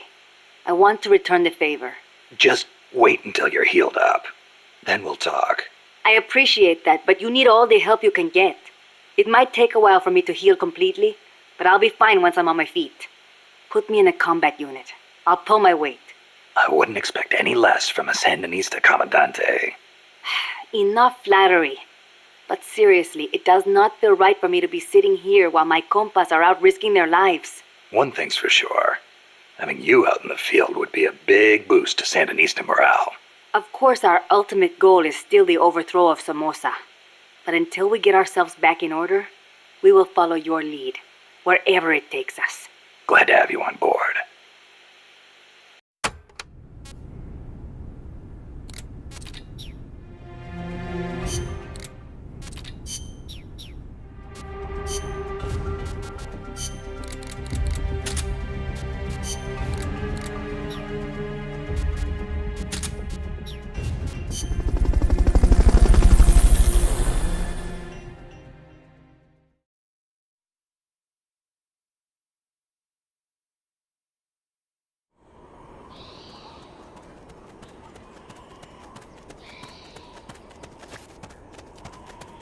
the bridge and head north.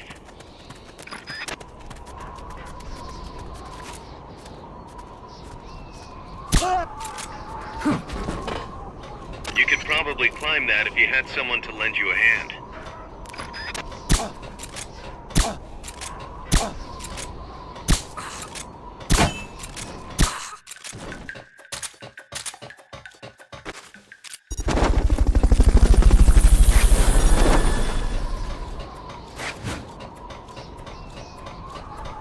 Fulton recovery helicopter is complete.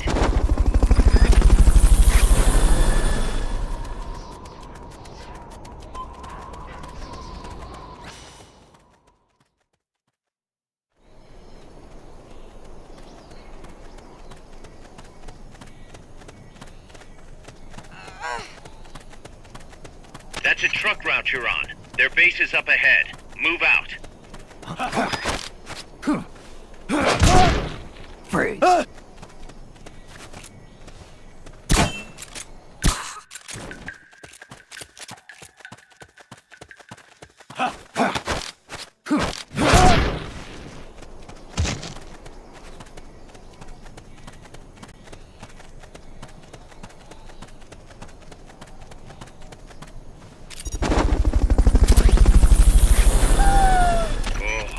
right.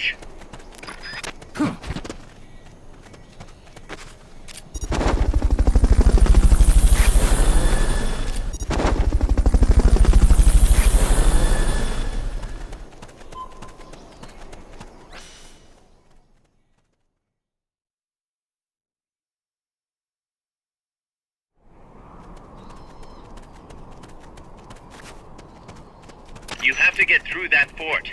Their base is beyond it.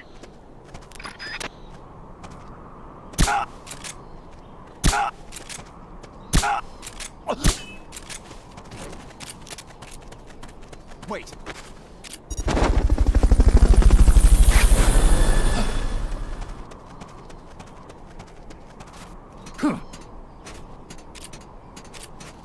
Can't be imagining things. Huh. The enemy's here!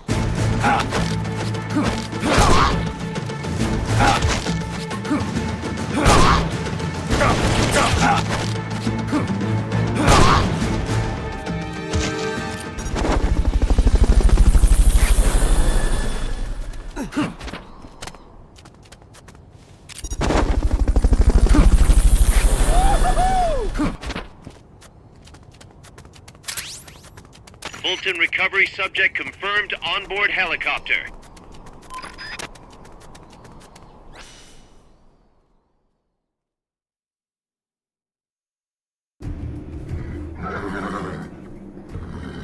Guys, I'm inside the facility. There's rows and rows of trucks here. If that's where they brought the nukes, then the truck we're after should be there. Snake, can you tell which one of the trucks brought the nukes? One of them must have the same license plate as the one from the terminal. Not this one.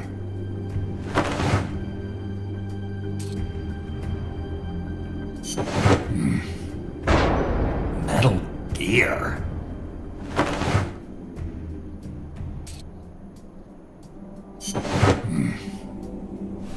Mr. Kojima?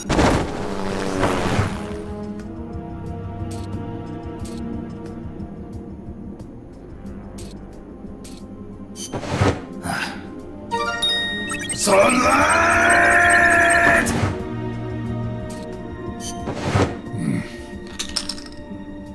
Where are they?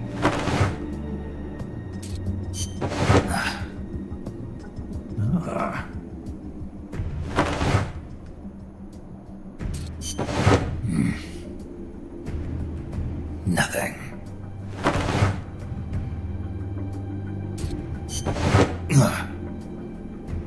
This is the one. The exhaust's still warm.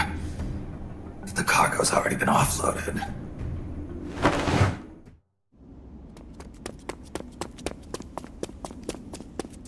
Just a minute. This isn't what we agreed on. It's too late. The changes have already been finalized. You told me it was going to be a deterrent, that we wouldn't have to launch. I am not arguing with you, Doctor. Our goal is to create the perfect deterrent. That's why I agreed to help develop it. However, in order to achieve that perfect deterrent, we must show the world our strength. 3 key principles ensure effective nuclear deterrence. First, you must have nuclear weapons. Second, you must never use them first. And third, and most important, if someone attacks you, you must strike back. Unless we prove beyond a doubt that these 3 principles work in practice, the world will not accept our new deterrent. And the only way to do that is to show them we are capable of actually launching a nuke. But isn't deterrence supposed to stop nukes from being used? Exactly. And so the one we launch will be the last one ever. I won't let you use my creation like that.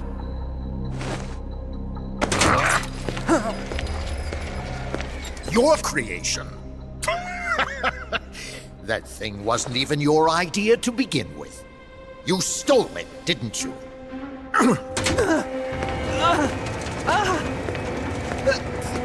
Stole it? You're one to talk. You got the idea for bipedal locomotion from the communists in the first place. You listen to me, Doc. Keep quiet. Do as I say. Not another word about stolen ideas. Should we succeed here, you'll be the toast of the scientific community. And your name will go down in history as champion of both progress and national security. The hell with that! Doctor! Unless we prove we're capable of launching, Peace Walker is useless as a deterrent. You used me! We used each other. I'll get my old director's job back at headquarters, and you'll finally be able to walk tall among your colleagues.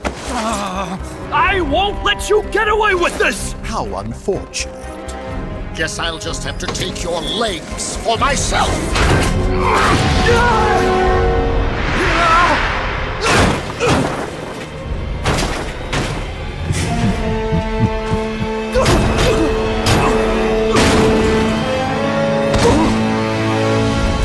Peace won't just come to us, Doc.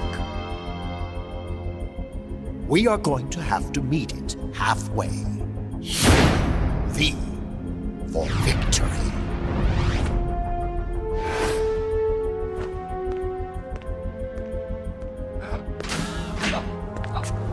Wait!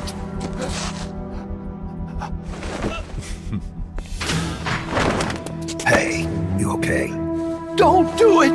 Snap out of it. Where are the nukes? He's gonna do it! He's gonna launch a nuke!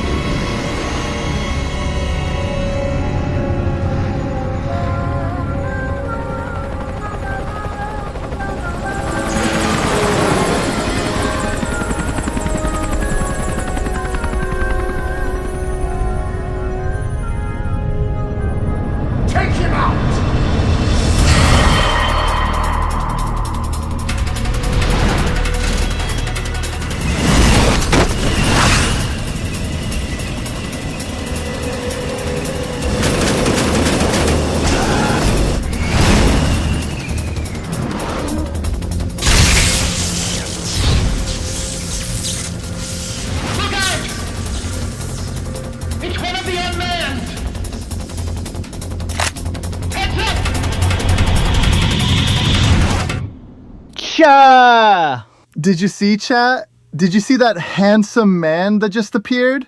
I did Reich him a rot. Did you Reich it, chat? I wonder if he's gonna appear in more games, or if he will create something that is metal with some gears and also solid. I wonder.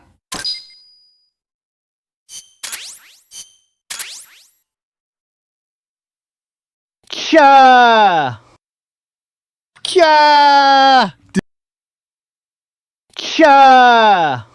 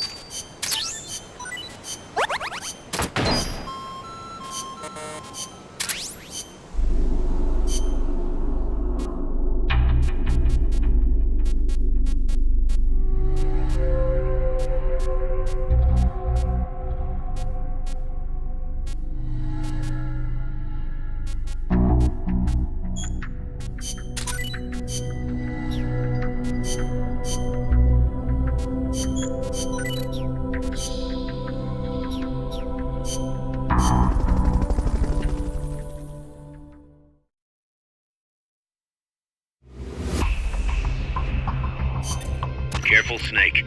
I've never seen anything like that, and I've got no idea how to bring it down. Maybe the scientist knows. However you do it, take that thing out.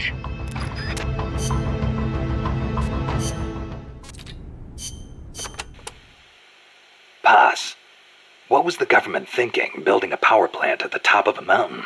With no river to replenish the water, the lake would dry up pretty quick. If it were an ordinary power plant.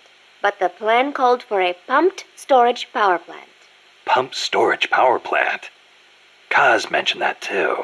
What is that? It is a facility that generates electricity by pumping water up to the lake, then letting it run back down. Huh. Seems Sisyphean to me. If they turned the water into electricity as soon as they had pumped it up, sure.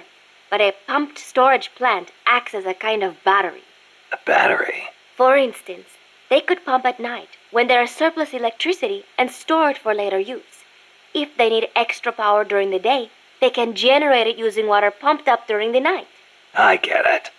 It's a little more difficult to adjust output with thermal or nuclear plants. The thing is, Costa Rica won't have enough electricity to meet its needs.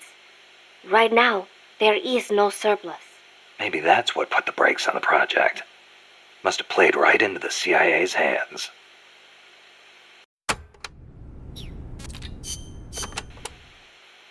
Watch out! It's El Galapago. It reduces its body weight by blasting air underneath it. That makes it a lot faster than any tank. It also has a tight turning radius. Any weak points? Taking out its boosters could reduce its acceleration. You could also try destroying its machine guns. I'll give it a shot. We've lost many compas to that thing. Send it to the scrapyard.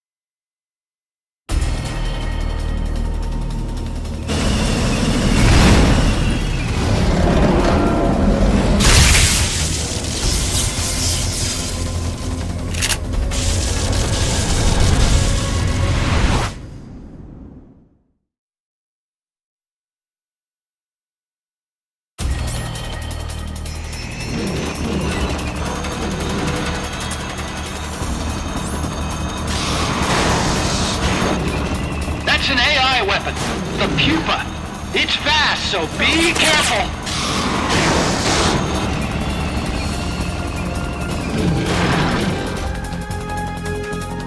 Engaging shock units.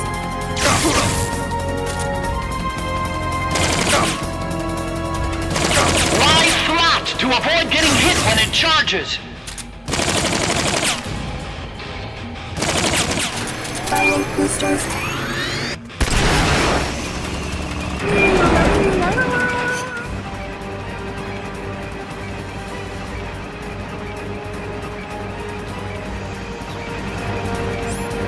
There will be some warning signs when it's coming out.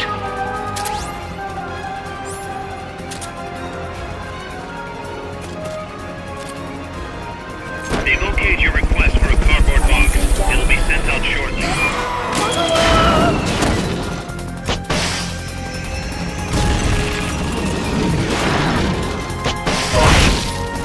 Engaging shock units.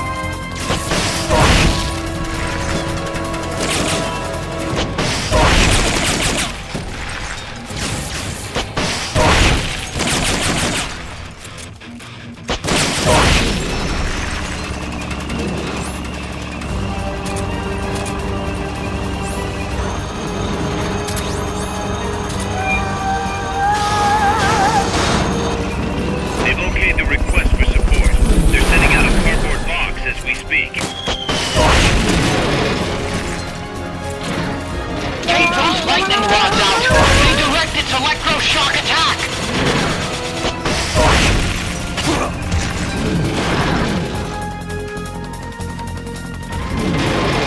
Shock output at maximum. Engaging shock units.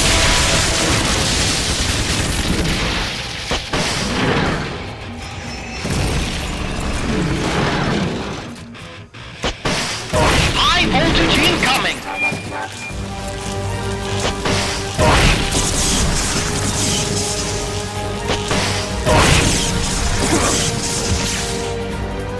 Do you have enough ammo and items?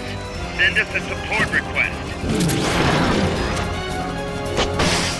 Engaging shock units.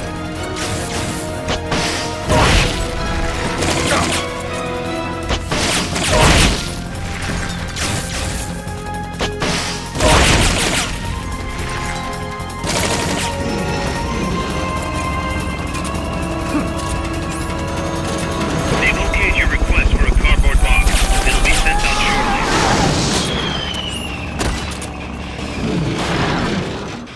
Firing boosters. Blow the hatch and climb into the AI pod. Others outside. You should be able to get in the AI pod. Outside. Others outside.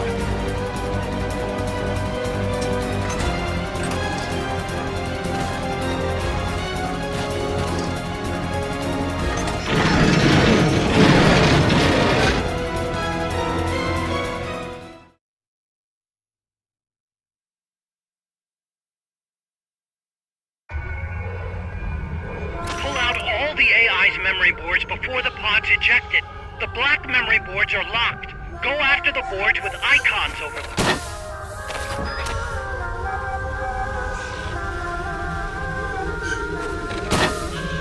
You can unlock memory boards by destroying the mechanical components that they control.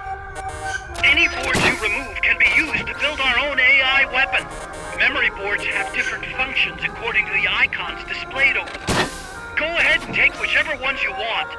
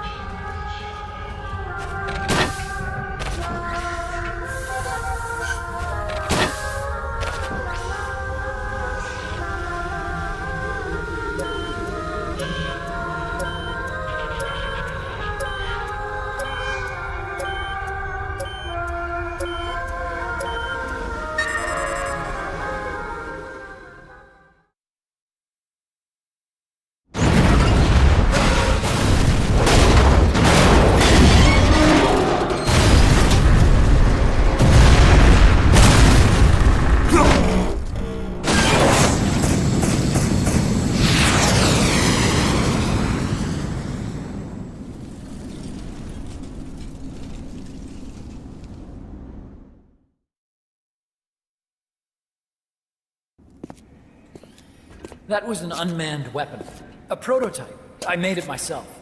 Who are you? I work here. Well, used to, anyway. Name's Huey.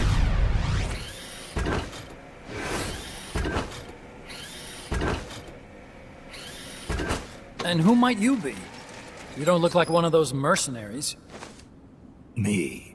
I'm an entomologist. A fighting entomologist? Yeah, I specialize in butterflies. I'm here to catch Ulysses. Ulysses? Huh.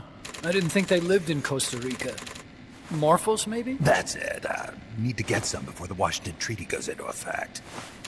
Says here Morphos aren't covered under the treaty. Must have slipped my mind. You sure you're feeling all right? Anyway, long story short, the butterfly got away. So how about it, Doc? Did you make that big butterfly too? Yes. And no. What was that thing? What are they doing here? Huh. Something tells me you're no ordinary entomologist.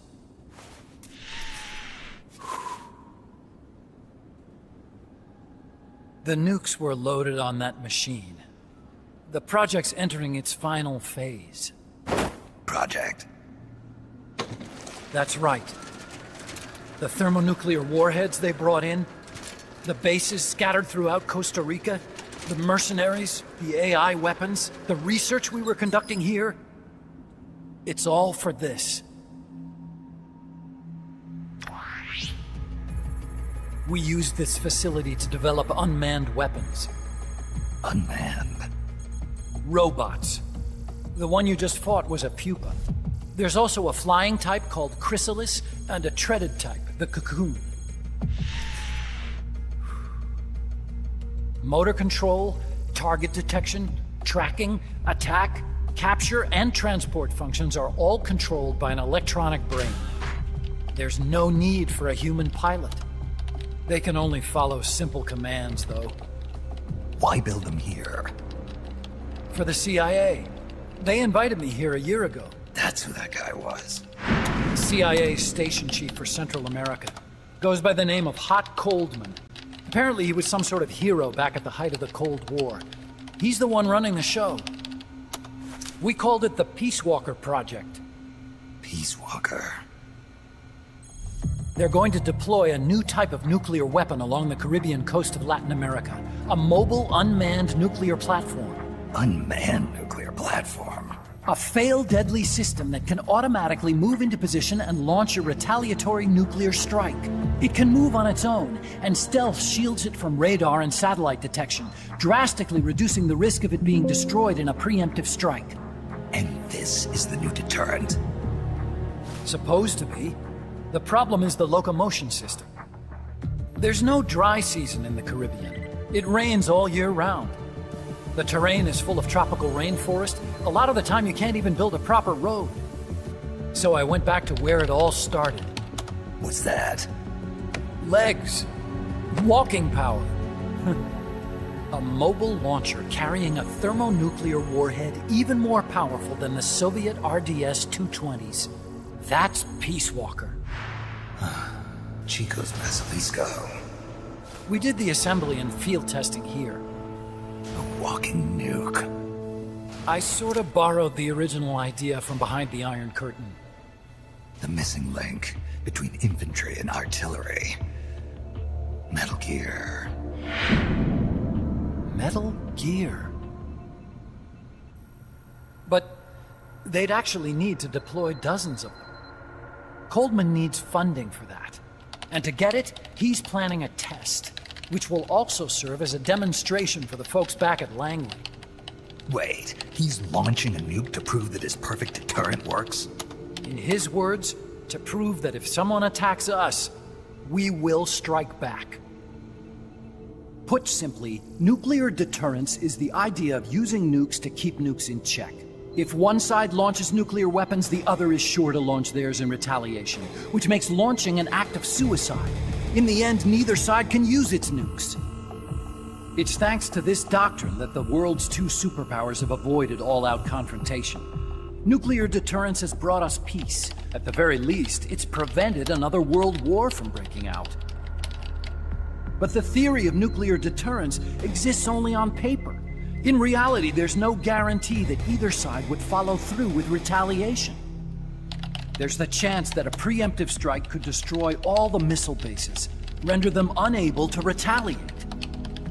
But the biggest flaw in the theory is that the decision to retaliate has to be made by human beings. Let me give you a real-world example. Let's say Country X launches first against Country Y.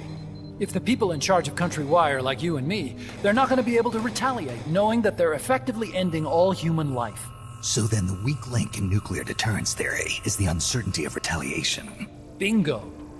And that creates a loophole Country X can exploit to launch the first strike.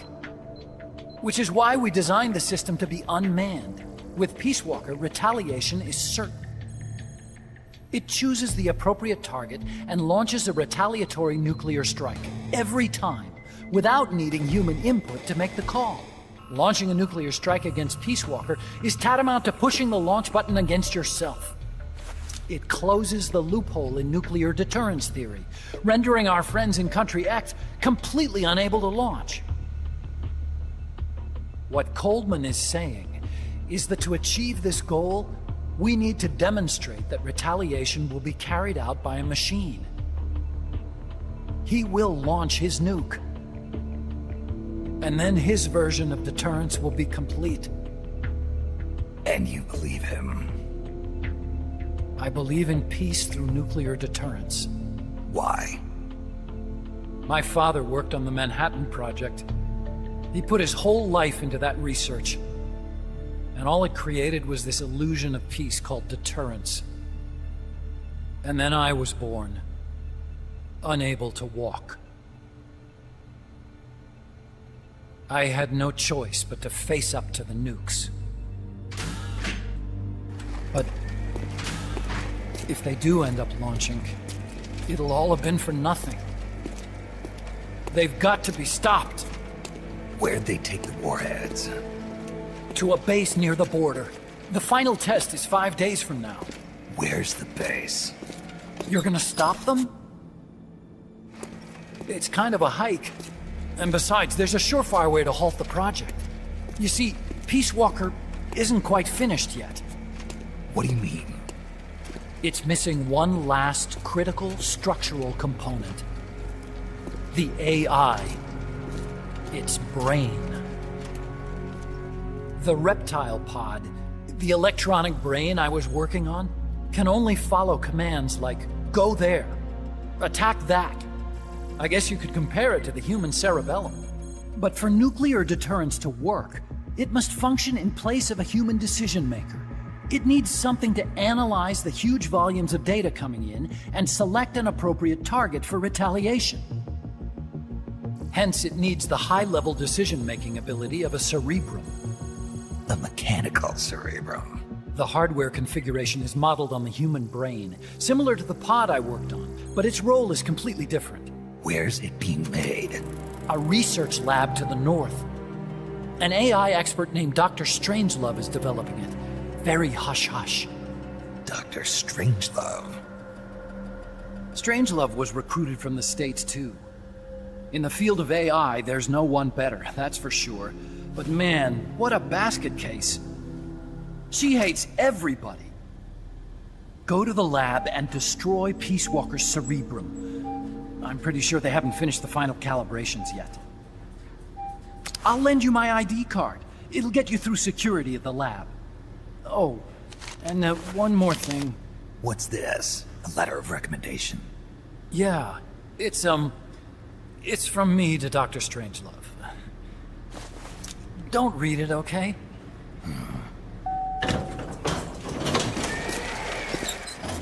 So what will you do now?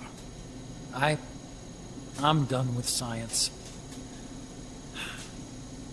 At this rate, I'm probably already halfway to hell anyway. Not so fast. Why not join us? Our place is outer heaven. You'd fit right in. Outer heaven? Yeah. I'm probably better suited to something like that than this paradise. Good. You get a free balloon trip for signing up. Enjoy it. You'll feel like a butterfly. You're an agent, right? Who do you work for? Me. I was a Cold War tool, same as you. Now I'm not so useful anymore, so they cut me loose. I don't answer to anyone. Call me Snake. Snake? That name seems familiar somehow. It's probably just deja vu. You see that there? Beyond the cloud forest? See those ruins? Yeah. That's where you'll find Dr. Strangelove's lab.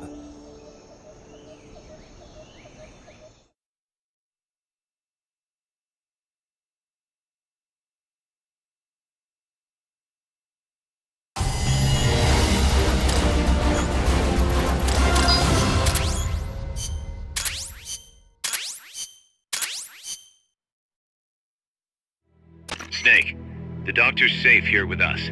Huey, how are you feeling? Never better. This is quite the pad you've got here, boss. I'm impressed. Call me Snake. Whatever you say. Like it or not, everyone here calls you boss. By the way, if you're at all interested in improving your tech, by all means assign me to the R&D section. I'm pretty sure I'll be of some use. Once we have the necessary materials and blueprints, we can start work on that bipedal mech. I appreciate that, but are you sure you're okay with having your work used for war? I'll be using it to keep past mistakes in check. If I can help thwart the Peace Walker project, I'm happy to do it. Deterrence theory, Huey style, huh? Anyway, if you need any intel on the enemy's weapons or electronic brains, contact me. I've been given my own frequency. Sounds good to me, Doc. I'll do that. Good. Whatever the means, you must put a stop to their plans.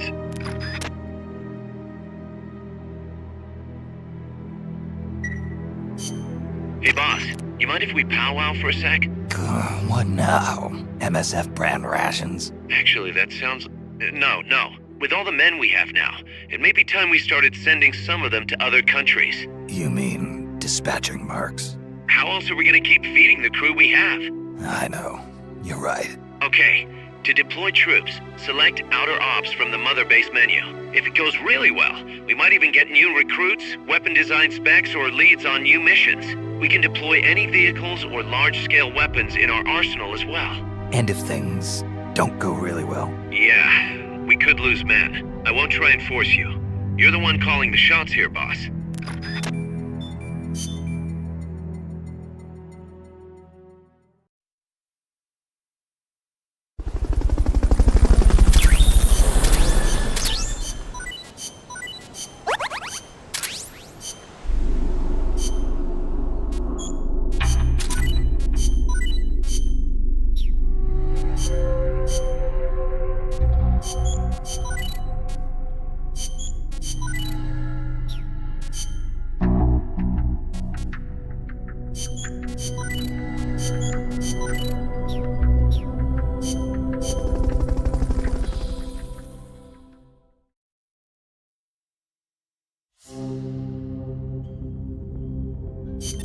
Snake, Peace Walker is the heart of the enemy's project.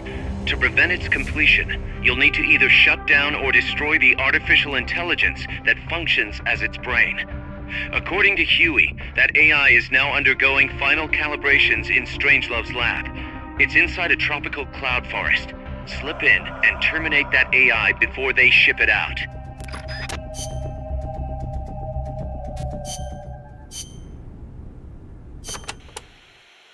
We've also confirmed that some of the enemies specialize in ambushes. Amanda's crew calls them scouts. They'll blend themselves in with the terrain and the vegetation. Then, when they see you, they'll swoop in. They fight pretty much like commandos, and will use clearing techniques to flush you out. In addition to wielding normal weapons, the scouts also carry wires. Sounds like these guys know their CQC. Could be. We've been getting reports of CQC attacks being blocked by wires. Stay alert.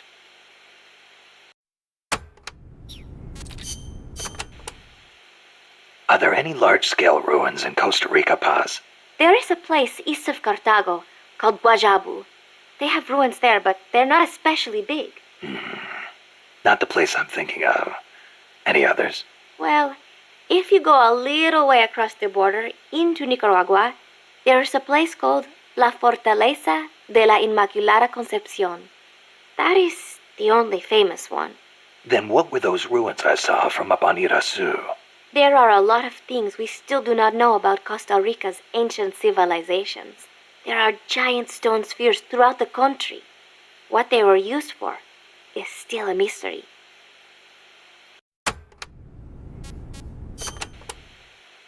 The cloud forests cover the central mountainous region of the country. They are perpetually shrouded in fog. You get wet just standing there. It is as if the entire forest is inside a cloud. Must make for poor visibility. It does, but beauty too. It is like being lost in some mystical green labyrinth. I'd rather not get lost, if that's okay. The forests are also home to lots of rare animals, especially bright-colored frogs. They like the humidity. You know that butterfly painted on Peace Walker? Any idea what that is? It is a morpho. A Pallades morpho, if I'm not mistaken. Pallades morpho? Uh-huh.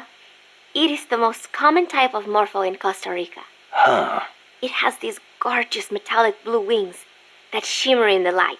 You can see them even from a distance. You mean they reflect light? Correct. It is called structural color. Morpho scales have tiny bumps on them that interfere with the light and make them look blue. The space between the bumps corresponds to the wavelength of the blue light. Let me see if I get this. So if you could change the spacing, you'd end up seeing a different color. That is the principle. I heard somewhere it is being researched as a way to color cloth without dye.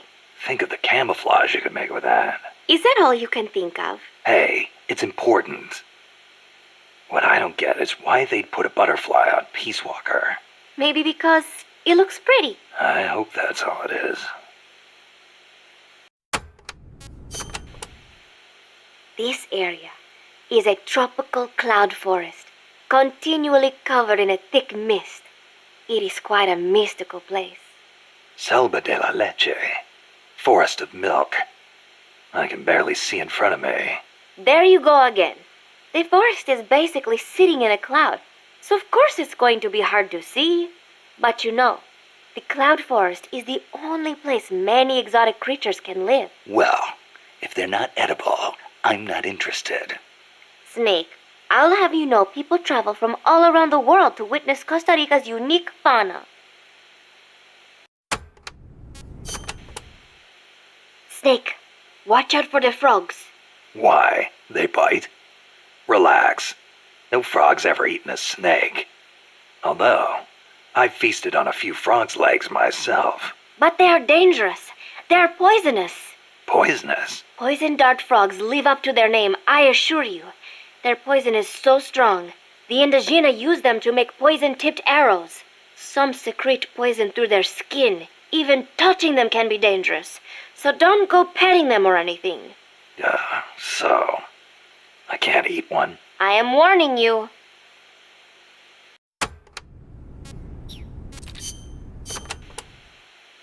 From here on in, you'll be in a cloud forest. The ground is covered in vegetation. You'll have plenty of hiding places, but so will the enemy. I'll keep an eye out for scouts. Trying to force your way through would be suicide. Know the enemy's location before making any moves. Too bad you don't have some sort of radar. I could try night vision. Once you know where an enemy is, decide how you want to handle him.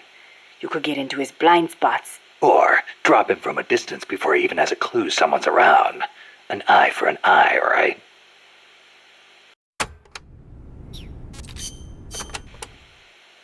Chico, you know much about cloud forests? Not that much. All I know is there's a world of difference between a rainy rainforest and a foggy cloud forest. But they have some things in common. Like, for instance, you gotta watch out for poison dart frogs. Both rain and cloud forests have high humidity, so they're perfect environments for frogs and other amphibians. I mean, it's not like just touching a strawberry poison dart frog or a dying dart frog is going to kill you. But don't eat them, no matter how hungry you get. I can get all the rations I need from Mother Base. No jungle food for me this time. Seriously? You're not disappointed you don't get to eat wild animals? What do you think I am? Just kidding. In Colombia, though, there's a frog, the golden dart frog, that's lethal to the touch. How do you know all this? Come on. Don't you think poisonous animals are cool? Not if you get poisoned by one. Well, obviously. One more thing. When you get to the forest, be on the lookout for Bigfoot. I think I'll be okay there.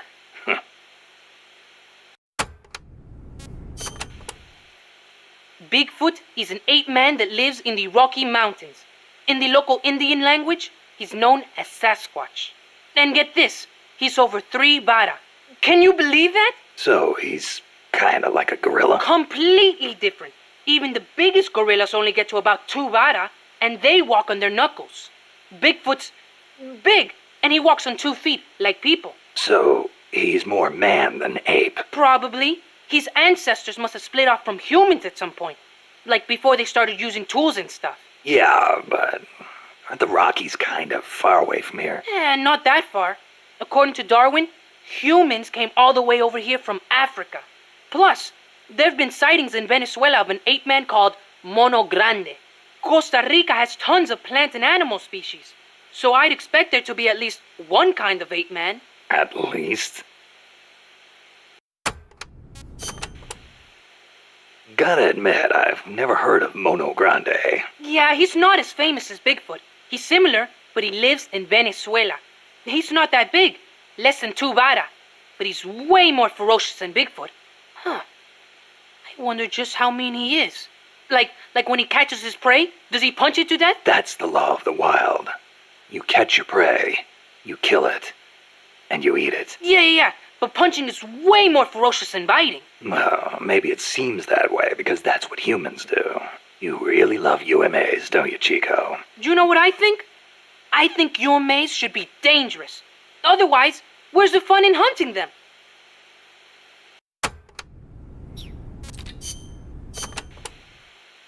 Doc, I'm starting to sense your feelings about nukes are a little different from your colleagues. How do you mean? Your little chat with Coldman back there. I told you my father worked on the Manhattan Project, right? You're familiar with it? The basics, yeah.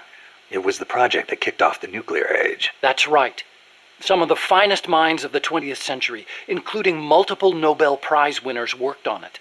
They spent over $2 billion, and that's in 1940s money. It culminated in the successful nuclear test at Alamogordo on July 16th, 1945. And the first use in combat a few weeks later. Doc? I can't walk. What? My spine isn't shaped like everybody else's. I can't move my lower body, so I've never taken a single step, not since I was born. What's that got to do with your dad being in the Manhattan Project? As a result of his research, my father was exposed to high doses of radiation. It can't be a coincidence that my chromosomes are messed up. That's why I didn't want for these nukes to be another sword of Damocles. I wanted to give them a real purpose, to be a deterrent against war. Doc. And Coldman, we have to stop him, whatever it takes.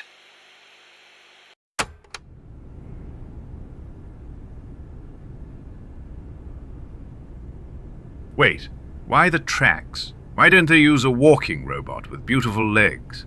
That's why. Oh, shit! We're back on Peace Walker. We're out of the Animus. Man, this ride lasted almost 24 hours. Then why are we on Peace Walker again? After Altair completed the simulation, a paradox within a paradox was created. Therefore, events will repeat themselves endlessly until the time continuum is established. D-Horse 2, but you're real! You're out with us! Of course I'm here, fool. Otherwise, how would you have gotten out of the Animus? I am the new Master Assassin, D-Horse 2, without the phantom pain. The legacy of Solid Altair. Okay, Busters. It's time to look for some clues. We passed through the mother base. Let's storm the place. You interrupted my legs monologue, folks. Now I'll train you properly. That goes for you too, D-Horse 2. I want to die, I guess. August 6th, 1945, Hiroshima. August 9, Nagasaki. The atom bomb attacks on Japan. My father was married to his work. I don't have a single memory of going places or doing stuff with him on weekends. But even as a kid, I knew on some level that it was for his family. I respected him. My mother used to tell me all the time, "Your father is a brilliant scientist. He saved countless American boys from death. You should be proud of him." Yeah. You could say the war ended because of those bombs. When I was in the 5th grade, a Japanese student transferred to our class. She showed me photos of Hiroshima after the bomb. I couldn't believe my eyes. A city of over 350,000 people reduced to a scorch mark on the ground by a single atomic bomb. Houses blown off their foundations, burned to ashes. The only things left standing were the skeletons of steel-framed buildings. And it wasn't just the buildings. Blackened corpses on the side of the road. Survivors covered head to toe in severe burns. Within a few months, over 70,000 had died in Nagasaki, twice that in Hiroshima. For years after that, I couldn't talk to my father.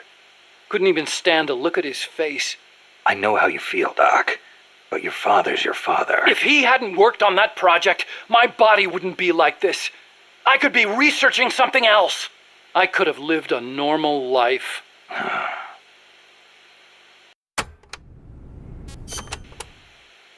It wasn't so long ago the world stood on the brink of nuclear war. Just over on the other side of the Caribbean. I was 17 at the time. I'd skipped a few grades and was a sophomore at MIT. I remember feeling kind of apathetic about the news that came in every day. It seemed clear to me that as long as they had a grasp of the concept of nuclear deterrence, there was nothing to fear. Either that, or they were fanning that fear on purpose. As a way to secure a bigger defense budget? Huh. I can see that. But if that was their plan, it kind of backfired. Because it ushered in the era of détente between East and West. Coldman's really gonna do it this time. Once the nuclear genie is out of the bottle, the yoke of deterrence is going to be meaningless. People will die. Cities will burn. We have to stop him now before it's too late to turn back.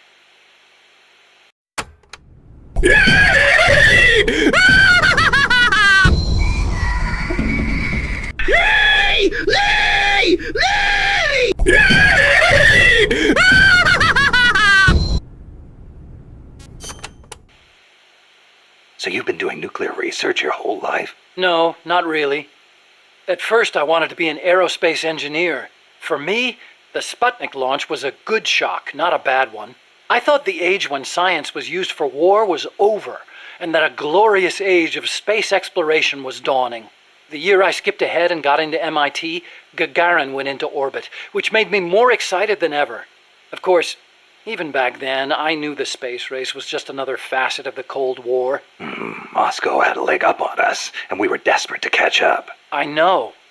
But for me, it was a happy time. I joined NASA, got to do the kind of research I loved. Our nation's prestige hinged on our work. They gave us whatever resources we asked for. I knew you could turn a rocket into an ICBM by fitting it with a nuclear warhead, but that didn't bother me so much. It didn't last long, though. The space and nuclear arms races took up enormous sums of money.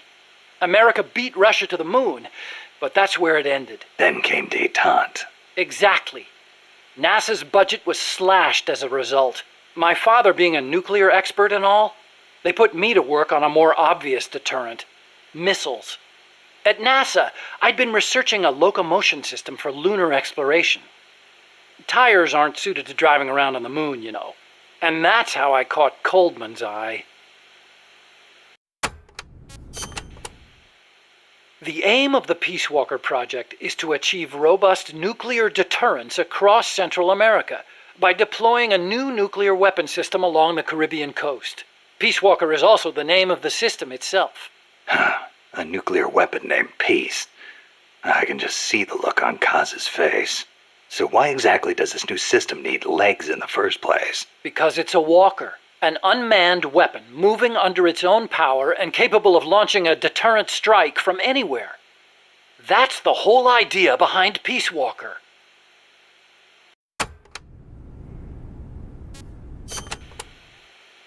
The reason Peace Walker is a mobile nuclear weapon system is to maximize its potential as a nuclear deterrent. How so? If need be, Peace Walker can stay constantly on the move so that the adversary can't pinpoint its position.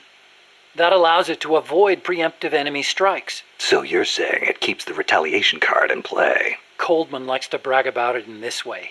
Like a land-based version of an SSBN. And there's another reason for them to be mobile. Peace Walker also has a self-destruct function. Why would Peace Walker need a self-destruct function?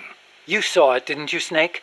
That sphere on Peace Walker's head? Yeah? That's a hydrogen bomb. What? You're telling me that thing's a thermonuclear device? Do they have any idea what kind of destruction that thing would cause? I know, it's crazy. I mean, even overkill has its limits. If it's strategic value they want, they could have gone with something smaller. It's like they want a weapon on par with Russia's Tsar Bomba. This arms race is running way out of control. It's an evolutionary dead end. A saber-toothed tiger. You can't load a warhead that big on a missile, of course. And no strategic bomber could carry it. That's where Peace Walker comes in. So, it waltzes into enemy territory carrying a hydrogen bomb and blows itself up. Christ.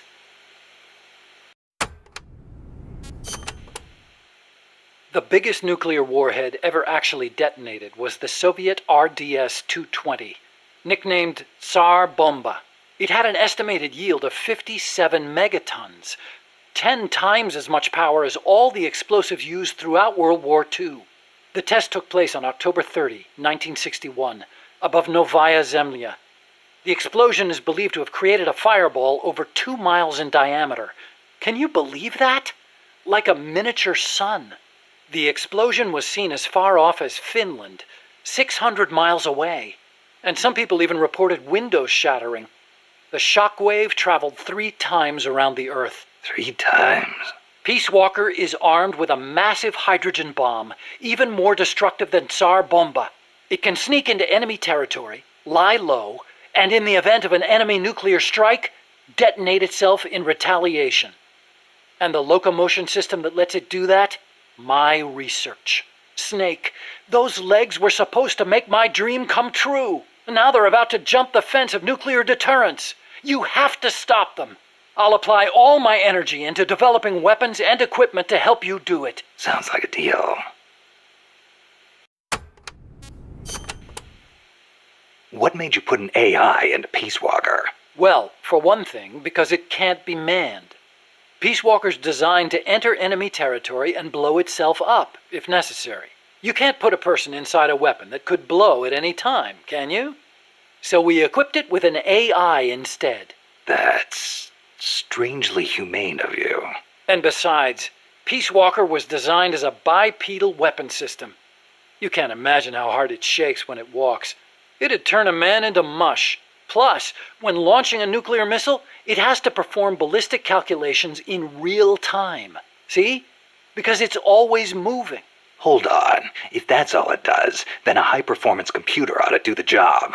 It doesn't need intelligence. That's a very good point, Snake. Which brings me to the real reason. Peace Walker needs AI to make decisions regarding nuclear retaliation. It's what ensures perfectly mutual assured destruction. I've heard all this before. You want a war between machines? We'd never actually launched the first nuke, of course. It's strictly a counterattack system. Only a politician could make such an illogical decision as starting a nuclear war. Conversely, if an adversary launches a nuke at us, the AI will not fail to retaliate. Therefore, the adversary can't launch. The AI guarantees it. Even so, launching nukes without authorization? Boomer captains have the authority to launch if land communications are cut off. It's the same principle. Not even the captain of a boomer can make that decision alone. The way I heard it, that's the only situation where insubordination is allowed. Okay, boomer. That's Coldman's line of thinking. You're saying that machines don't make mistakes? That's a myth. Worse than that, it's blind faith. We wouldn't put our fate, into the hands of any ordinary machine. That's what the AI is for. The decision to launch a retaliatory strike requires high-level judgment. You have to take into account not only the state of the war, but the entire world. And sometimes, you need to make a guess based Subjects on inside. incomplete Is that it? information. Huh.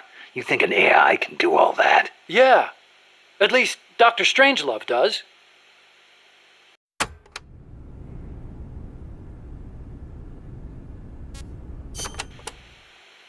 Peace Walker is fitted with several close-range weapons. We'd also planned for it to be able to enter enemy territory and self-detonate. Wonderful. What exactly are we dealing with here? Well, the flamethrowers for one thing. One in the front and one in the rear. Then there are the S-mines. They're like cluster bombs. It scatters them from its leg hatches. If you see those open, you better clear out quickly. And finally, the rockets. These can travel quite a distance, so stay sharp. On the other hand, it can't fire them from too close. But then again, there are those flamethrowers. It can also use its legs as weapons against any infantry on the ground. Ouch. But remember, Peace Walker technically isn't complete. With just the reptile pod, it can only perform relatively simple maneuvers. They've got certain quirks, too. What's more, look carefully and you should be able to predict which attack is coming next.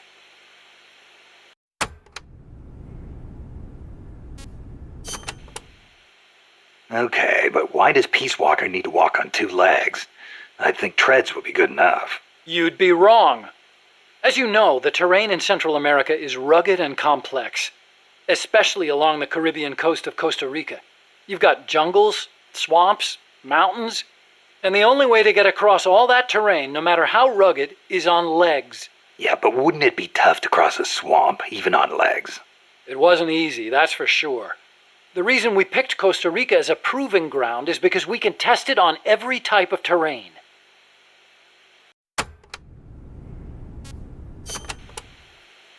This Peace Walker project the CIA's talking about. You believed in it, huh? Yeah, I believed. Actually, maybe I just wanted to believe. What do you mean? Here's how Coldman explained it. Peace Walker's a weapon for peace.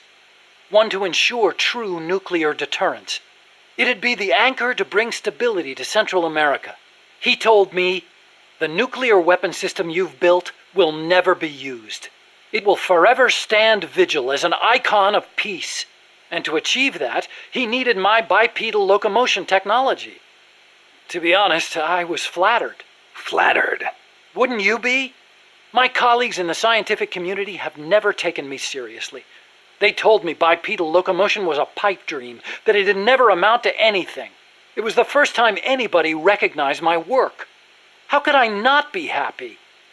And besides, it was my chance to surpass my father. To create nukes for peace. Or so I thought anyway. But Coldman's really going through with it. Yeah. Makes perfect sense, really. No one would give the project any notice unless they could prove that an unmanned system is capable of launching a nuke.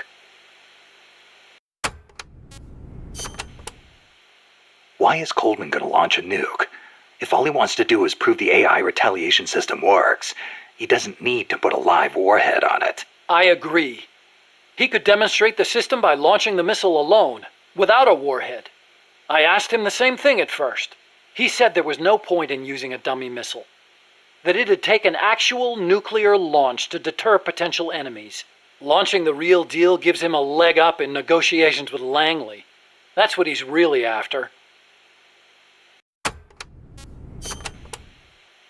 I based the bipedal locomotion technology used in Peace Walker on Soviet research. Actually, I'll be honest with you. I stole most of the basic ideas behind it. Soviet? Bipedal? You mean Granin? You know him? Yeah. I met him at his lab in Russia. He helped me out a little bit. You met him? What were you? He was head of the Granin Design Bureau, creator of countless Soviet weapons. I'd hit a wall in my research at the time. Granin's ideas solved nearly all my problems. There's nothing unusual about using somebody else's work to further your own research, is there? As long as you cite it, yeah. But I wasn't in a position to do that. His research was classified at the highest level. Soviet research, no less. So you used it without telling anybody? I wanted to show up my colleagues for once. The ones who never took me seriously. But you reap what you sow. Coldman seized on that vulnerability. Told me if I quit the project, he'd expose my larceny.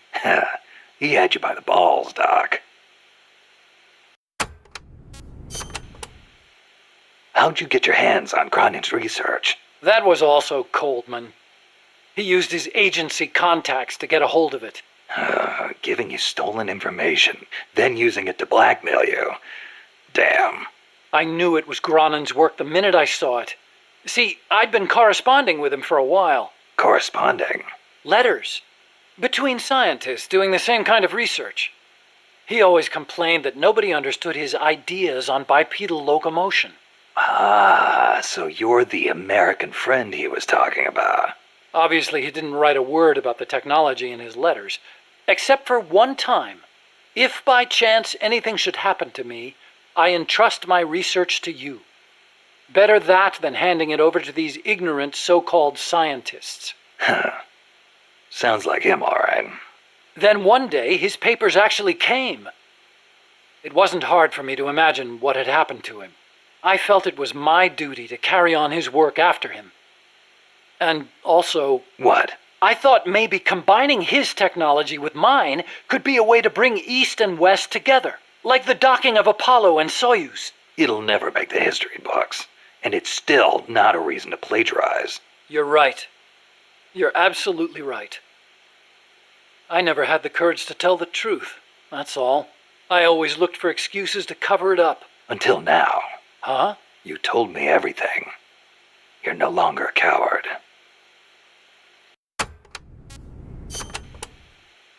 Metal Gear. Huh? What about it? You mumbled that when I first explained about Peace Walker. I'm curious what it meant. Exactly what it says. Metal Gear. Gronin coined the term. Gronin did? He thought of his technology as the metal gear that meshes infantry with artillery. I like the sound of that. Metal Gear. It's got a nice ring to it. Better than an outright lie like Peace Walker, anyway.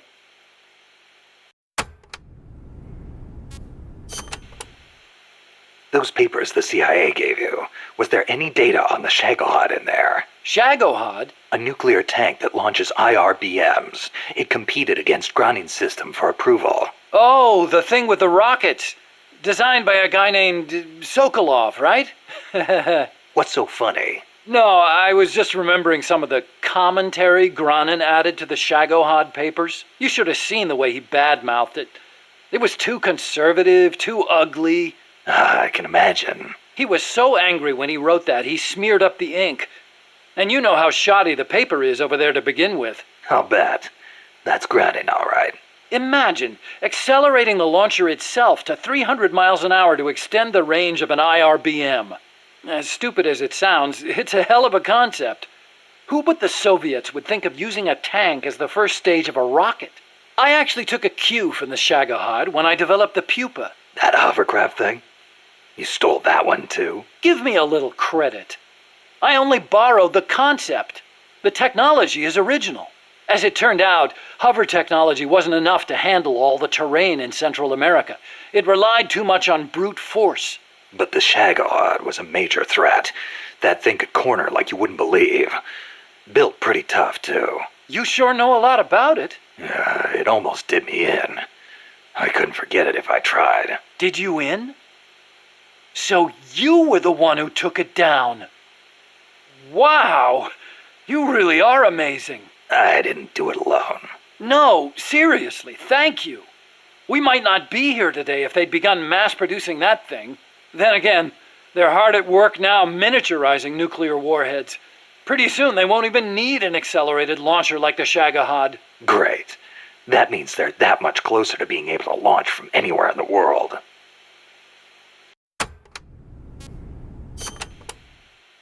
Chico called Peace Walker the Basilisco. Basilisco? Oh, right, Spanish. That's funny. I once used the codename Basilisk for the Peace Walker platform myself. What for? The class of lizards called basilisks can walk atop any type of terrain. In a pinch, they can even stand up on two legs and run across water. Perfect name for a system that can walk anywhere in Central America, right?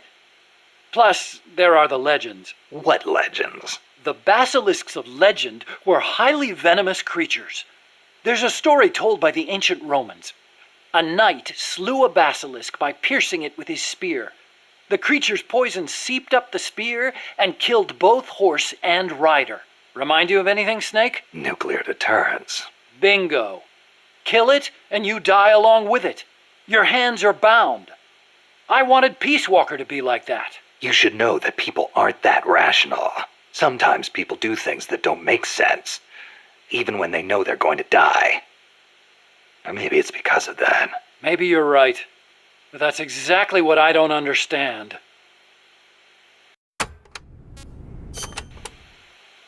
So this Dr. Strangelove was at NASA? Yeah. Well, actually, Strangelove left for DARPA not long after I joined. And then the two of you ended up back together doing research at Costa Rica. Not exactly together. We coordinated on a few things, but the research projects themselves were separate from each other. We had it worked out so that Dr. Strangelove handled the mammal pod, Peace Walker's cerebrum, while I did the rest. That letter, something to do with your research? Huh? No, it's yeah, it's a report. Research findings. Research findings? Anything in there we could use against Peace Walker? Nothing. Nothing at all. Just don't read it, okay? Promise me you won't?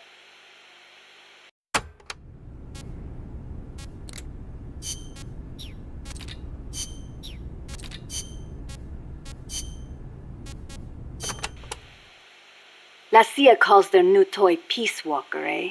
Yeah. So? It is an insult to us Nicos. Because of the guy you were talking about. Walker? Si. Although it happened over 100 years ago. Back then, the political parties in Nicaragua were at each other's throats. The Nicaraguan Democratic Party hired an American mercenary to help counter their enemies, the Conservative Party. And that was Walker. After taking care of the conservatives, Walker decided to seize power in Nicaragua for himself, eventually making himself president. The Democratic Party gave him an inch, and he took the whole country. But it did not end there. Not only did he make English an official language, he tried to reintroduce slavery.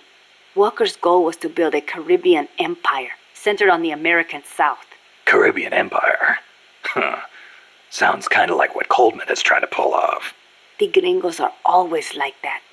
They invent some convenient excuse to trample all over foreign countries like they own the place. Peace Walker, ha!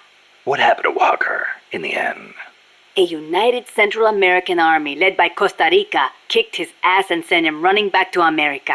Then why don't we do the same? I, for one, don't intend to let Coldman get his way. Good idea. I'm glad we have you, boss.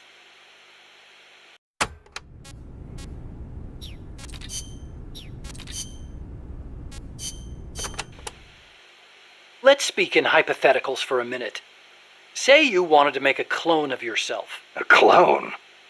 Paramedic had the same idea. It's science fiction. I'm just hypothesizing here. Okay, not a clone then. You have any kids? Nope. Wife? I've never been tied down. Okay then. So, we're still talking hypotheticals. Say you had a son who'd inherited your genes. Someone with the same combat abilities as you. Would you challenge him to a fight? Not to sound cocky, but I wouldn't want to do that. No telling who'd survive. I'll bet. You picked up on the Pupa 5000's combat patterns in seconds. Only with your advice, Doc. Well, if anybody could learn to do it just by listening, it'd be easy. But you're a born soldier. Yeah, you must have been born with genes geared for combat. Soldier genes, if you will. Genes geared for combat? I don't care how advanced their research is. You can't blame genes for everything. Blame genes? You think it's funny? What? You think genes have nothing to do with this body I was born with? I don't know. Look, that fear of facing someone of equal ability in combat, imagine that on a strategic scale. That's the concept of nuclear deterrence. The idea is, when all sides are armed with the destructive power of nuclear weapons, they'll avoid nuclear war in order to prevent mutual annihilation. Doesn't sound all that sophisticated to me. Exactly. It's so simple in principle. But because it's so simple, whether or not it works properly depends on the people involved. In that sense, what we're looking at now is a malfunction in deterrence theory. Coldman. You got it. Please, Snake, don't let deterrence die.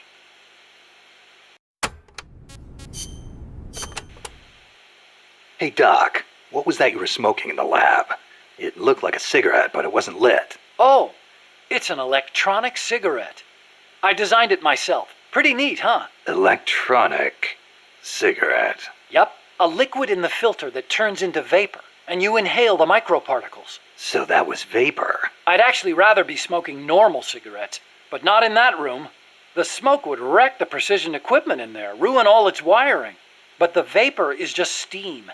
It doesn't contain tar or anything like that. So I can smoke it in the lab with no worries. Nice. Want to try one? Nah, I'll stick with cigars. Yeah, but... I don't like imitations. The real thing's always better. Okay. But you know, sooner or later, smoking's gonna become very unfashionable across the world. It hurts you and those around you. Electronic cigarettes might not seem so bad then. Yeah, when that happens, I'll think about it. You said your dad was involved in the Manhattan Project, right? Yeah? And you think that's why you can't walk? I don't know. Actually, you know, probably not. So far, nobody's found evidence that exposure to radiation in parents causes genetic defects in children, except for those exposed in the womb. Epidemiologically speaking, anyway. That's the conclusion of the Atomic Bomb Casualty Commission. Right. The ABCC commenced its study immediately after the war, and it's still ongoing. Even now, 30 years later. The effects of radiation exposure last a long time. I'm guessing it'll be another 10 years before we get a real verdict on whether it affects genes. Granted, it's the most massive study anybody's ever done. But that's really all it is, a study. The ABCC brought in bomb victims and ran tests on them, but they didn't treat them. Really? Them too, huh? At any rate, that's what my father made me believe when I was growing up. Maybe it was tough for your dad to explain. Ever think of that? Yeah, maybe. But this is my problem now, Snake. I have to face the nukes head on, whether I like it or not. My creations are being used for the wrong purposes. The onus is on me to stop it somehow. Help me, Snake. Hey, as long as I'm here at Mother Base, why not assign me to the R&D team? You could use a guy like me. Glad to have you on board. I'm sure Kaz is, too. Once I've got the necessary materials and design specs together, I should be able to start building you that bipedal weapon platform. Nothing would make me happier than for my research to help put a stop to Peace Walker.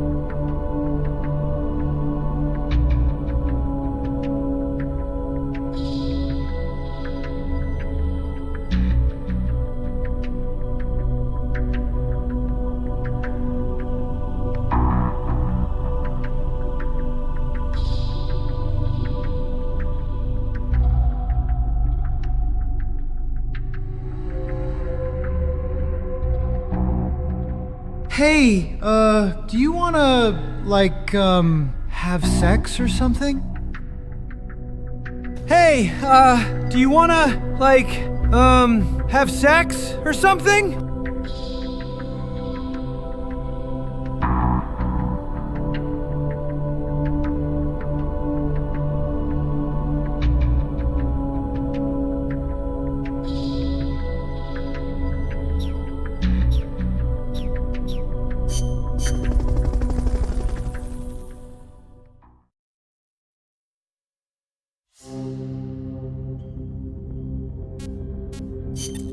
Snake.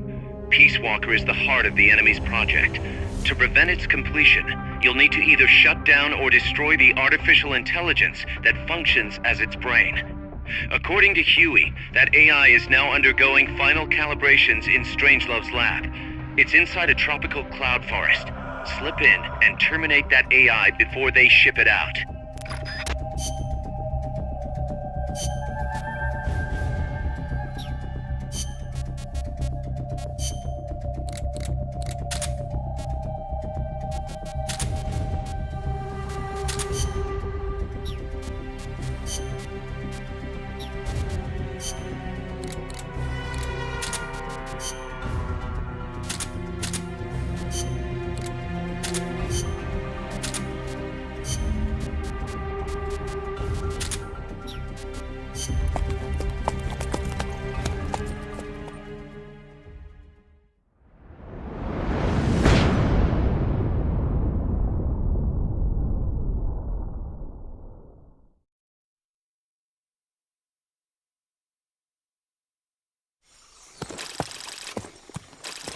Snake, how's the mule treating you? At this pace, I should be there by tomorrow morning. You've got to hurry. The AI could be completed any time now. It'd be nice to have a guide. Already on it. I've enlisted Paz to help you. She knows the jungle pretty well. Snake, I know you are an expert in survival, but you need to stay alert. You are in an ancient jungle so foggy, you can hardly see the trees. It is home to 2,500 species of plants, including 400 types of orchids. There are also 500 species of butterflies and over 400 species of wild birds.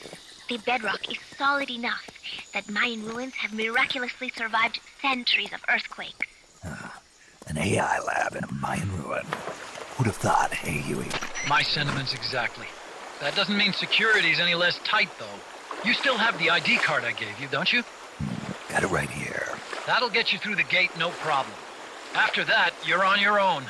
As long as the AI remains unassembled, Coldman's plan's on ice. What about security inside the lab? Well, it shouldn't be a problem for you. Strangelove demanded that the security presence inside the lab be kept to a minimum. It's not all good news, Snake. Coldman knows we're here. He's raised security in the area surrounding the lab. You'll be seeing a lot of that Chrysalis UAV, and a bunch of patrol choppers too. There may be scouts in the jungle lying in ambush. As you approach the lab, be extra vigilant. I'll be careful.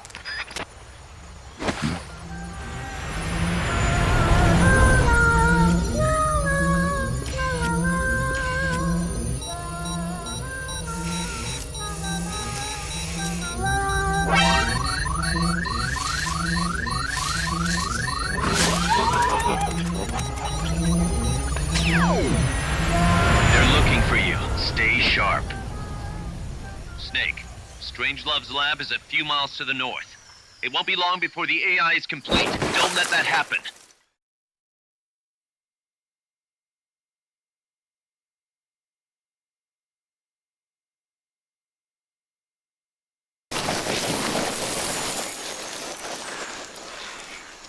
Careful. If there's enemy scouts, 恋の抑止力ほら。ガメが始まる。見つめればわかるでしょ。始まりのベルが鳴る。Listen to my heart. 声にならないこの声止めて、恋の抑止力伝えたい。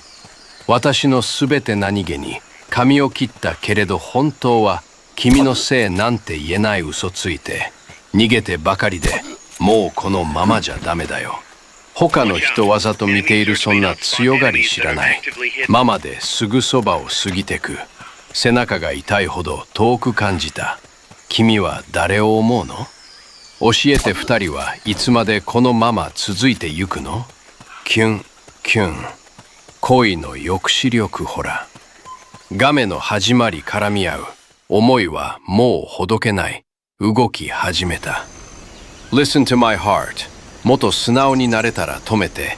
恋の抑止力。心だけそばにいるの。いつか言うの。大好きだよ。夢で言うの。いつもごめん。いつか言ってずっと一生だって。話さないってギョッとギョッとしてよ。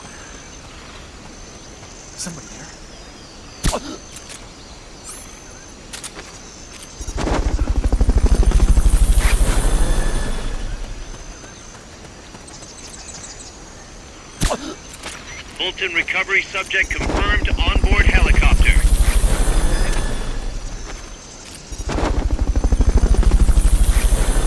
Fulton recovery helicopter is complete. Fulton recovery subject confirmed onboard helicopter.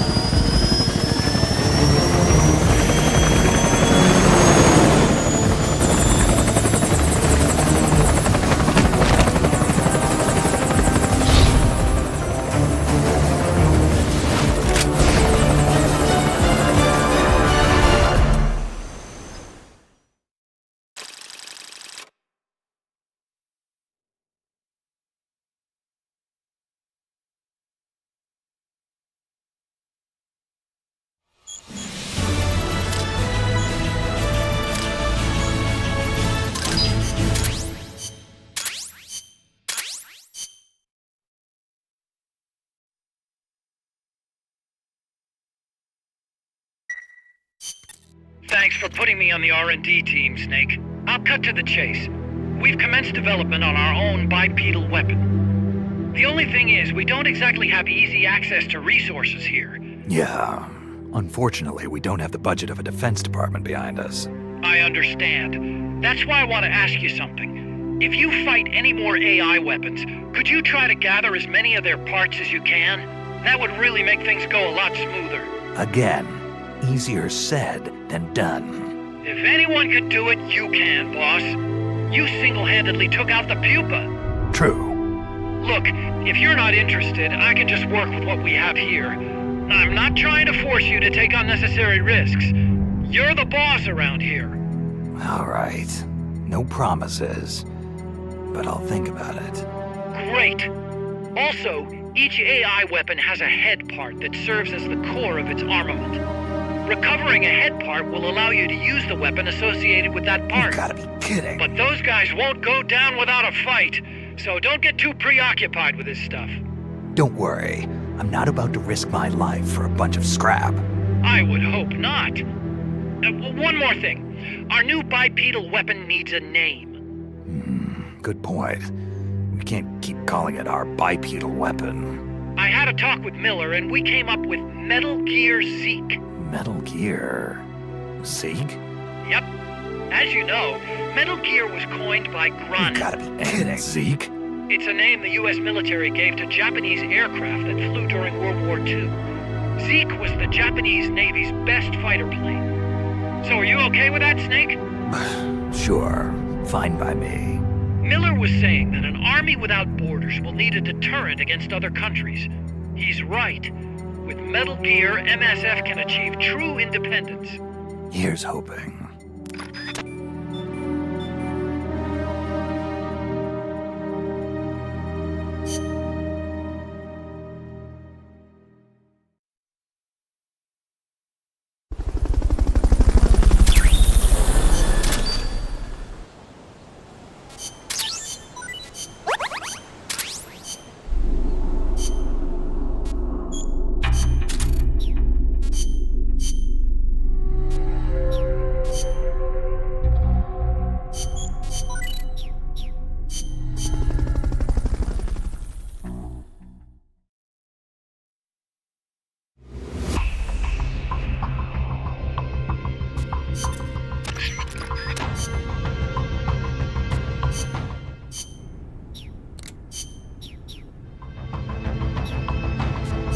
Snake, that's a Hind. You've got to take it out somehow.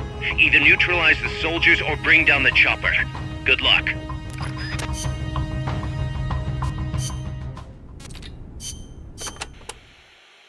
Catarata de la Muerte means Waterfall of Death.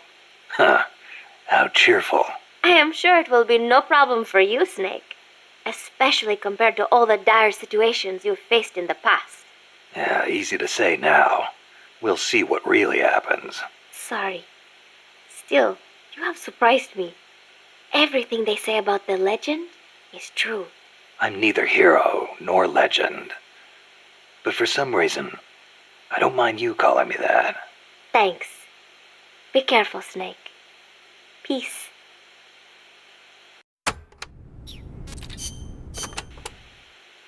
Don't even think about facing a chopper head-on. Guerrilla tactics would work well in a place like that. Moving from tree to tree will make it hard to get a fix on you from the air. That's your best chance. Good thinking, Commandante. You clearly know your way around a battlefield. Enough, boss. Time to stop talking and start using your ears. When you're hiding, you won't be able to see the chopper that well. It's important to use sound to get a read on its position. You could also try taking out its tail rotor. That would greatly reduce its mobility. And watch out for ground troops. Copy that, Commandante.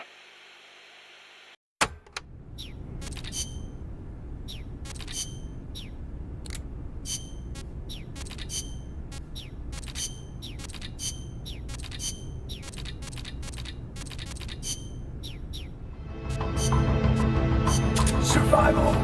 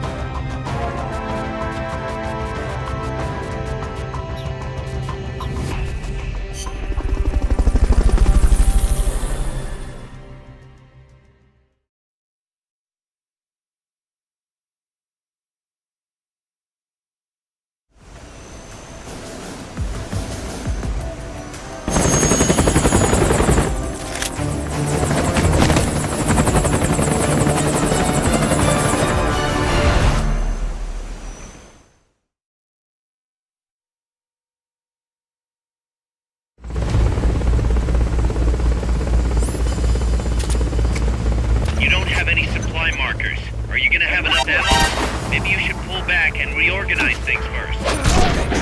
Watch your back!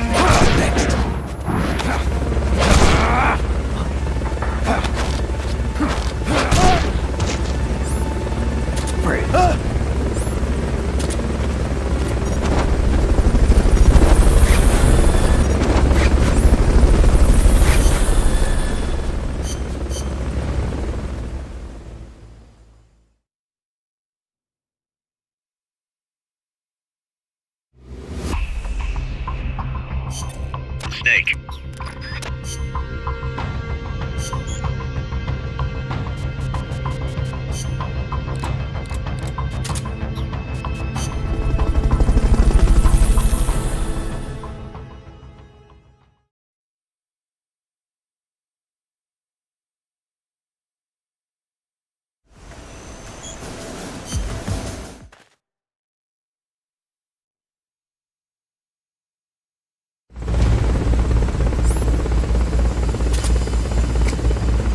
Eliminate that squadron, Snake. Enemies close. They're trying to find you. Make sure they don't. Watch your back.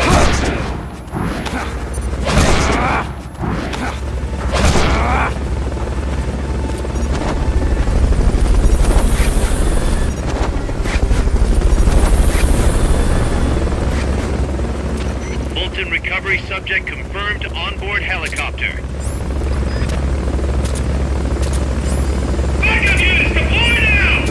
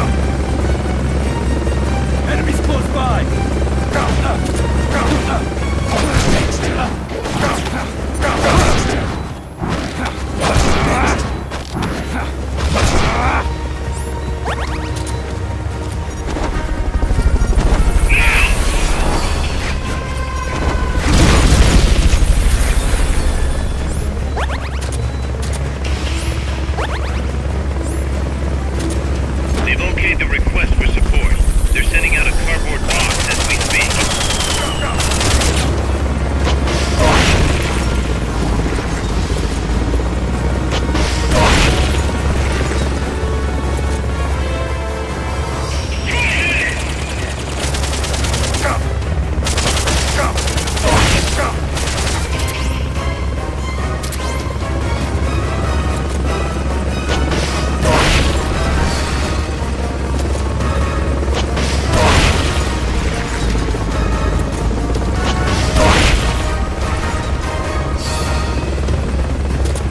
They've okayed your request for a cardboard box. It'll be sent out shortly.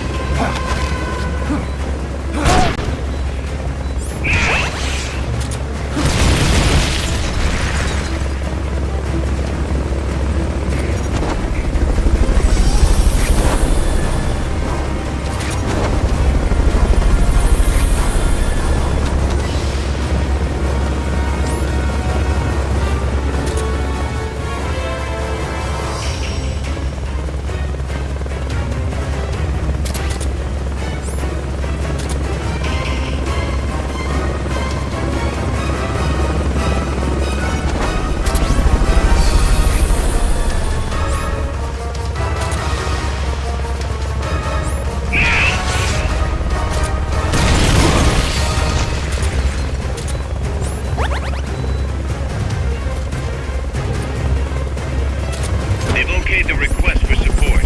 They're sending out a cardboard box as we speak.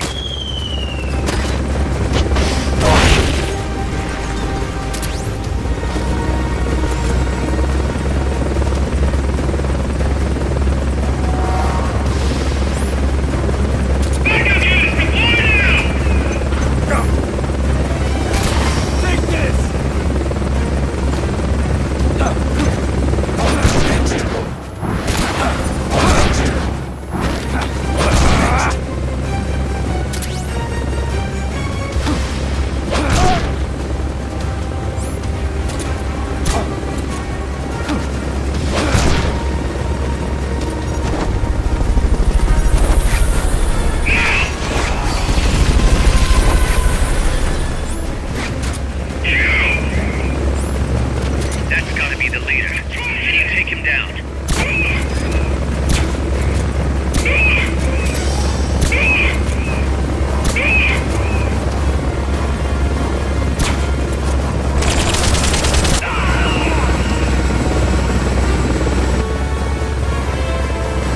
The enemy leader's out cold.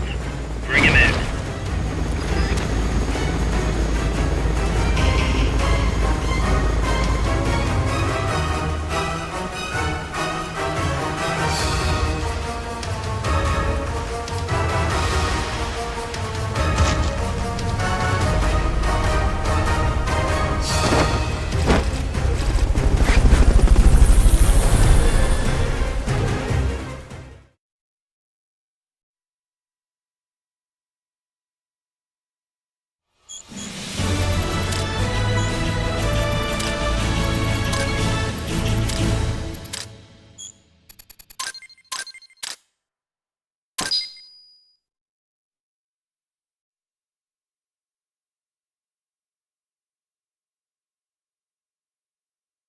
Kori no yoku shiryoku hora, name ga hajimaru mitsumeeba wakaru desho. Hajimari no bell ga naru, listen to my harp.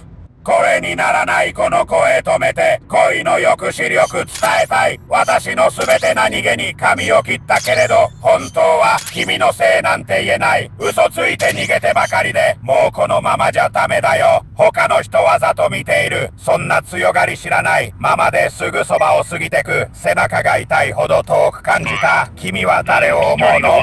教えて二人はいつまでこのまま続いてゆくの？ I already don't like where this is going. I think the voluntary approach could be more pragmatic. Technically, we're not a corporate entity, but at our size, that's not too far from the truth. We can't keep using guerrilla tactics to find new blood. To search for volunteers, select recruit from the menu, or select trade to exchange soldiers with other mercenary units. Yeah, provided we've got the friends for that.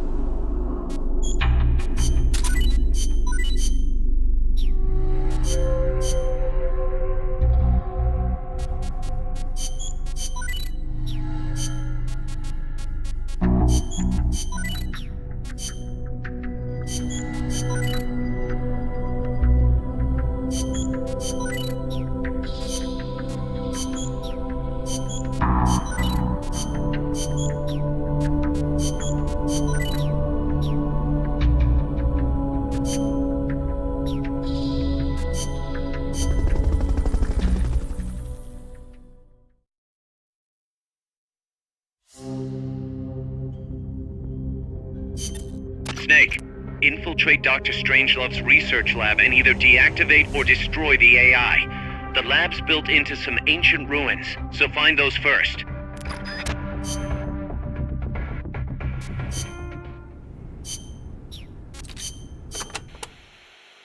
This area. Selva de la Muerte, huh? Forest of Death. I wouldn't want to get lost here. Sure wouldn't. But do not worry. I will be your guide. Happy to hear it.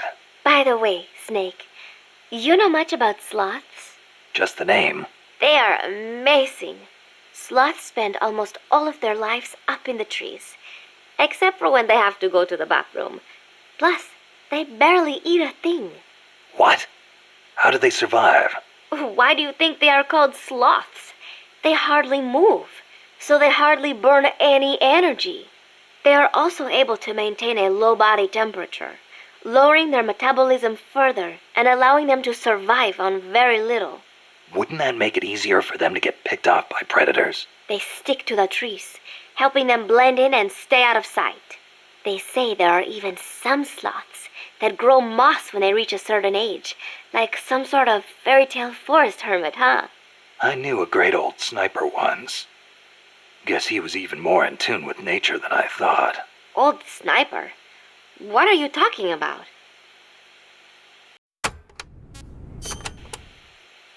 La Ruinas de Xochiquetzal will be around there. They have not been restored at all, so they may well be covered in plants. Xochiquetzal? An Aztec goddess of fertility and beauty. They say she was always accompanied by birds and butterflies. One theory states she was the mother of the god known as Quetzalcoatl. Quetzalcoatl. The Quetzal is said to be an incarnation of Quetzalcoatl, hence its name. I get it. Well, this place definitely matches the atmosphere of a cloud forest. Now, it may have seen better days, but that is still a temple, so be sure to show respect when you're inside. If the mood strikes me. Well, you've got no one to blame but yourself if Xochiquetzal strikes you down.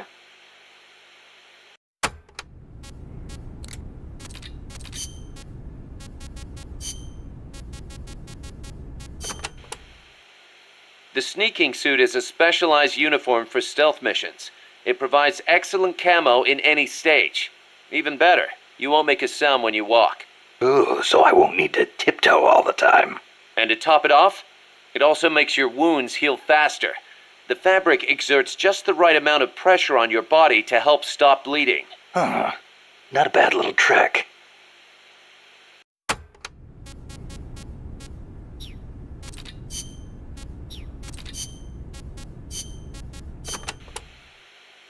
Snake, I need your opinion. How strong are the enemy's mercenaries? They're well trained. They've got more than enough men. Seasoned, too. A lot of them probably saw action in Vietnam. They're a tough bunch. And armed to the teeth.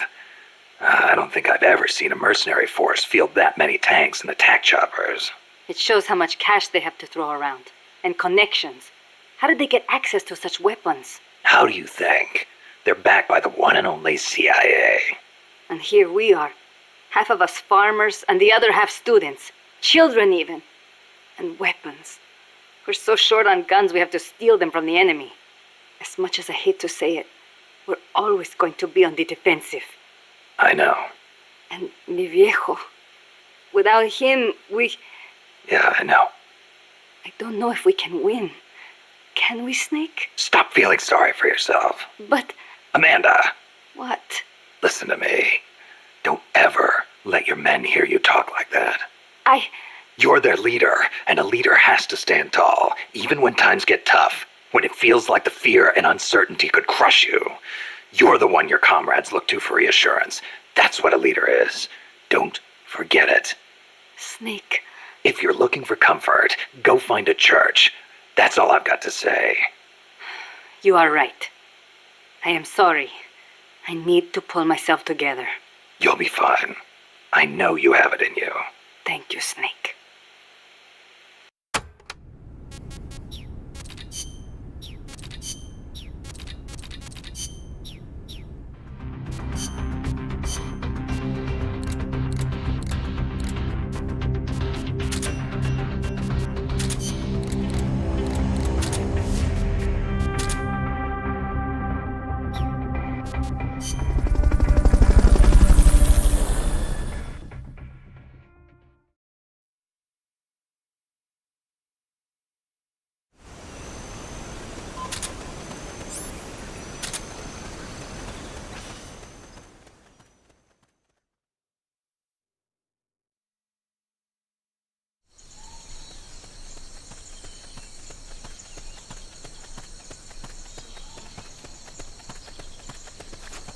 Some scouts are really hard to spot because they use grass or dirt to camouflage themselves. They blend right in with the natural surroundings.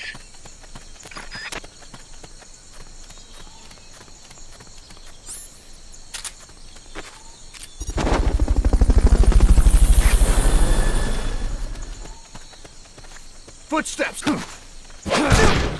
Bolton recovery to help. Snipers and laser sights are a deadly combination.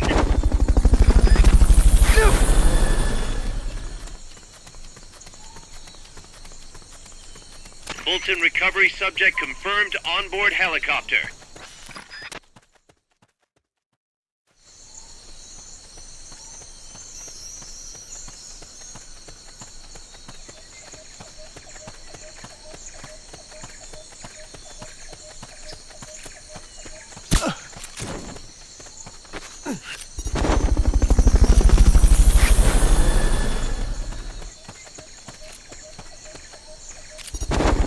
Bolton recovery helicopter is complete.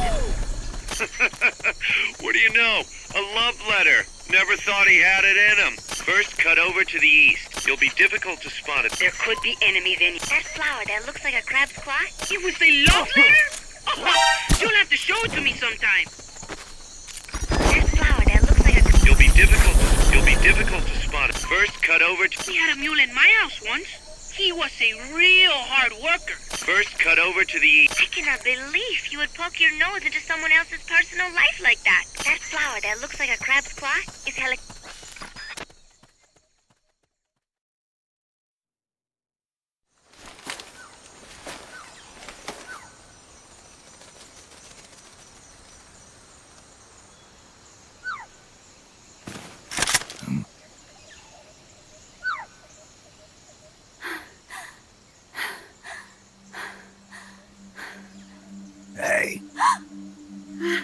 trouvé.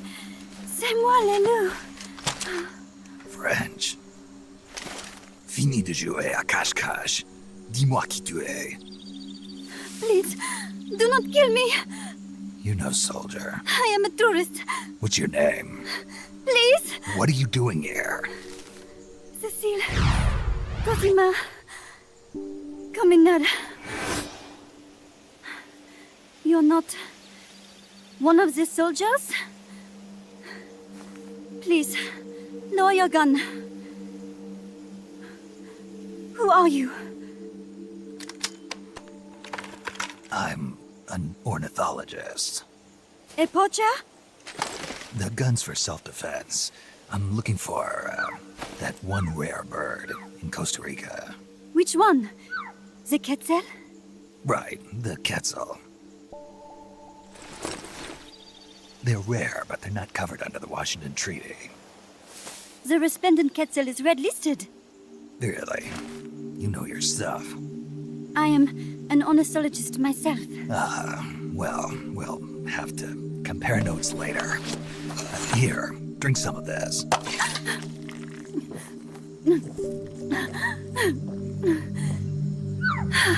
You saved me.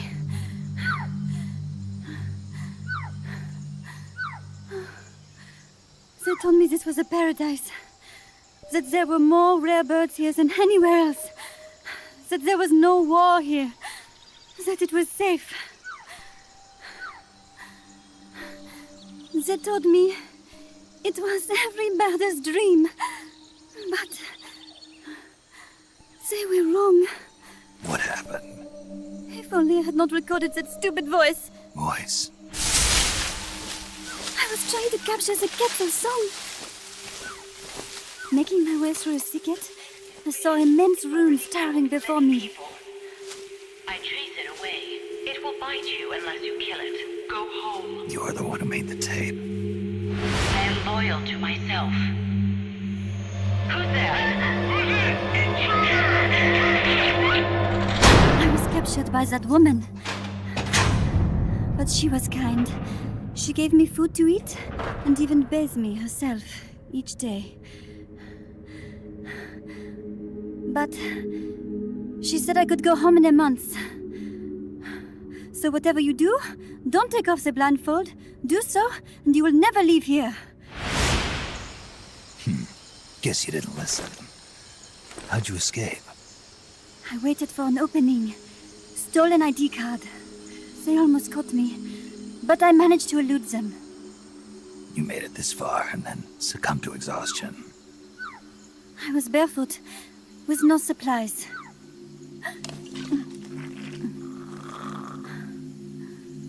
Oh, I am so sorry. I drank it all.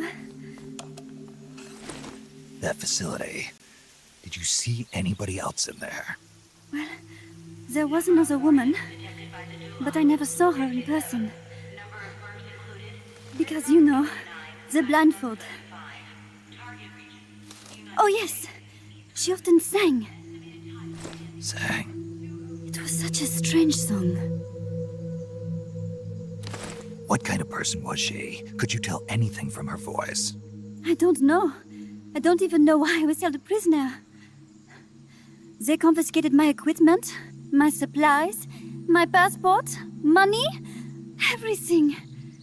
The only thing I was allowed to keep were my undergarments, so that I would not be able to escape.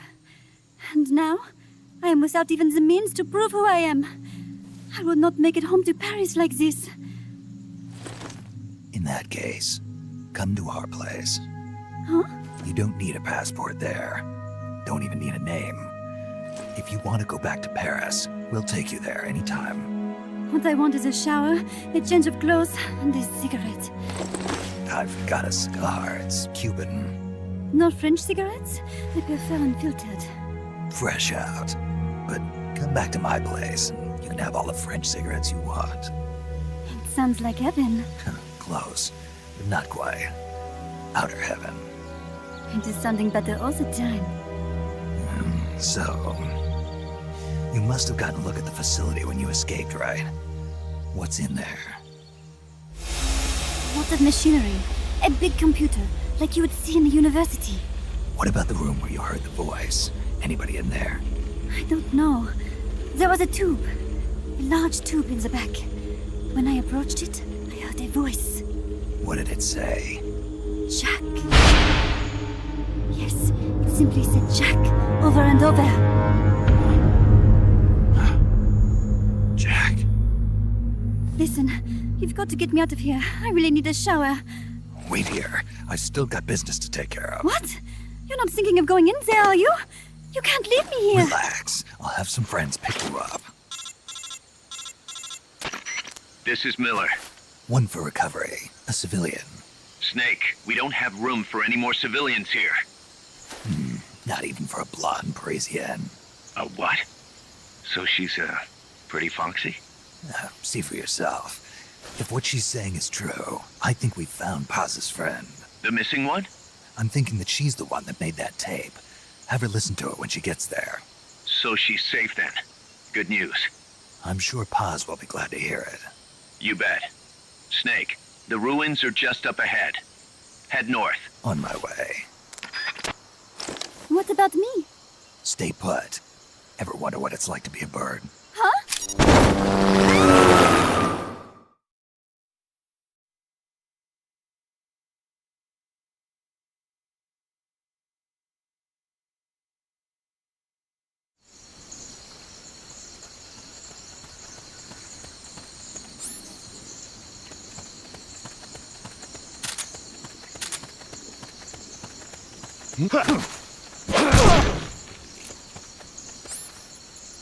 Freeze.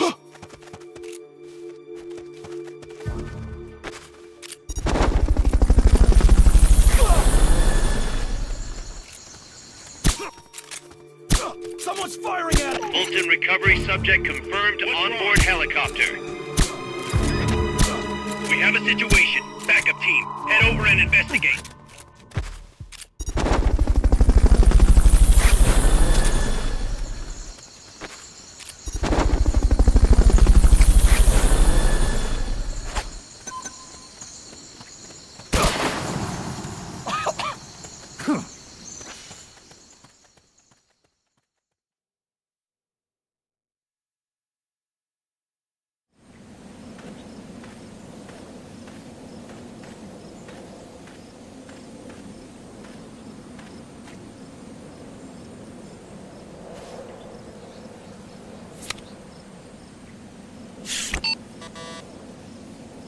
What? It won't open. Damn. It won't open. What's wrong with it?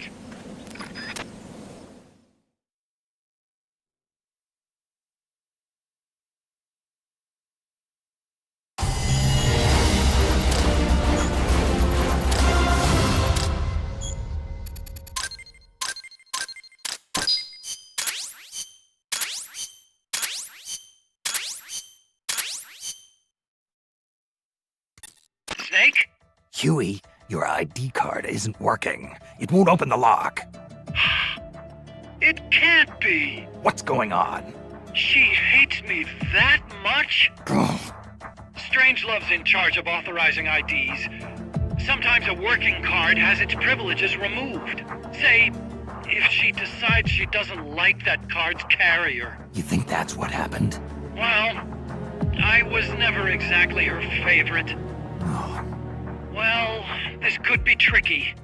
The soldiers outside aren't allowed in the lab either, so their cards won't do you any good. Great. Snake. Kaz, where's Cecile? She just got here. Hold on. Snake! Cecile, how'd it feel to fly? Wonderful. For a moment, I felt what it must be like to be a bird. It almost made me want to give up my research and get a pilot's license. Did you need something? You said you'd gotten an ID card, right? Yes, but it was confiscated when the guards got me. Who took it? What did he look like? He had an arms jacket. I cannot recall his face, though. Yeah, they all look pretty much the same. Where did it happen?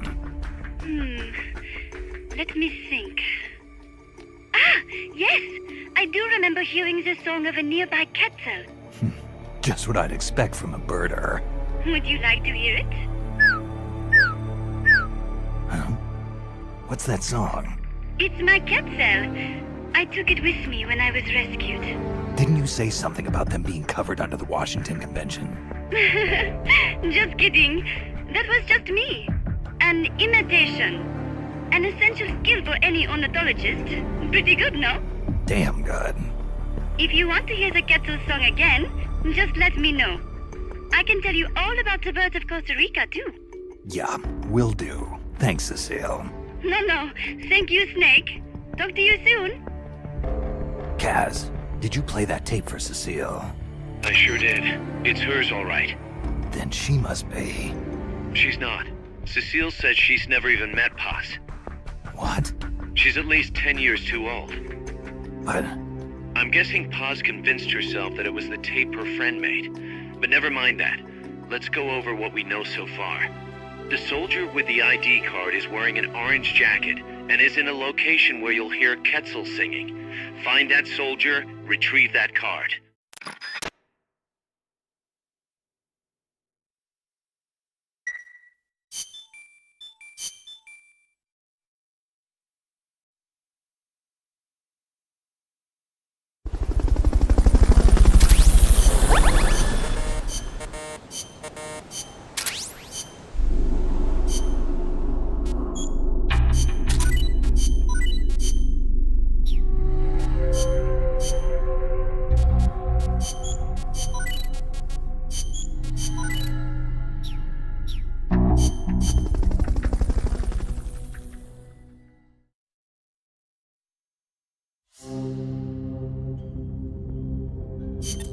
Snake, to gain access to the lab, you'll need an ID card.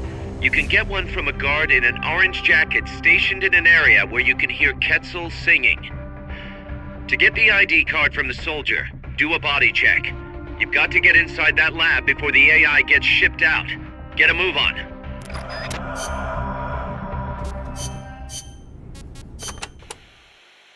Scouts are outfitted with camouflage to help them hide. Some of them look kind of weird, like they've got seaweed growing all over them. Ah, ghillie suits. Not much difference between them and any other scout in terms of combat ability, but it does make them harder to spot. I'm sure it does. You've come across these before?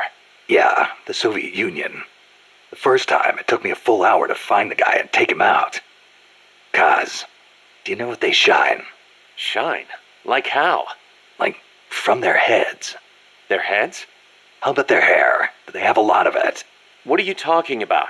How the hell would I know? How about a parrot? Did anybody hear a parrot squawk? A parrot? Look, Snake, you're talking to the wrong guy. I mean, Cecile's the bird expert. Wait a second, what am I saying? You're not making any sense to begin with. Never mind. It's a long story. I'll figure it out another way. Forget about it. Yeah, I'll do that. Anyway, we've already lost too many good people to these surprise encounters. Make sure you don't end up like one of them.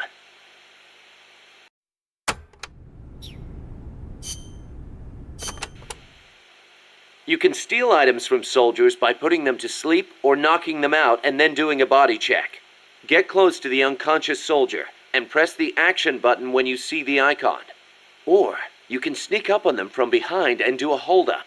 It also works if the soldier's near death. Keep in mind though, if you wait too long, you'll have a dead soldier instead of a dying one.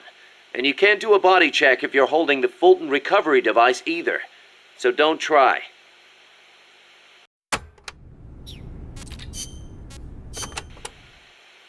I do not know if I recall such large ruins being there. Well, didn't you say there's a lot we don't know about Costa Rica's ancient civilizations? You talked about some giant stone balls, too. What are those? Oh, the stone spheres of Costa Rica? They are an assortment of giant spheres carved from stone that were discovered in the jungles of Costa Rica about 50 years ago. What's so special about that? What if I told you some of them are nearly perfect spheres, and that they were carved out of granite, which is quite a hard substance? Could be good for laying a trap. And if they're spherical, they'd roll easily, too. Snake!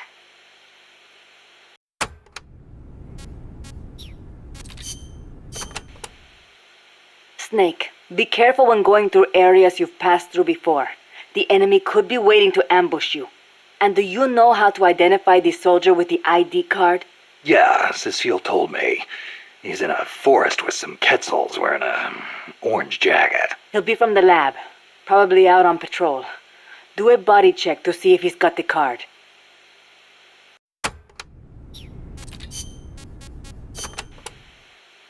Did you see a Quetzal snake? Yep. What do you think?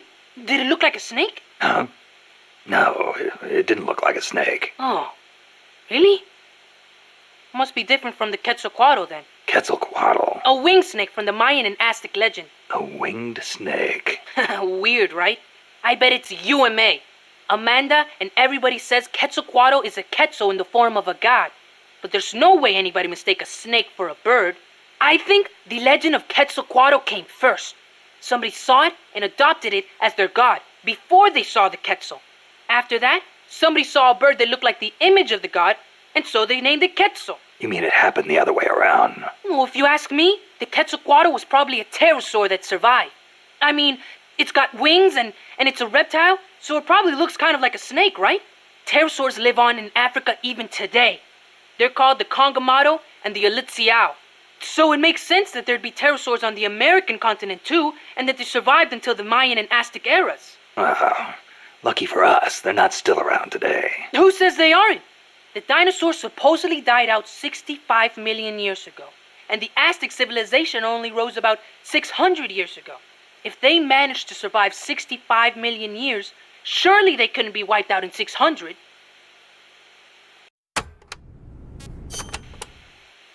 Pterosaurs survive today in the African countries of Cameroon and Congo. Each tribe calls them by a different name, like Congamato or Litziao. There sure are a lot of dinosaurs running around the Congo. Well, a lot of the land hasn't been settled by humans yet. They've survived all this time, just undiscovered by man. But they're finding fossils in America too. This one they found 3 years ago in Texas had a wingspan of more than 12 meters. If I saw a gigantic pterosaur like that, I'd probably call it a god too. Yup, I'm sure that's what the Quetzalcoatl really is.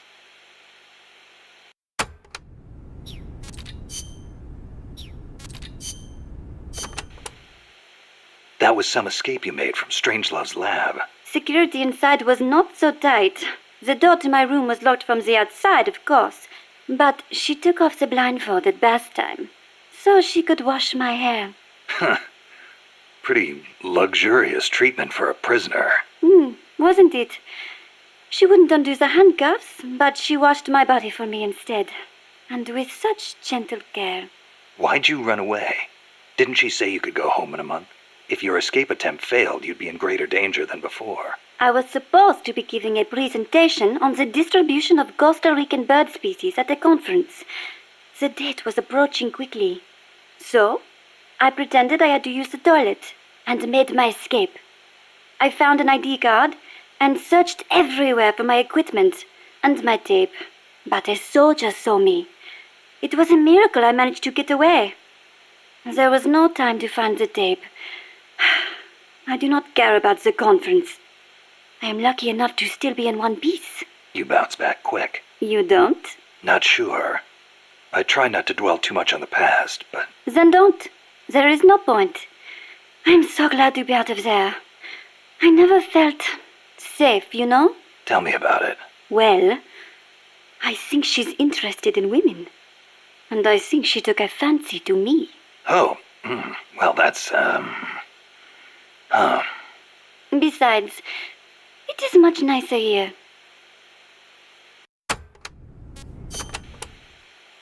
Was it just the two women in the lab? Most of the time, oui. And one of them, you only heard her voice, right? Yes, that is correct. Such a wonderful voice. It sent chills up my spine. What was the other woman like? Ah, don't even think about it. She has not the slightest interest in men. No, it's part of my mission to... Only teasing. Let me think. I believe she was in her 30s. Pretty, with a good sense of style, but austere in her tastes. A very unusual woman. And she was doing research on AI. AI? So that is what she was up to. You know, she did say something interesting. That people should not be going into space. That it is too dangerous. An automated control system for rockets, then. She said something about wanting to get closer to her dying wish. I think she must have been talking about an old lover. Lover? You mean another woman? My! Aren't we curious about women and other women?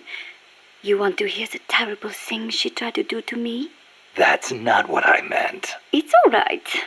You can be honest. You two seem to get along awfully well together. No, not at all. I think you're hiding something. Never mind. Aren't you supposed to be looking for the Quetzal? Here, I'll demonstrate its call for you.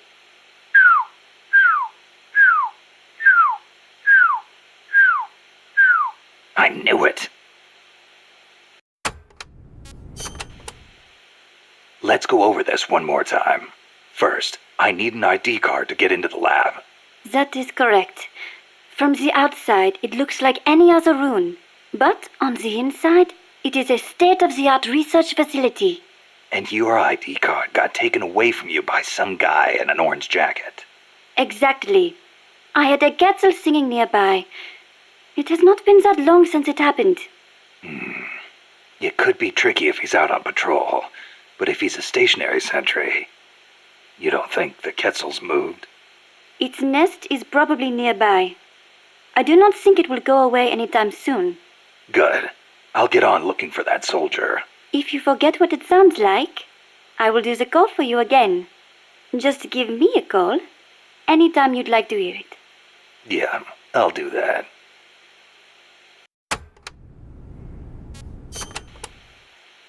Let me get this straight. You were in Costa Rica as a bird watcher? Yes, I was. Not for pleasure, though. I am a researcher, after all. I am studying the distribution of Latin American bird species. With today's compact cassette tape recorders, even a woman like me can carry her recording equipment by herself. But it was a mistake to come alone. Even so, there sure are a lot of wild birds in Costa Rica. Aren't there? Over 800 different species. Said to be more than 10% of all living bird species on Earth. How many can you name, Mr. Ornithologist? Hey, I was just trying not to scare you. You should at least have a basic knowledge of Costa Rica. How about this? I will give you a thorough education, Mr. First-time Ornithologist. Okay. Start by telling me about the Quetzal.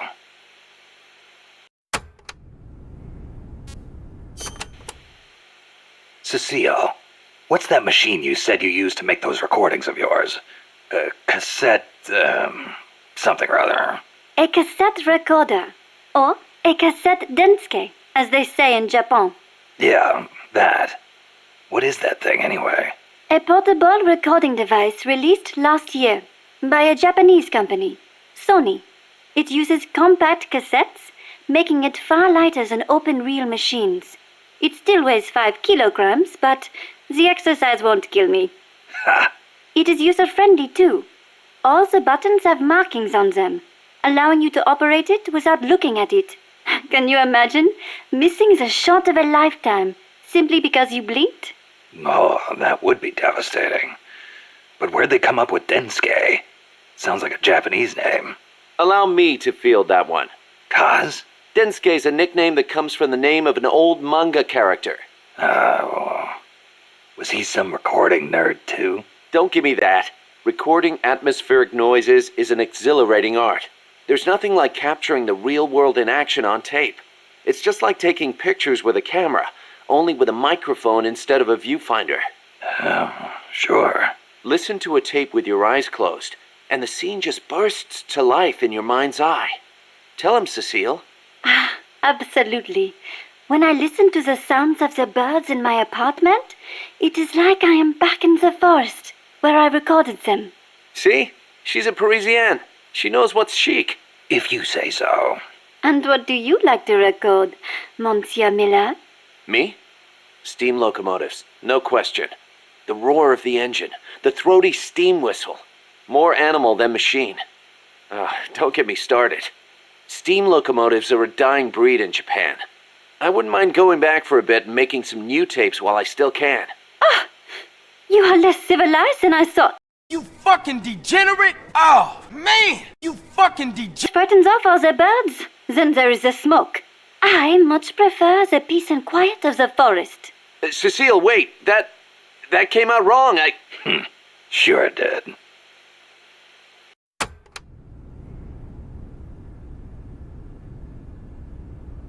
Snake, ever heard of Sony's latest product called Concord? Huh, I cannot find it on the store anymore. All right. What do you want to know about Quetzals? Give me the basics. Something that'll help me find one. Okay then.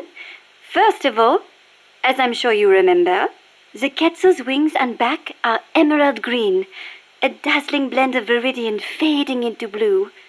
Its belly is brilliant red, and its tail feathers are white. Such a gorgeous bird. Also, the male has 2 long decorative feathers, but only during breeding season. Among birds, males are usually more beautiful than females. Like a peacock's tail. Yes, just like that. It is interesting to note that while their bodies are only 40 centimeters long, many Quetzals reach over a meter in length when you include their decorative plumage. Quetzals typically build their nests by making holes in dead trees with their beaks, about 3 to 4 meters above the ground. They are omnivorous and eat everything from nuts to lizards. Where can I find one? Their habitat stretches across the entire tropical cloud forest. You may end up having to rely on its song to find one. Good to know. I will do an imitation. Listen closely.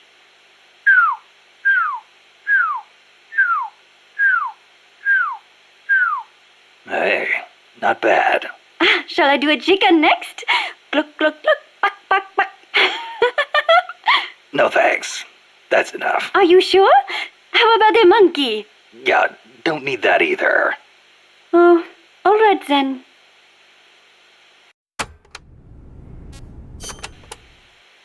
Costa Rica is the home to many hummingbirds as well. The people here call them colibri. Colibri, huh? Hummingbirds are the world's smallest birds. Although they can vary from species to species, most are around 10 centimeters in length, and the smallest no more than 5. It is amazing to think that something so small can still be a fully developed bird. I think a bird that tiny would get mistaken for a bug. Actually, they are often mistaken for sphinx moths. The little darlings feed on flower nectar, and their beaks are long and thin to help them drink up the nectar. They beat their wings far faster than any other bird. The smallest ones over 70 times a second. Can you imagine? What for? They hover in midair while they suck their nectar. They can even fly straight backwards. Hovering. Like a helicopter. That's why Amanda and her unit called that chopper Colibri. I think it is an insult to the birds to give their names to weapons. Don't you? Don't ask me. Ask the birds how they feel about it.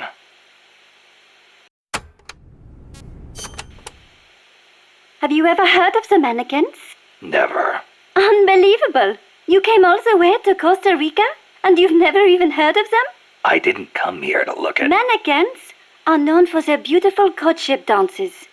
The orange-colored mannequin is said to live on the Pacific side, the white-bearded mannequin on the Caribbean side, and the long-tailed mannequin is in the Central Basin. The long-tailed mannequins are especially distinctive. What's special about them? First, each young male picks an older male to teach him how to dance. Then, teachers and pupils all get in a group and dance for the females. However, only the teachers get paired off with females. The pupils practice their technique for 7 years before striking out on their own and finding their own pupils.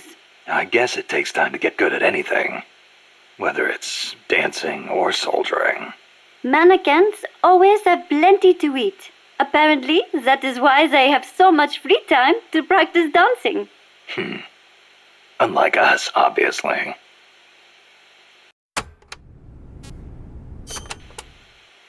Another well-known bird of the cloud forest is the three-wattled bellbird. Wattled? What the hell's a wattle? It is just like your beard, Snake. What? It is a piece of flesh that hangs down from its chin. Kind of like whiskers, but not made of hair. A hanging piece of flesh. Oui, and it only grows on males. Nothing more important to a man than his beard. So, these birds are in the cloud forest too? They are normally found in the lowland rainforests, but they migrate into the highland cloud forests during breeding season. What the three-wattled bellbird is best known for, though, is its loud call. It makes these metallic bong and ding sounds, hence the name bellbird. It hardly sounds like a bird at all. Even an expert bird caller like me cannot do it justice. Oh, doesn't sound like I'll be mistaking it for a quetzal.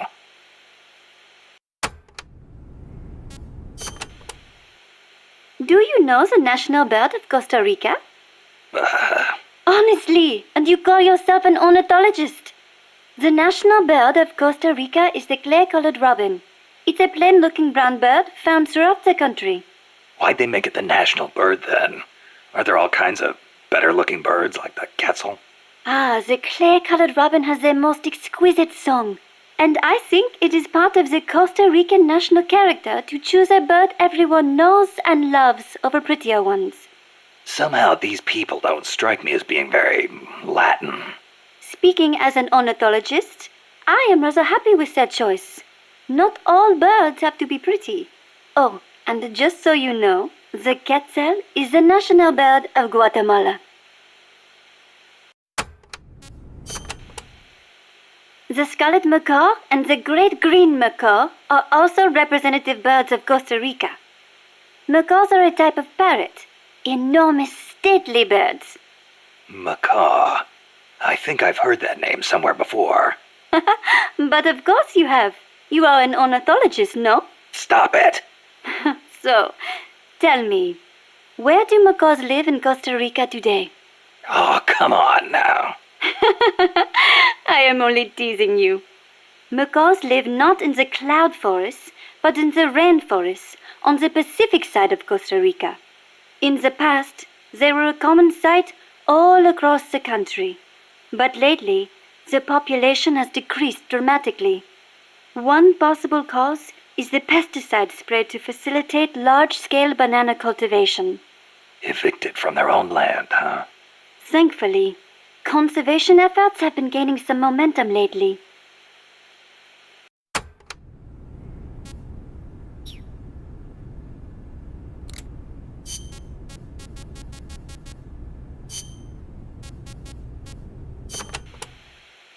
What's wrong, Kaz? You sound beat. Yeah, the problems never seem to end around here. You should take a break.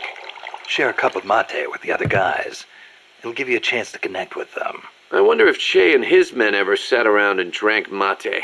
I bet they did. Che was famous for his love of the stuff. Oh, man, whoever thought of this was a genius. You can put it in a gourd and carry it around, and there's a special straw with a filter attached so you can drink it any time. That's not all. It's full of essential vitamins and minerals, too. Nice to have in a guerrilla war when food is short. Yeah. Wish I had a chance to share some with the blonde Parisienne when I was out hiking. Well, how do you know about that? It takes a thief. Or should I say it takes a snake to know one. Snake.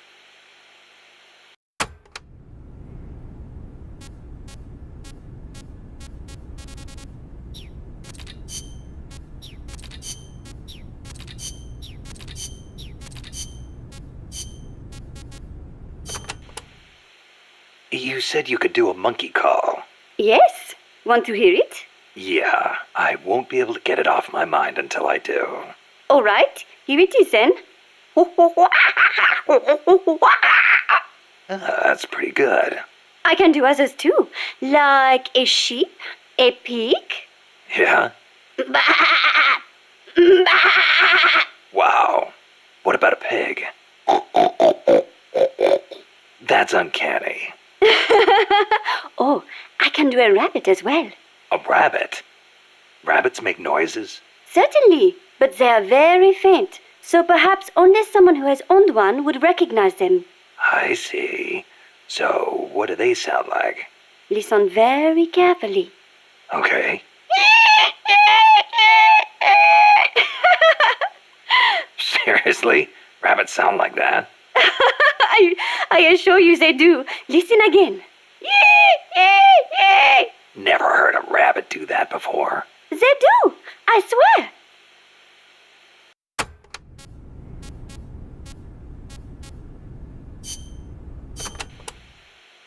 Never heard the name Cosima before. Then again, I don't know many people from France. Is it a common name? No, not that common. But Wagner's second wife was named Cosima Francesca Gaetana Wagner. Huh. You know, Kojima is a common last name in Japan. Kaz? It's just funny how, I'm part Japanese and Cecile's middle name is so close to Kojima. It feels like destiny unfolding. You think so? Oui, oui. That's a beautiful name you have. Cecile Cosima Caminades. Wait a second. Cecile Cosima Caminades. Cosima Caminades. Hey, that's close to... Close to what? Your name. It sounds almost like the sentence Kojima Caminandes in Japanese. And what does it mean, s'il vous plaît? Well, kami is the word for God in Japanese. Nandesu. Well, it's hard to explain, but placed after God, it would turn the sentence into is God. Okay, so? Kojima is God. Cecile's name is a message. I don't believe it. Kojima is God. Kojima is God. Kaz?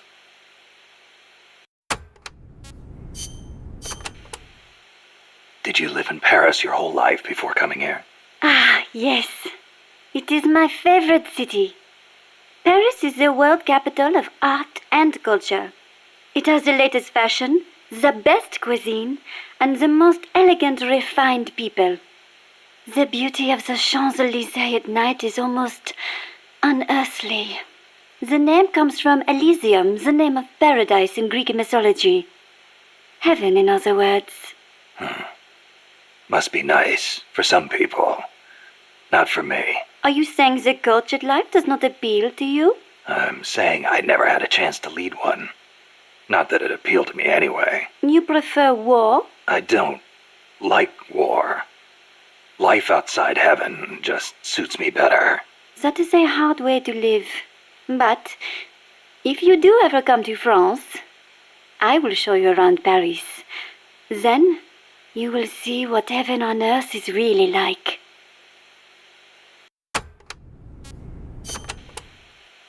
Heaven on earth, huh? The only image I have of France is the Foreign Legion. Ah, that is how you view France? What do the French think of them? It is a difficult question.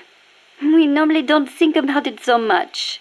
Well, critics claim it forces foreigners to take on the most dangerous missions, so French citizens won't get hurt. You are right. That probably had something to do with why it was created. But I understand that along with service comes benefits, such as French citizenship and permanent residency. Those who join are all given an equal chance, regardless of race, religion, education, social status, or national origin. So it can be a godsend for people from poor countries. A way for the have-nots to live a decent life. I guess that's not so different from MSF.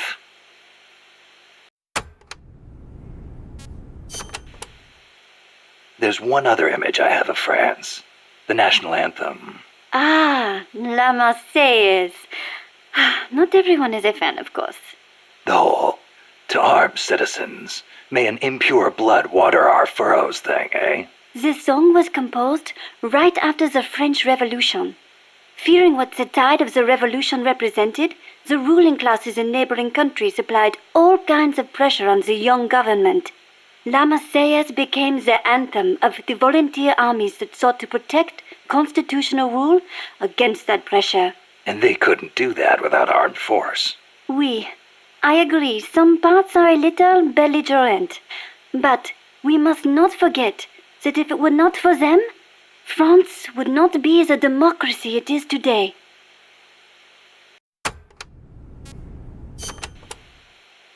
Have you ever seen The Umbrellas of Cherbourg? A movie? No, never seen it. No? It came out 10 years ago. Catherine Deneuve. She's so beautiful in it. And the music, the costumes, the colors. Huh. It takes place in the naval port of Cherbourg. That was a beachhead in Normandy. It is set back when young men were conscripted to fight in the Algerian War. The French government called the conflict a public order operation in northern Africa. I was still a little girl then, but I can clearly remember one of my friend's older brothers going off to fight. Yeah, national service is required in France. The war splits up two young lovers. Director Jacques Demy's lyrics and Michel Legrand's music tore at my heart. I will never forget its wonderful melodies. Are you okay? It changes lives, changes fates. War is not a good thing. For some reason, it strikes a chord to hear that coming from someone like you.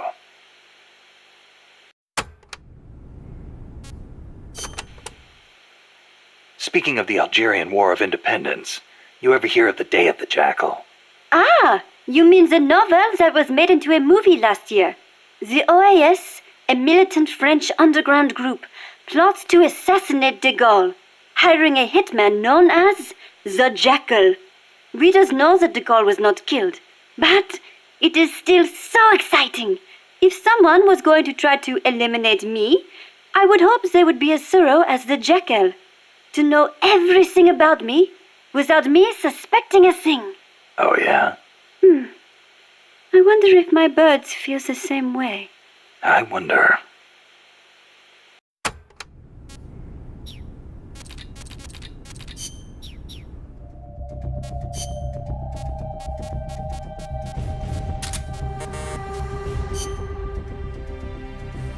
Stealth.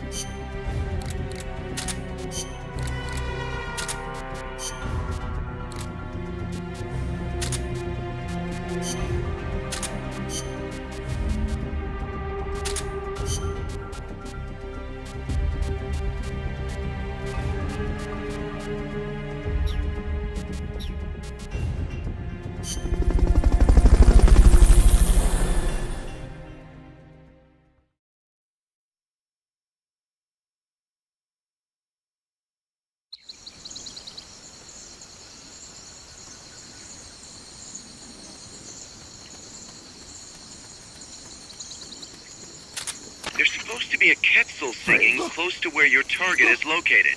Keep your ears open.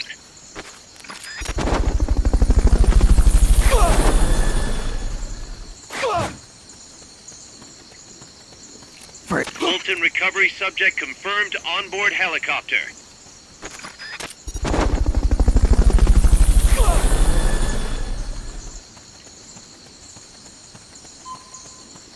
Fulton.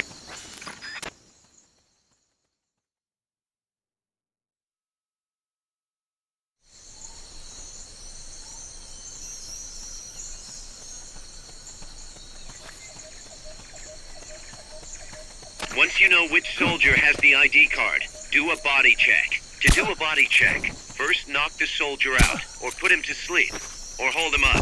That works too.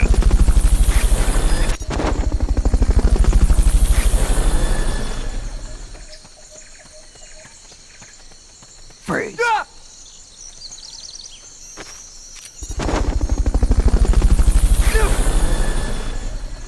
Freeze. Fulton recovery subject confirmed onboard helicopter.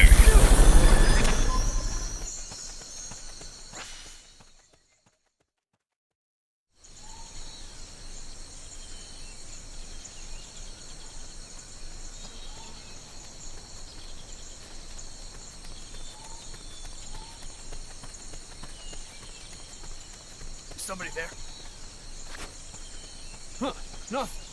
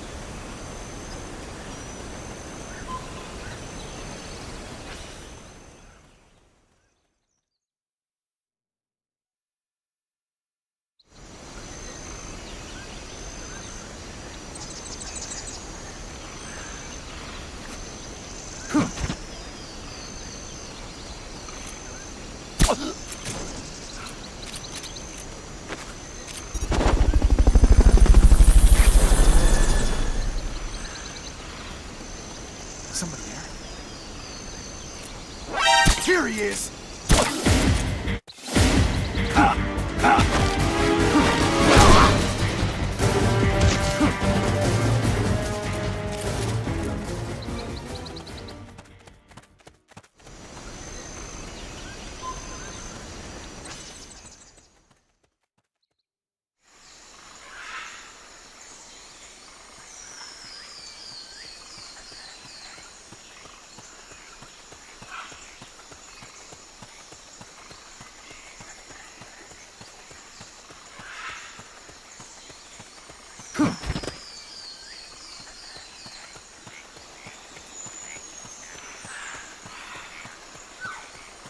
Freeze.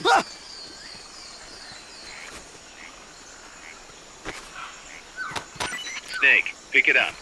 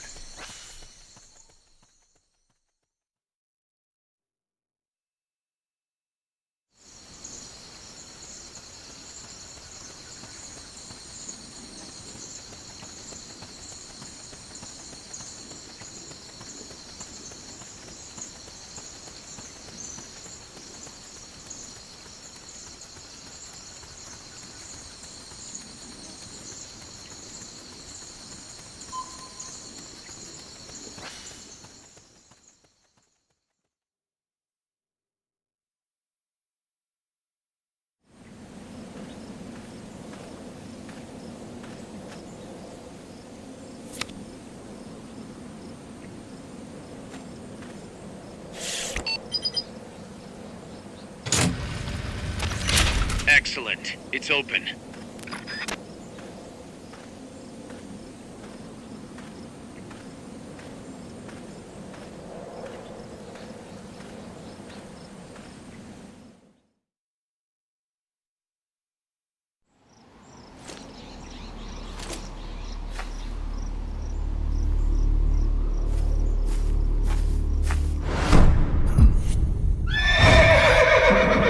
It can't be.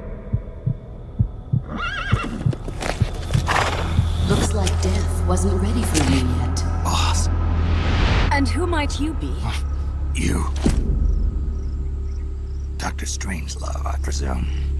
I've been waiting, Snake. Yes, waiting without joy or pleasure.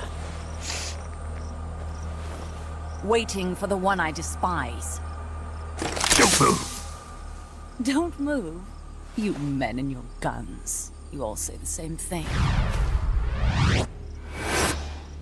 I suppose you're here to destroy my research. Yes, I know. Just as I know what you did 10 years ago. Go on. Kill me like you killed her. Kill me like you killed the boss. Kill me! What exactly do you... Come on, Snake. Or should I say Big Boss? That filthy title given you as reward for murder.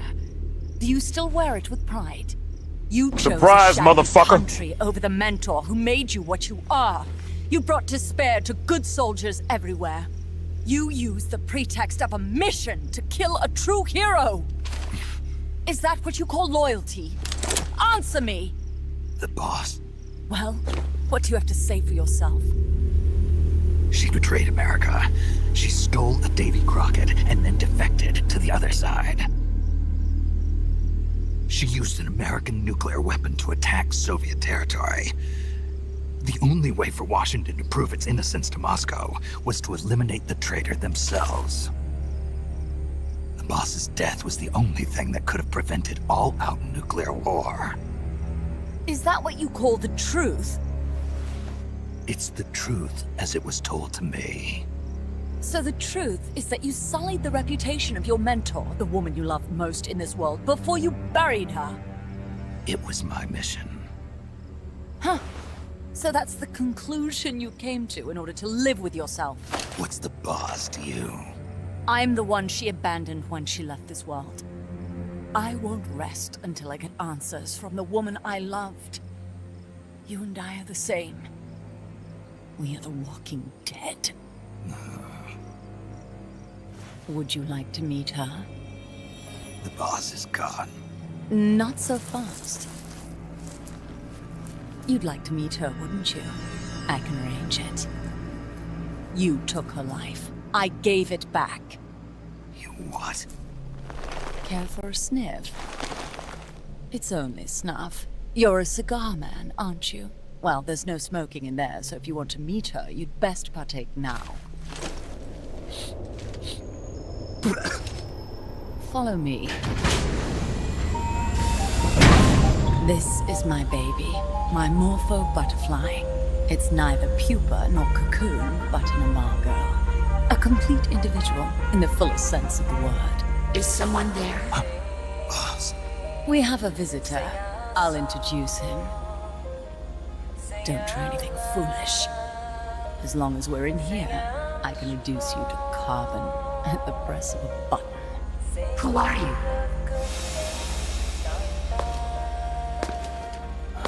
A man. A warfighter.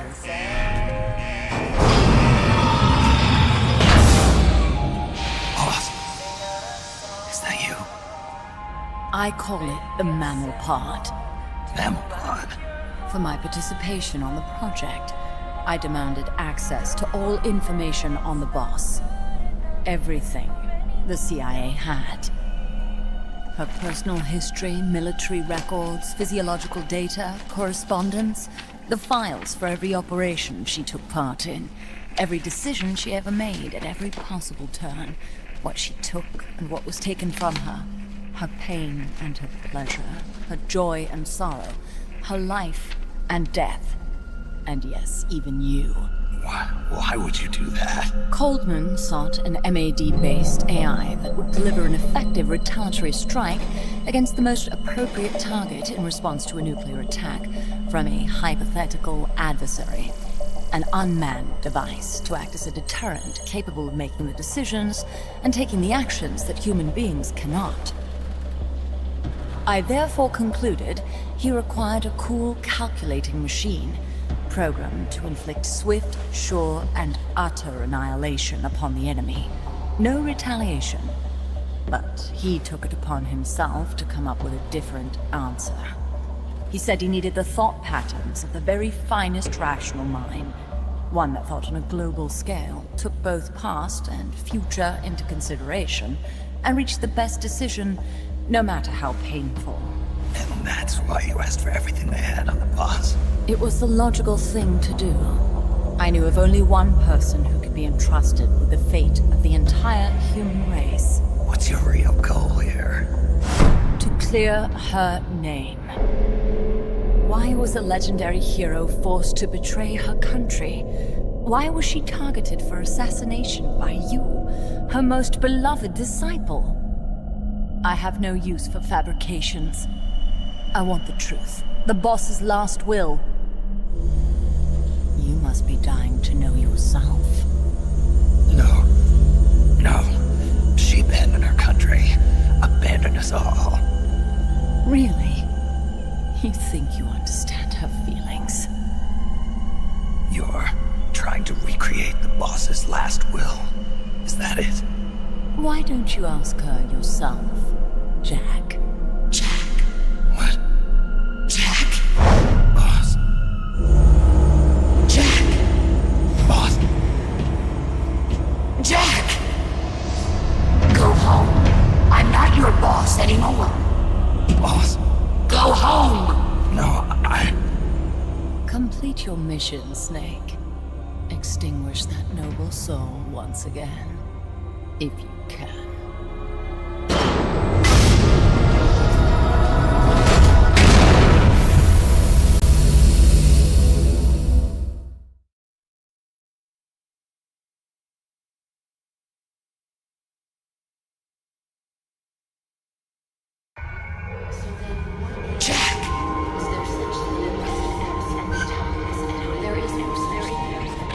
Go home. I'm not your boss anymore. Go home. Why did you come back? Go home. I'm not your boss anymore. Go home. There is nothing left inside me now. You better stay alive from now on. I may no longer be able to bear children. Go home. I'm not your boss anymore. Go home. Go home. I'm not your boss anymore. Go home. Is my life. Go home. I'm not your boss anymore. Go home. For a long time. Go home. I'm not your boss anymore. Go home. They are my family. I may no longer be able to bear children. What is this? This response? Oh God. Discontinue!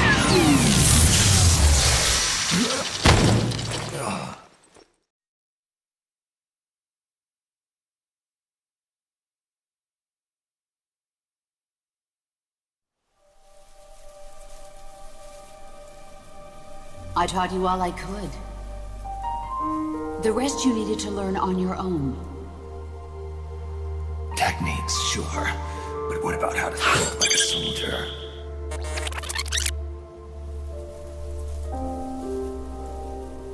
I taught you all I could. The rest you needed to learn on your own. Techniques, sure. But what about how to think like a soldier?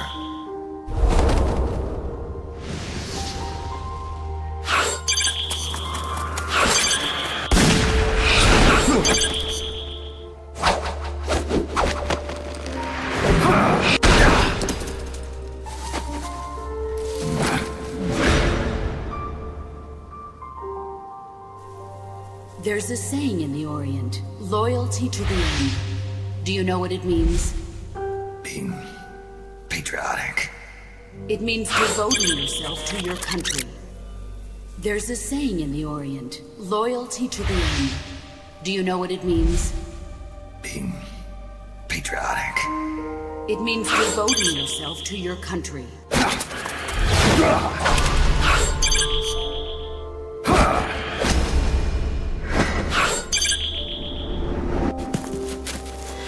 As long as we have loyalty to the end, there's no point in believing in anything, even in those we love. That's the way a soldier's supposed to think. The only thing we can believe in with absolute certainty is the mission, Jack.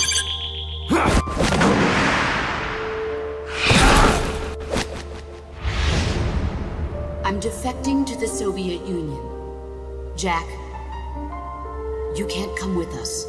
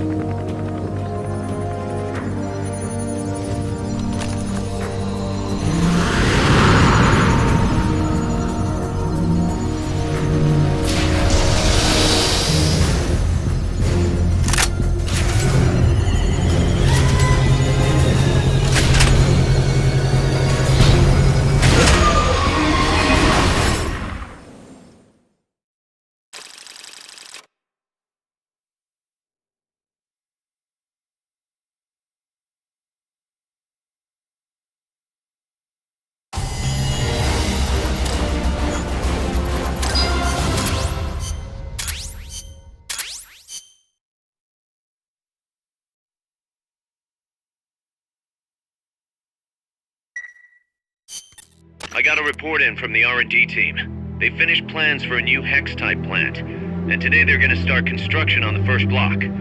Can't wait to finally say goodbye to this scrap heap.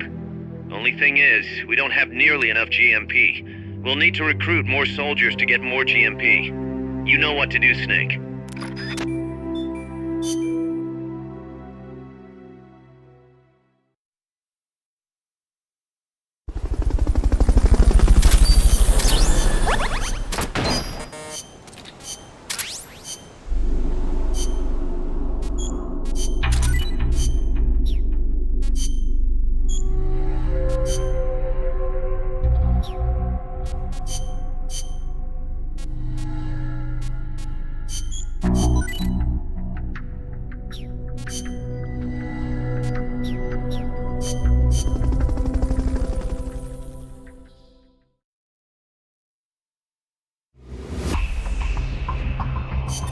Snake, that's the Chrysalis weapon Huey was referring to.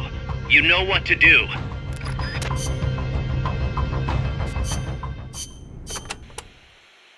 Apparently, each part of an AI weapon is connected to a memory board inside the AI pod. Destroying a part will release the lock on the memory board. After that, climb in the pod and you'll be able to grab whichever boards you've unlocked. Only thing is, any parts you destroy can't be collected and reused, so you'll have to decide which is more important.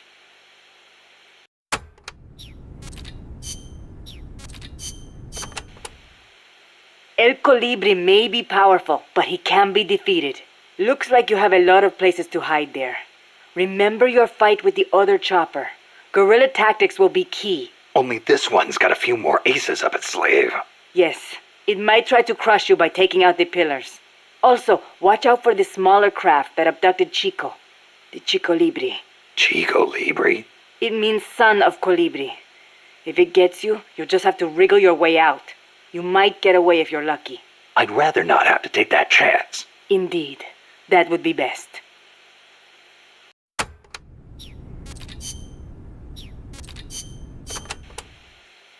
Being an unmanned vehicle, the Chrysalis can perform extreme G-force maneuvers that standard aircraft can't. It'll be difficult to counterattack once it's coming at you. I should mention that it's also equipped with a railgun. A what? A weapon that fires rounds using electromagnetic force in lieu of gunpowder. Wait, an electric weapon? Not exactly. The rounds themselves are conventional shells. It creates force by running an electric current through a magnetic field. Fleming's left-hand rule. Didn't they teach you that at school? Not at mine. Oh. Anyway, as the railgun uses electromagnetic force, it needs to charge before firing. Once you see it starting to charge, take immediate evasive action. Also, as with the pupa, destroying the AI will put the unit out of commission. Do enough damage and it'll have to land. Use that opportunity to get in the AI pod. Wait too long and it'll start to repair itself. Be sure to shoot the hatch the moment it lands. I think I can handle that.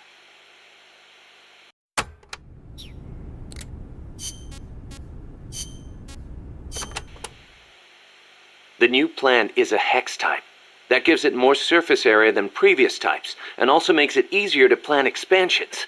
We're gonna make this place huge. Hex, huh? Like a beehive. Nothing wrong with that. They say the honeycomb design is one of the strongest. I hear they're even thinking of using it in tank armor. Good enough for me.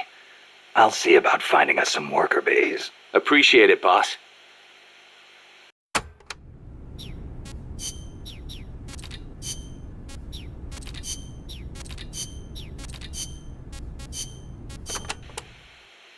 Did you, give that letter to Dr. Strangelove? No. Why not? I gave it to you for a reason. It's highly important information. Sorry. I didn't exactly have an opportunity to play postman. Well, next time you see her, you make sure she gets it. Oh, yeah, sure. Better for you if she doesn't. Snake! What? Tell me you didn't read the letter. No. You did! I mean, you never know what kind of information could affect the outcome of an operation, right? So you read the letter, after I specifically told you not to. What do you expect people to do when you tell them not to read something? I thought I knew you, Snake. I thought I could trust you. But now I see I was wrong. Look, I'm sorry, but I just don't get what you see in her. Well, I wouldn't expect a barbarian who opens other people's private correspondence to understand. Fine then. Deliver it yourself. Huh? What? No way. I could never... You've got a long way to go, Huey.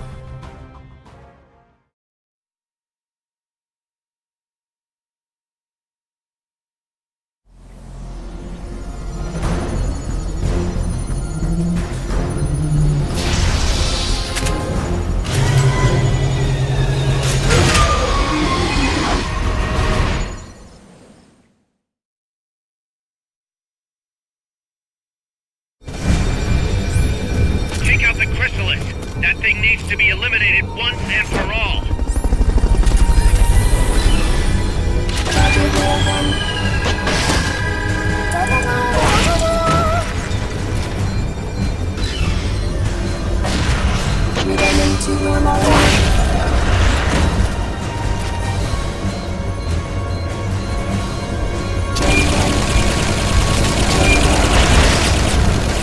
Fog's getting thick. Careful you don't lose sight of that chopper. If you lose sight of the enemy, look for the red light.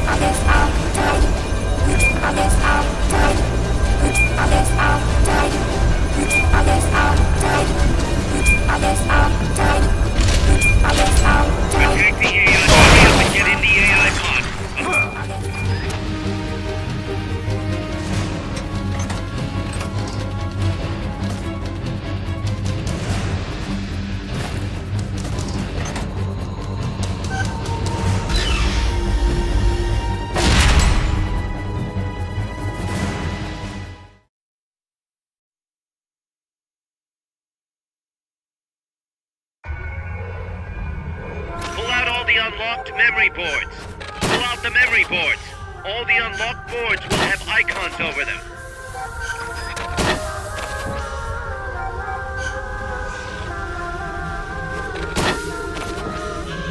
Any boards you remove can be used to build our own AI weapon. Memory boards have different functions according to the icons displayed over them. Go ahead and take whichever ones you want. If you attack parts on the exterior of the machine, the memory boards that control those parts should light up. You can tell what a memory board does by looking at its color when it lights up.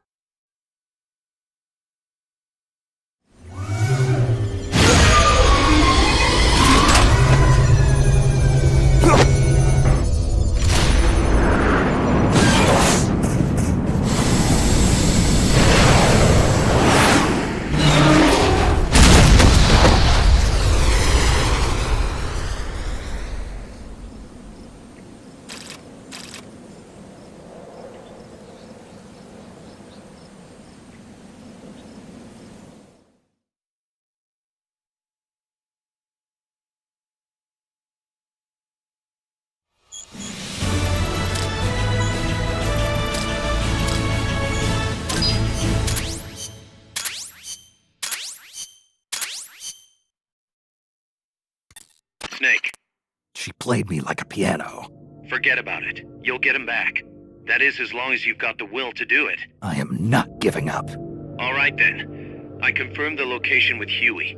The final testing base for Peace Walker is 15 miles to the north of that lab. It's an underground facility disguised as a rock quarry. All you need to do is sneak in and destroy the AI for good this time. Right. Snake, you can destroy it, right? Yeah. We all have our limits. Actions beyond our abilities. Don't worry. I won't screw it up this time. You're the one who killed the boss. Destroying that AI means reliving that memory. It's just a machine. Snake, I'm worried. Worried? For the same reason the CIA entrusted the nuclear launch to an AI. A man can condemn a handful of criminals to the death penalty if they're prepared to assume that responsibility. But who among us could do the same to hundreds of millions of innocent civilians? Who could reduce thousands of years of human history to ash in an instant? Could any flesh and blood human being make that decision? No way in hell. No one man could bear the burden of total genocide. It's what's allowed our cowardly species to survive all this time. But for a machine, willpower is no issue. What are you saying, Kaz? You're a hero, Snake, but you're not a machine. That I can't destroy that thing? That machine's not the problem. It's that the boss still lives inside of you. Bullshit! She's dead, Snake. It's time to come to terms with that. Let me put it another way. You've left everything behind. Your country, your identity, your past and ideals. But there's still one thing you haven't let go of. What are you talking about? The boss. You still haven't let her go. That's why you're so afraid to find out the truth about her. And that's what's holding you back from your future. Snake, she died a decade ago. How long can you live with a ghost? Kaz, I thought I knew everything about her, but I still don't understand what happened to her at the end. There, you're no different from that scientist woman. When she didn't believe me, I realized something. That debriefing I heard could have been part of the cover story they made up. Now, even I'm not sure what her real intentions were. Why did she take that mission? How did she feel about dying? Why was I chosen? You want to know the truth? Ah! The truth won't change the past. You still want to know? No. I took on this mission for a kid who believes in peace. Fine then. There's no point in arguing. Peace Walker is on the verge of completion. Come on, boss. Let's get to that base.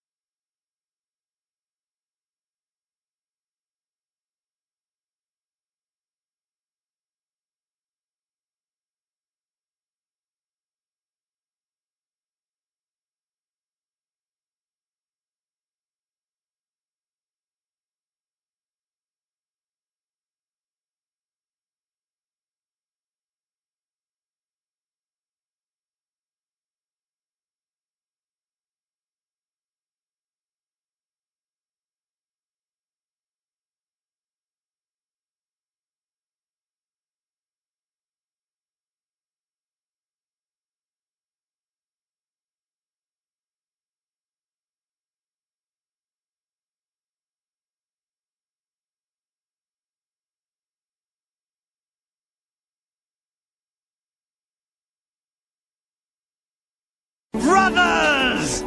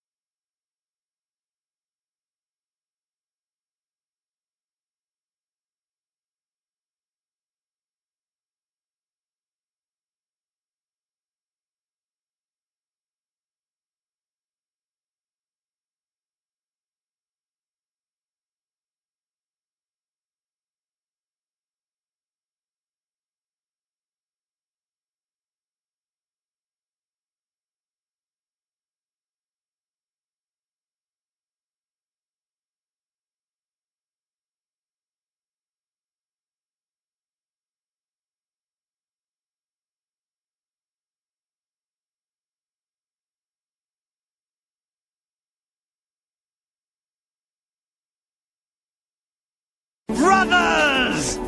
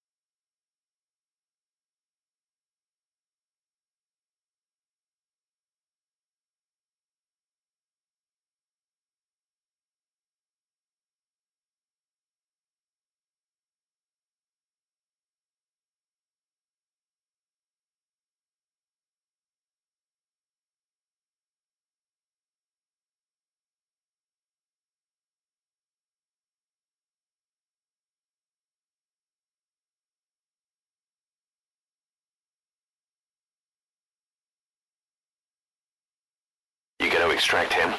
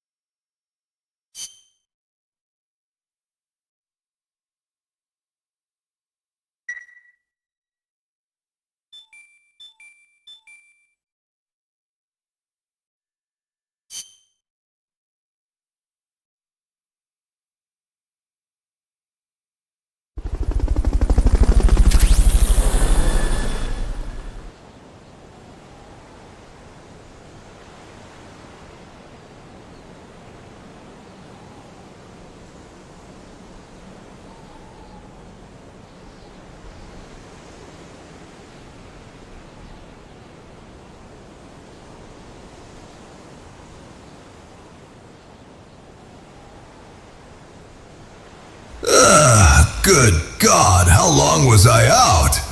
Fucking God!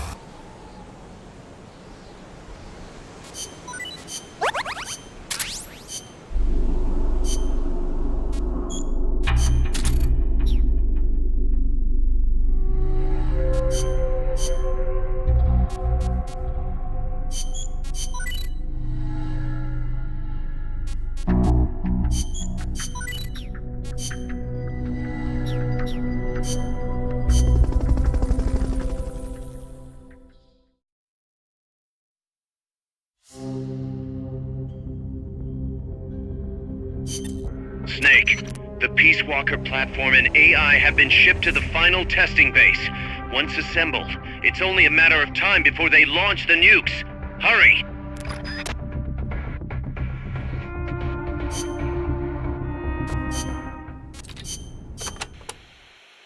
So tell me, what do they mine around here?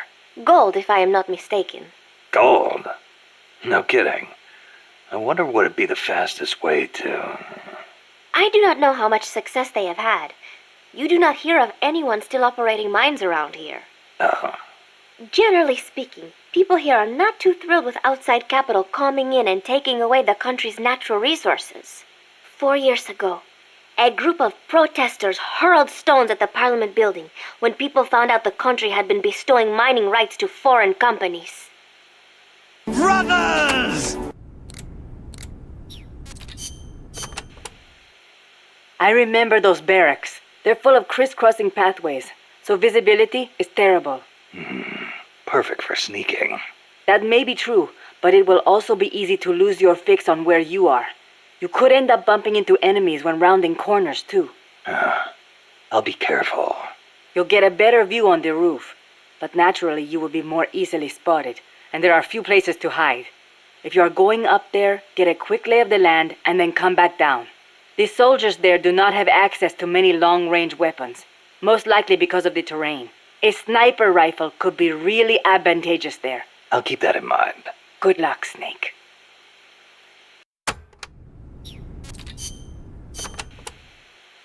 A base disguised as a mine? We never made it that far. I don't know what kind of place it is, but you better be careful, just in case. I plan to. I've heard that the American army keeps dead alien bodies and UFOs in secret bases. Aliens? There are billions of stars in space. You've got to think that at least a few have civilizations more advanced than ours. I'll bet they visit Earth in UFOs. In 1947, the army actually announced that they had caught a flying disc-shaped object near Roswell, New Mexico. Maybe you don't know about it, but those army guys, they all know. Oh, you don't say. Anyway, there's no telling what kind of mystery weapons they might have stashed up there. Watch your back.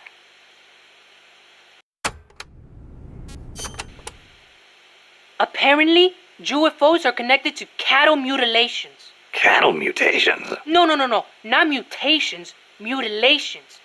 It's a word I'd never heard before. People have been reporting their livestock dying in mysterious ways near the same places where UFOs have been sighted. They say the bodies are drained of blood and the eyeballs and sexual organs are gouged out. Wow, when you leave a corpse cut open in a field somewhere, the ground soaks up the blood. Yeah, but supposedly these cows weren't cut up by any man-made means. Maybe maggots got to them. In some cases, they detected radiation. Radiation? Even in our own town, we had goats that died in strange ways. Some said they saw a monster. A lizard on 2 legs covered in spines from its head all the way down his back. I wonder if that's what the aliens look like. Or if it was some pet they brought with them. Either way, doesn't sound like a very advanced civilization to me. Well, if you see one, tell it I said hi. Sure, if it speaks human. UFOs kidnap people, too. You know, alien abductions. You've heard of the Hill abduction, right? That couple back in the 60s? So when I first saw the Colibri, I thought it was a UFO. The Fulton recovery. I know those guys are working with the aliens, even if they wouldn't let me see them. Well, you better not get caught again, or they'll be experimenting on you. I'd take that over torture. What do you think they look like?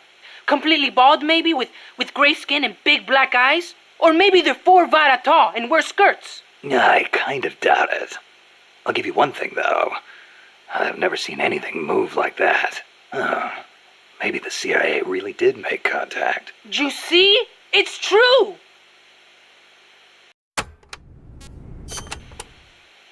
You want to know something? I once met an alien cat. An alien cat? Yep, it was dark out so I couldn't see too well. But it was a cat with a huge long tail. Its eyes shined in the dark too. Most cats' eyes do. At first, I thought it was a regular cat. But then, it started talking to me. Inside my head. Inside your head? He said his name was Altargoso Elbaki Munyudad. He'd come to Earth from the Andromeda Galaxy to check out Earth's nuclear weapons. The Andromeda Galaxy? Mankind's barely made it to the moon. We couldn't possibly launch nukes that far. Elbaki said he was watching over us, to make sure we don't destroy ourselves with nukes, until the day we humans are ready to join the Space Federation. It's a shame. This is supposed to be the era of détente, and still we've got people pulling stunts like bringing nukes into peaceful countries. If something ever went wrong and set off a chain reaction of retaliation. I know. This planet could destroy itself at any time.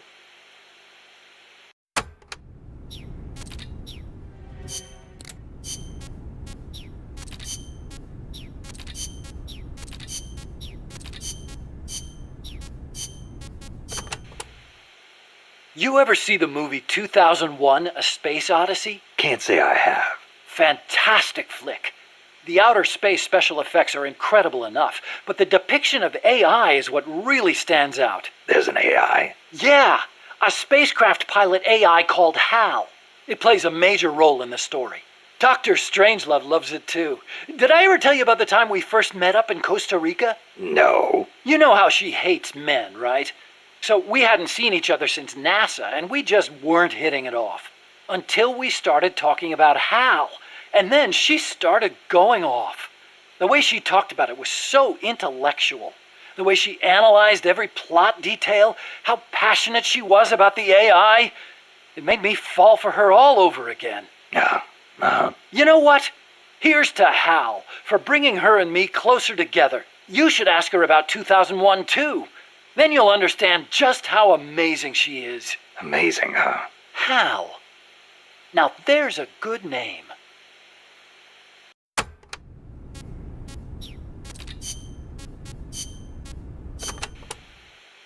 How are you enjoying Mother Base so far? Ah, it is wonderful.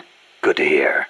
I was worried someone as cultured as you would find the plant a little uncouth. Uncouth? You've got albatross, and frigate birds, and terns, and tropic birds. Seabirds I have never had a chance to see in France. Oh, well, great. Sorry, I know I should not spend all day chasing birds. Is there anything I can help with? I appreciate the offer, but I'm not sure what I could ask you to do. Well, I'm certainly not cut out to shoot a gun. Cecile, where'd you learn to move through the forest like that? The birds weren't scared of you at all. Becoming one with the forest is the very essence of bird watching. They won't behave naturally if they sense a human nearby. And that can really affect your observations. I see. Kind of like scouting then. I am also good at spotting birds from a distance, tracking them based on the tiniest of clues, and being aware of my surroundings. You're starting to sound even more like a scout. The only way to find a bird is to think like a bird. Now, think you can find a place for me? Yeah.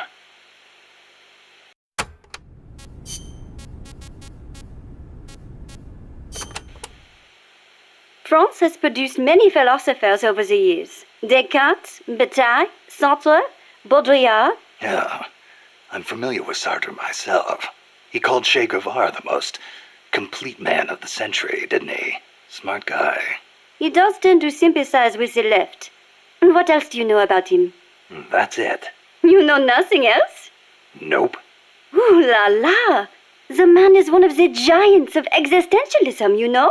Existentialism? I've been meaning to look into that. Nothing more dangerous than sneaking in without first securing an exit. No, existentialism. Sometimes I wonder if my English is not better than yours. Sorry, I'm just not into philosophy. Ah, is that so? I would imagine it might really enrich your life. I'd rather take action now than spend time thinking about what we are or how we're supposed to live. I guess you could say I live my philosophy. Interesting. That sounds like something Sartre would say. Yeah? He says we are born with no defined nature, and that we are free to make ourselves what we wish. Free. So he was one of those devil-may-care kind of guys, huh? No. Actually, he meant that because we are free to create our own life, we must take full responsibility for our actions. Man is condemned to be free, is how he put it. Condemned to be free. But then, others will take it upon themselves to define who you are. I've been feeling that way lately. I keep telling people to call me Snake, but nobody seems to listen. Sartre also says, hell is other people. Hell? Well, we are outside of heaven.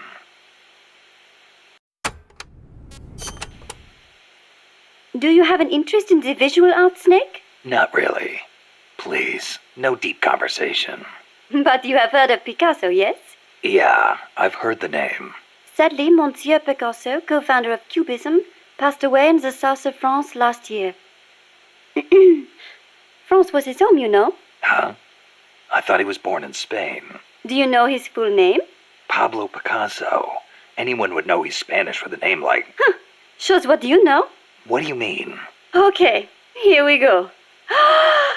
Pablo Diego José Francisco de la Pala Juan Nepomuceno María de los Remedios Cipriano de la Santísima Trinidad Ruiz y Picasso. Puta madre, Dios mío! Still, I don't see how... A master of modern art.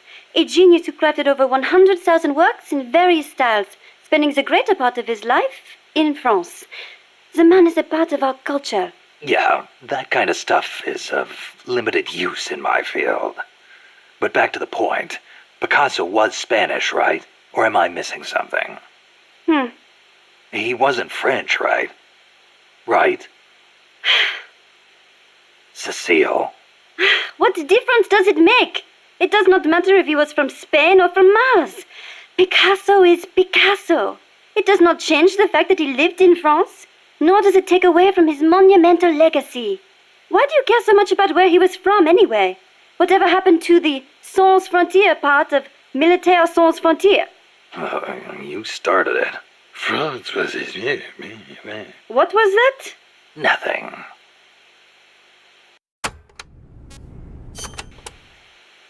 Tell me, Snake, do you ever put sweets in your rations? Never thought about it before. Why? Ah, I simply love them. French sweets are très délicieux. Everyone knows crepes, but there are also profiteroles, eclairs, madeleines, financiers. Then there's tarte tatin, and you can't forget Savarin. Oh, and millefeuille, crepes, blancmange. Yeah, you already mentioned crepes. Ah, soufflés, croquembouche, cannelle, Florentine, Queen Amagne, peach melbas. Finished? And macaroons. I love those the most. Macaroon Parisian are the best. They are so cute and colorful, and they contain meringue, so they melt right in your mouth. Wow. I'd no idea macaroons were that popular in France, too. What do you mean in France, too? Macaroons are those coconut-flavored cookies, right? Oh, excuse you? Macaroons contain almond powder, not coconuts. Don't they have peanuts in them? I've had them in Japan a few times. I thought they were called macarons. Macarons? Some cheap imitation, I am sure. French macaroons have a long and distinguished history. They date back to the 16th century when Catherine de' Medici of Florence married into the French royal family. The story goes that her pâtissier shared the recipe after they arrived. That is a history of over 500 years. So, they're originally from Italy, then? Well, Don't macaroons come from Italy, too? Look, I do not release things. Keep in mind, macaron is almost identical to macaroni. Well, that settles it. I cannot believe this. To associate macaroons with macaroni? You, Monsieur Miller, are an insensible oaf. Puta madre Dios mío! Hey, why am I the bad guy? Come on, Cecile, wait! Cecile!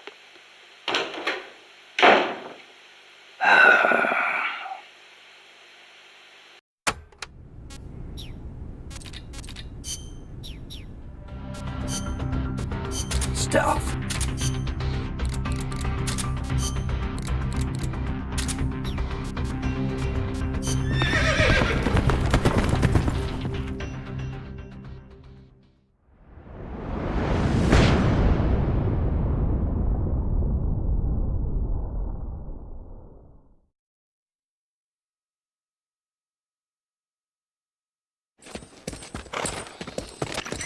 How's the horse doing? Not too bad. You'd never know he was over 20 years old. He was hers, after all. Seems like some part of her became a part of him.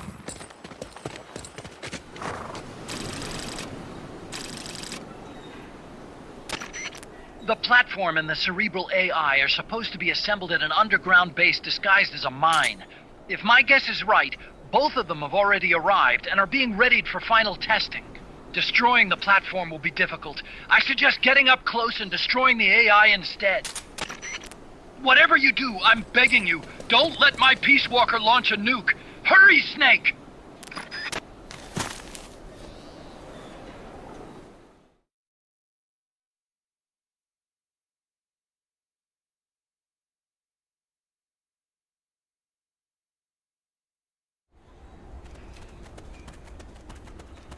Peace Walkers in a base due west of your current position. Move out.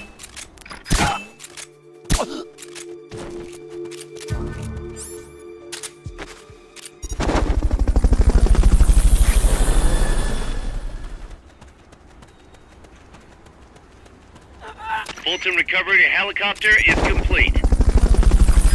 Oh, all right. Fulton recovery subject confirmed onboard helicopter. Somebody there?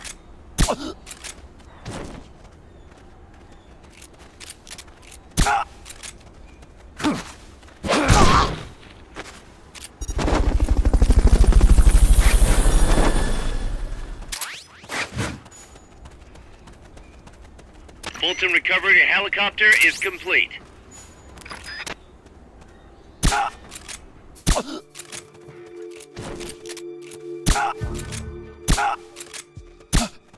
Somebody.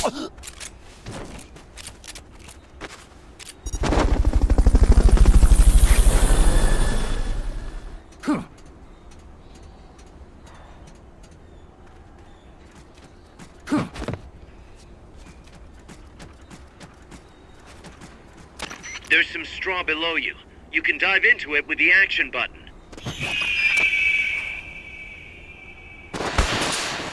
Back in the time of the Crusades, members of the Order of Assassins used what is called the Assassin's Straw Box to hide and get close to their enemies.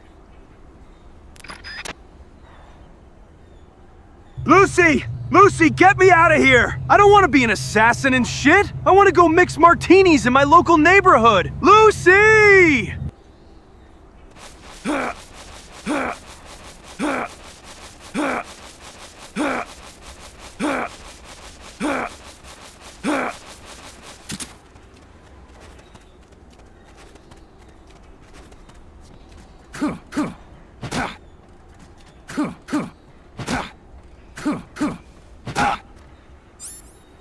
You can fit up to 2 people inside an assassin's straw box.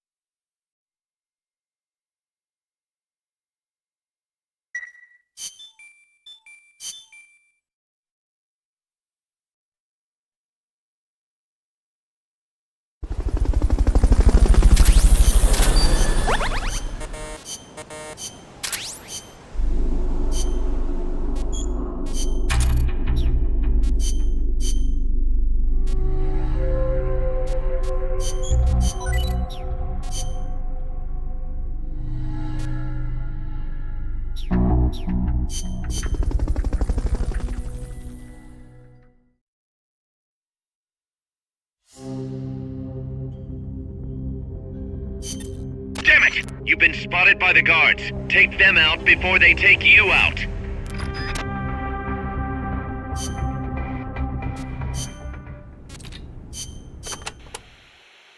They must have had to clear a considerable amount of forest to open up that mine. No doubt. So much for any hiding places, too. And it is not just the forest. Without the proper precautions, the mine's wastewater could pollute the groundwater. And to top it all off, they are developing nuclear weapons there too. How can people care so little about their own country? I'm not the one to ask about that. Well, you may have abandoned your country, but you still treasure where you came from. You think so? Sure. I know you do. Paz, whatever you do, never stop loving your country.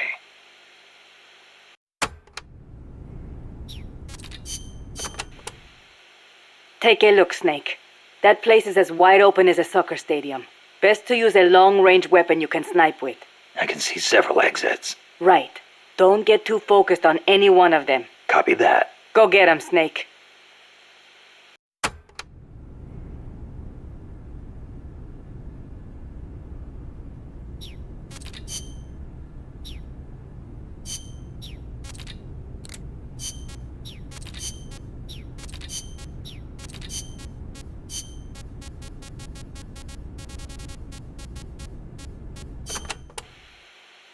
Snake, is it true you took a picture of El Colibri? Yep. Got it right here. Whoa! It's like an actual UFO! I knew it! Los Yankees are working with the aliens! I know it kind of looks that way, but... Hey, Snake, can you make me a copy of that? Well, I don't see why not. What for? People pay good money for this stuff. We can use it to raise money for MSF. Sure, kid. You go out and get us a good price for it. You don't believe me, do you? I'll get the money. You'll see.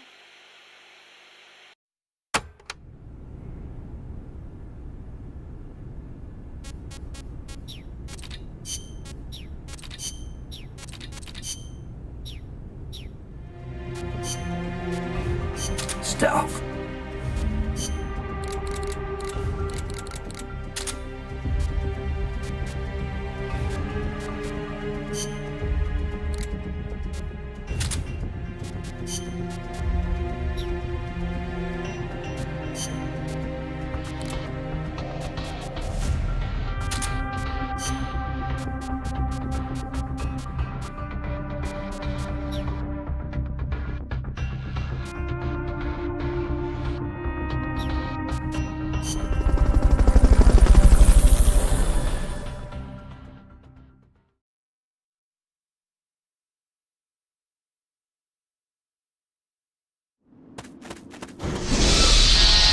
Brothers!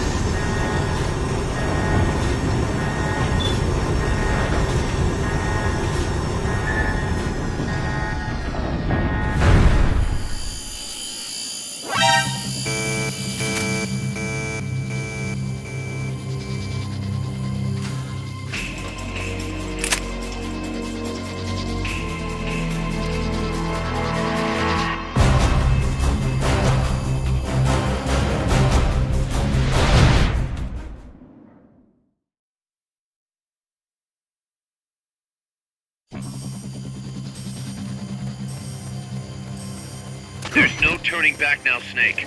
Wipe out the enemy. Move on.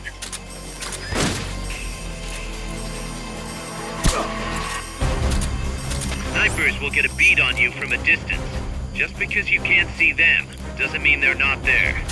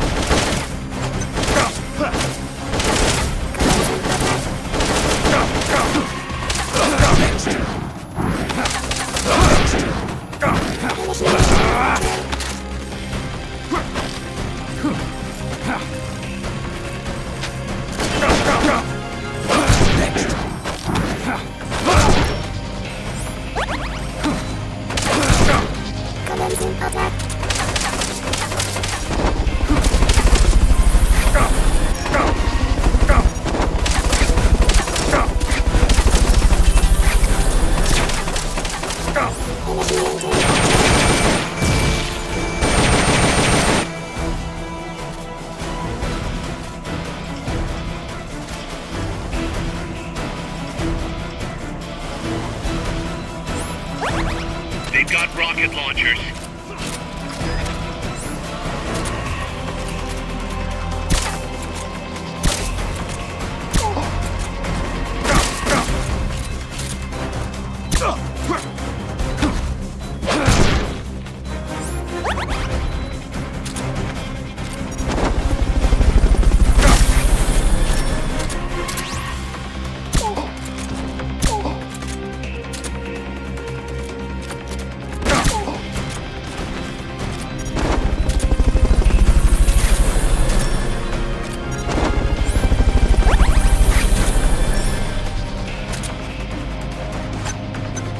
They've okayed the request for support. They're sending out a cardboard box as we speak.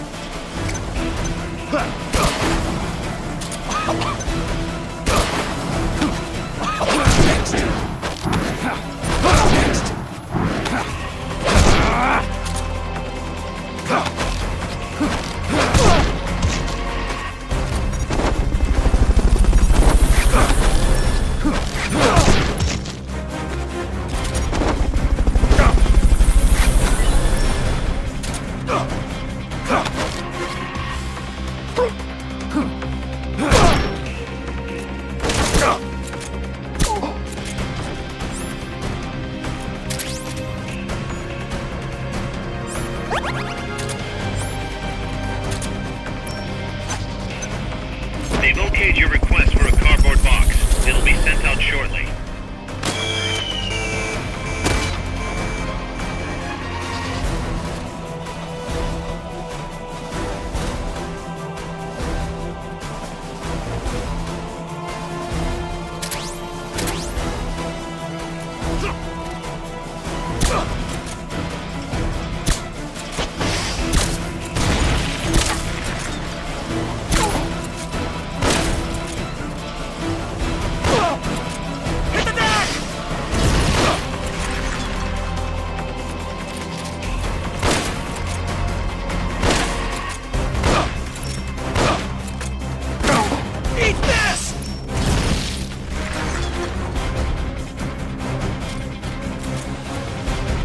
Time to mince some frickin' meat! Fire!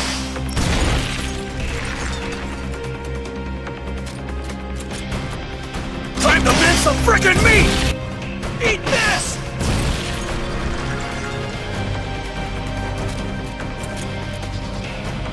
Time to mince some frickin' meat! Time to mince some frickin' meat!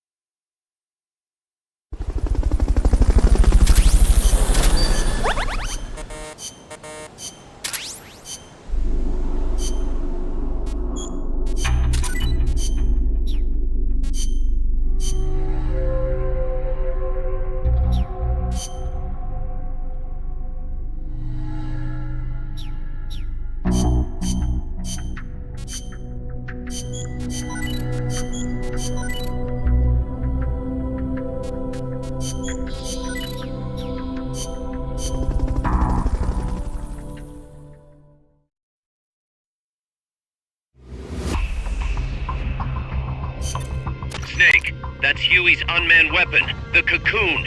Put it out of commission.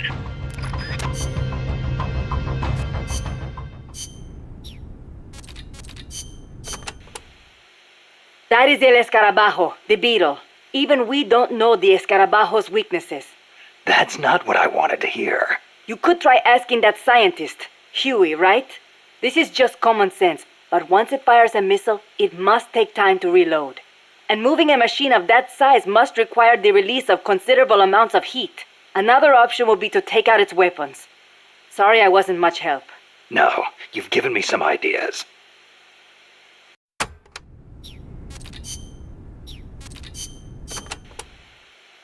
During development, I had trouble figuring out how to handle the Cocoon's excess heat. I'm embarrassed to admit it, but the radiators are most likely its weakest points. They're not heavily armored, as heat wasn't dissipating properly. Where are they? There are multiple radiators on the upper and lower sections. Just look for the exhaust fumes. The only thing is, the upper radiators typically aren't exposed. You should probably shoot for the lower ones first. You could move under its body to access the lower ones, but the Cocoon is capable of vertical movement, so be careful not to get crushed. Watch out for missiles and hedgehogs, too. Hedgehogs? Anti-submarine multiple spigot mortars? I adapted the technology for use as a surface weapon. Both the missiles and hedgehogs take time to load, though. It can't fire a hedgehog until the lamp comes on. As for the missiles, watch for the way the hatches move. That'll be my chance to get close. When the hatches open, out come the missiles.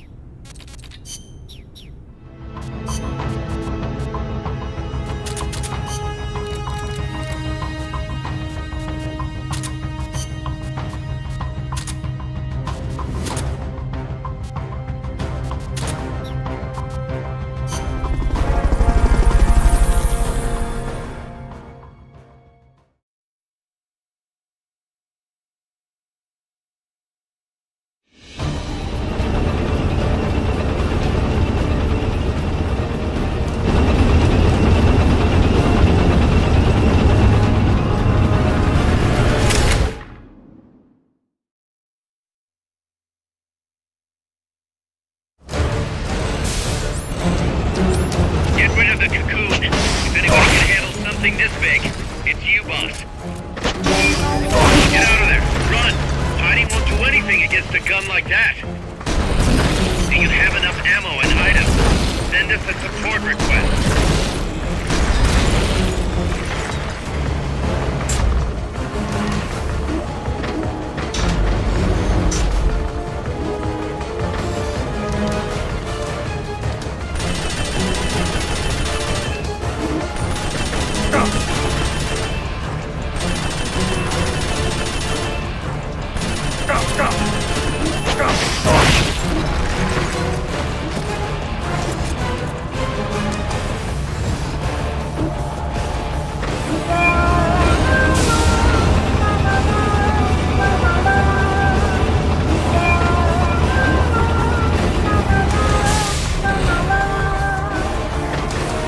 Use the action button. You don't want to get crushed.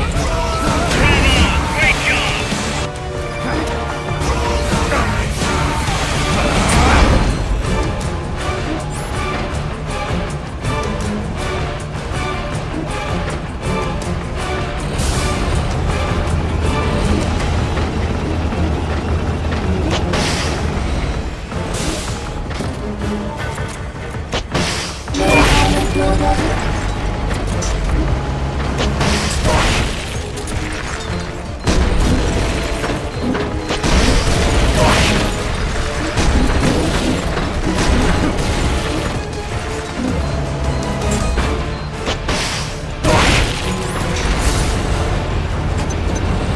They've okayed the request for support. They're sending out a cardboard box as we speak.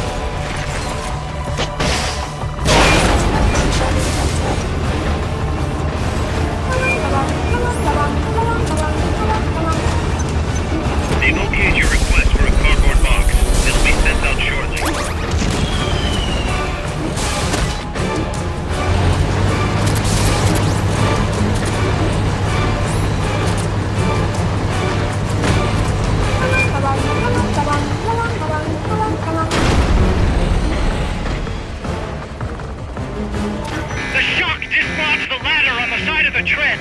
You can use that to get on top.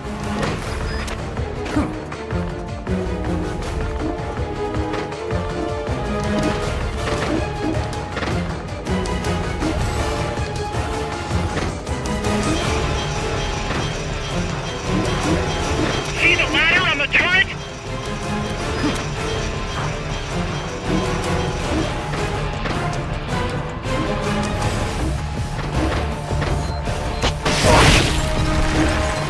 You're gonna want to take out that weapon before jumping on.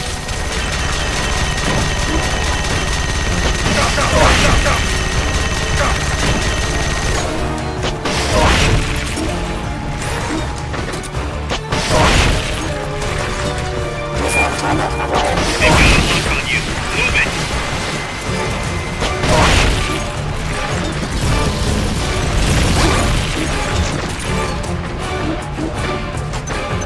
Use the ladder.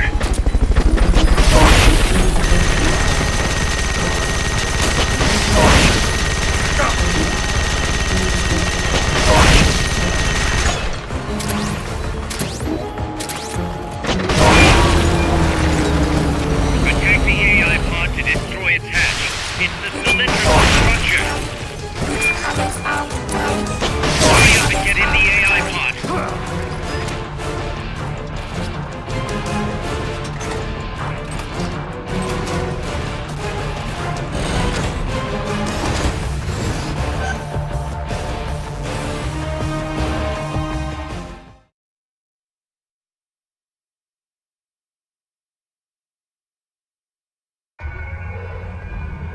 Pull out all the unlocked memory boards. Pull out the memory boards. All the unlocked boards will have icons over them.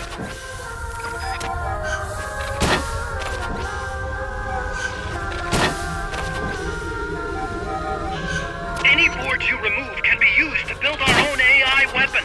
Memory boards have different functions according to the icons displayed over them. Go ahead and take whichever ones you want. If you attack parts on the exterior of the machine, the memory boards that control those parts should light up. You can tell what a memory board does by looking at its color when it lights up.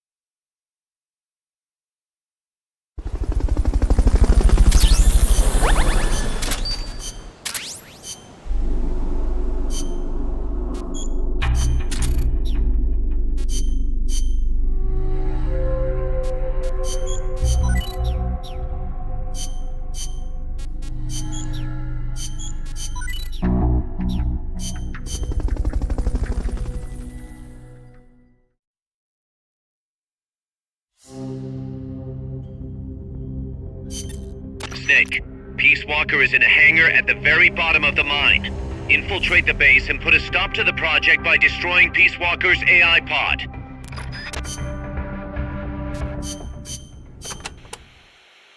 Enemies carrying shields can be a real pain in the ass. To hear Amanda tell it.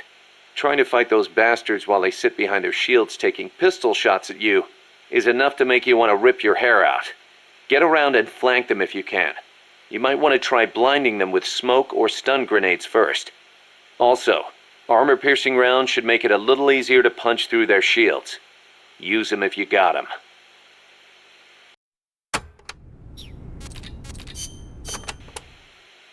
Wow, you made it all the way to El Basilisco's hangar.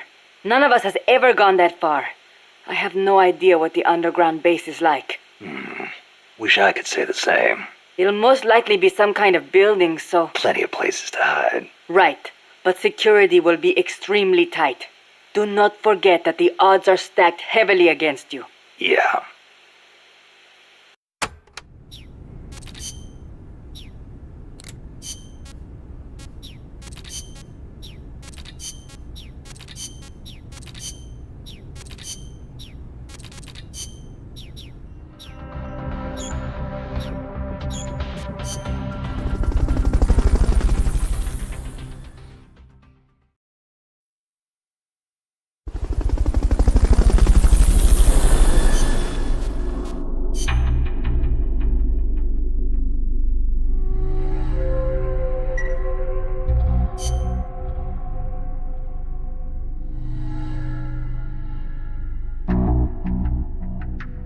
Alright, chat. This is the half point of the game. More Peak Walker tomorrow. Good fucking God! Good God! Puta madre Dios mío!